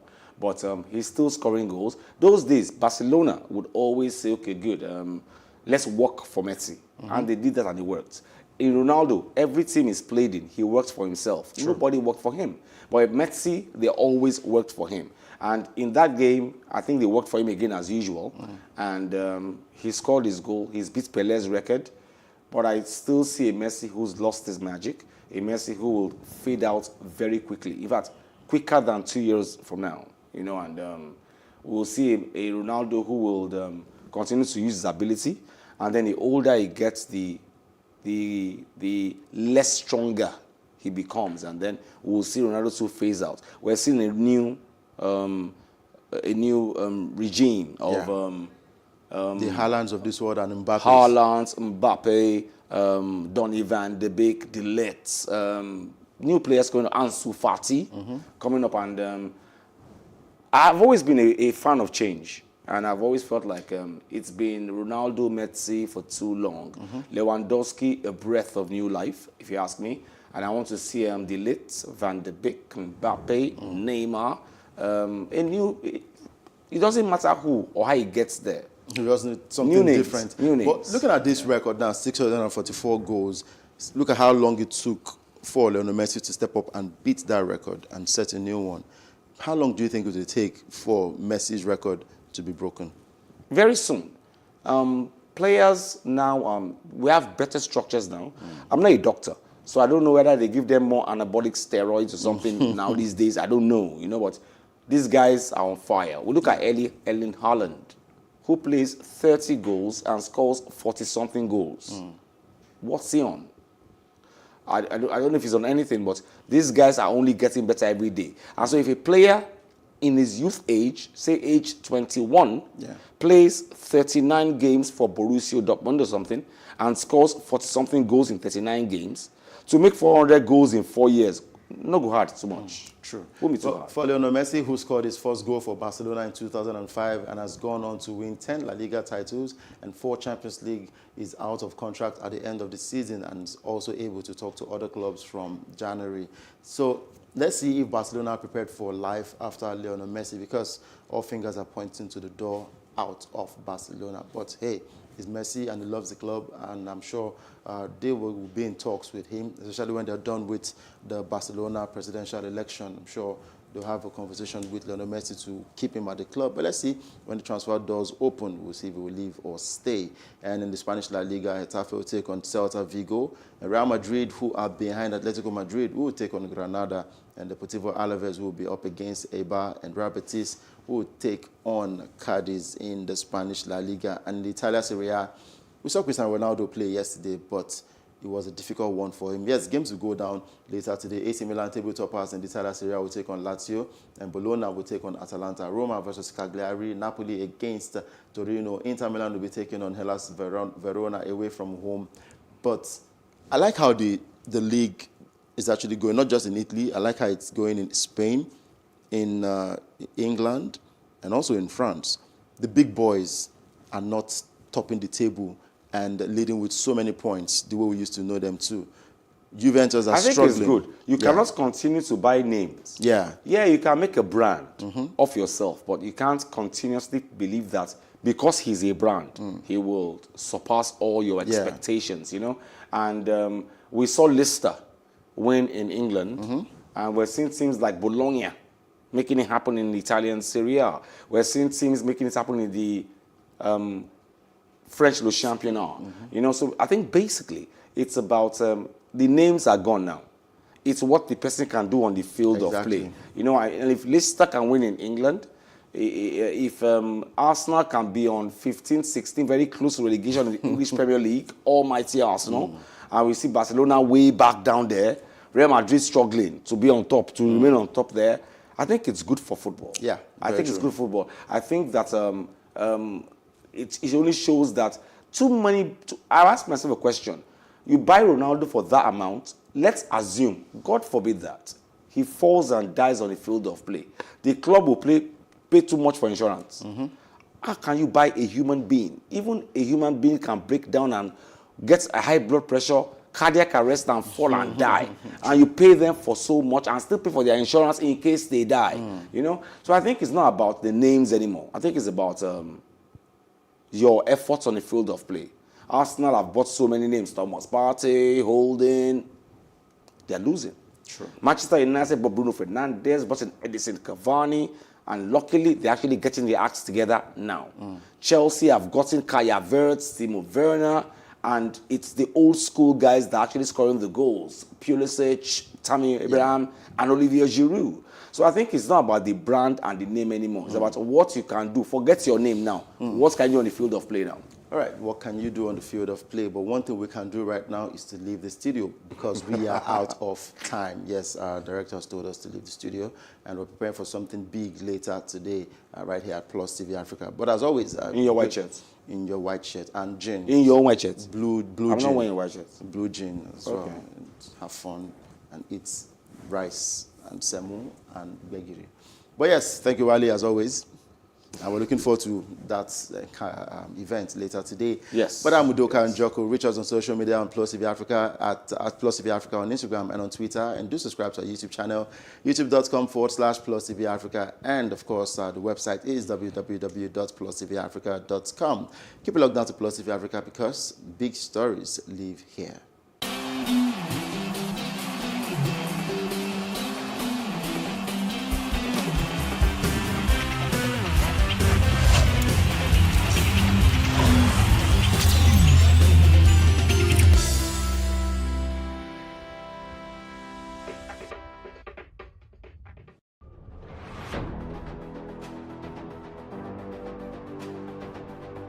A lot of the jobs that exist today will not exist in the next 10 years.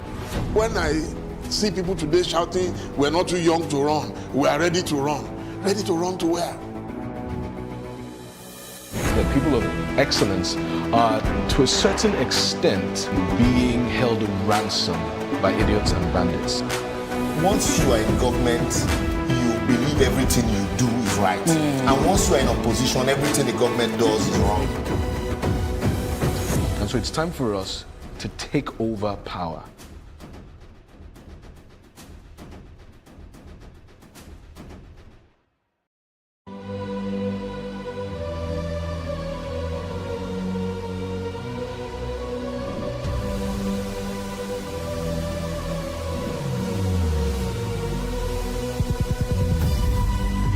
What we do not understand, we will stigmatize.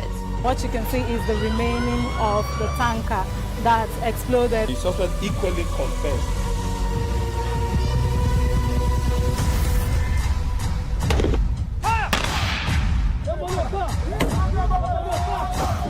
And 500 naira they collect them. If you don't talk, then go beat you. Now 2,500 they pay.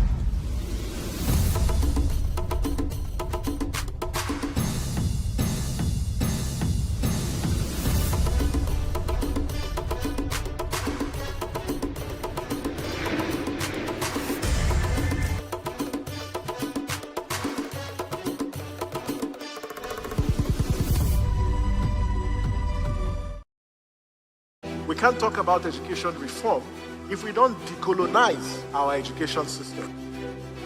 What we do not understand, we will stigmatize. Because it's just cultural. And I think it's just human nature. They stop paying us salary. I don't like remembering it. I am angry at Nigeria. I'm angry at this government which seems to be letting us down. I'm angry at us as a people. In the process of struggling to free myself from his hand, he tore my pants and he raped me. Yes, I commit the offense truly. Young girl, do you know where you are going? I say, I'm going to America. I say, now so that they talk, you are going to Libya. Which America? As it then do mark our place, some people they die now. This is Plus TV Africa. Big stories live here.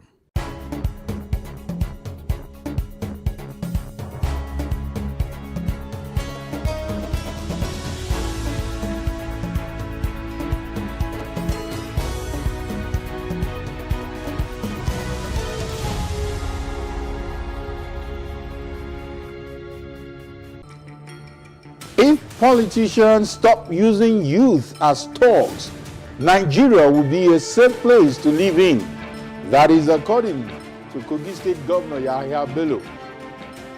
And APC governors refer to Wike's comment on the performance as baseless. This is Plus Politics. I am Kayode Ladende.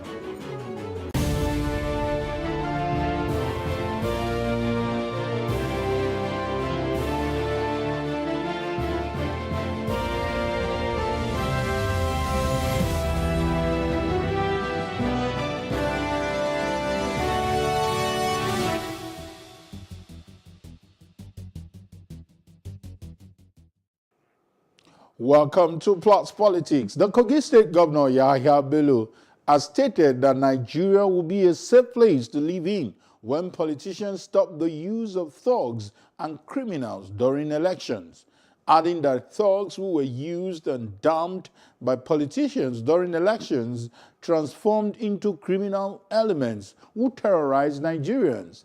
He also added that contrary to what is in the public space, he won the November 16, 2019 governorship poll without the use of, in quote, boys or thugs. Electoral observers previously stated that the November 16, 2019 Kogi State governorship election was marred with violence and bloodshed. Joining us to discuss this, we have Mr. Peter Egbedio, who is a security expert and a public affairs analyst. Good evening, Mr. Egbedio. Good evening, sir. Good evening, Plus TV. And we also have Mr. Hamed Buhari, who is a politician, a former presidential aspirant, and of course, a political analyst. Good evening, Mr. Buhari. Hi there. Good evening. It's good to be here. Yeah, it's good to also know that your name is as popular as, I hope I'm not patronizing you, as the president, so I don't need to distinguish whether there's any link or not. So I'm tired of doing that. So let's get talking. Quite debatable issue, I must say, that we are discussing tonight. I recall the first time the U.S.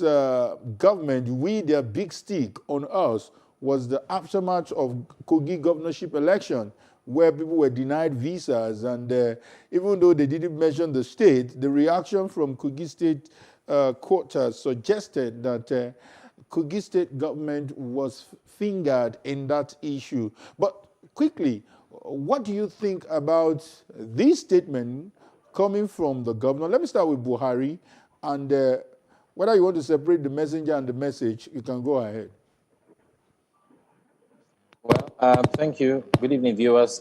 Clearly, what the Kogi State governor said with regards to politicians' inability or refusal to use talks would actually create progression for the country. It is true. Everybody knows that. There's no need to play to the gallery saying things like that would help to save the country. We know that is true. But the main issue here is, what have they done as leaders to ensure that these boys who carry out these attacks, sometimes under the instructions, sometimes under the instructions of their own aides, what have they done so far to make sure that we do not have this kind of talks on ground when there's when an election comes? Because very clearly, what I want people to understand is the only reason why these people take part in this kind of attacks or intimidation during electoral campaigns is because they're going to be paid something. Nobody does any of these things for free. Somewhere, somehow, they're being settled with very, very small money, sometimes very small gifts. So as a governor of the state, I would have loved him to come up to say, oh, in the last 5 years of my administration, I have been able to create an enabling environment for businesses to thrive that would ensure that most of the core guys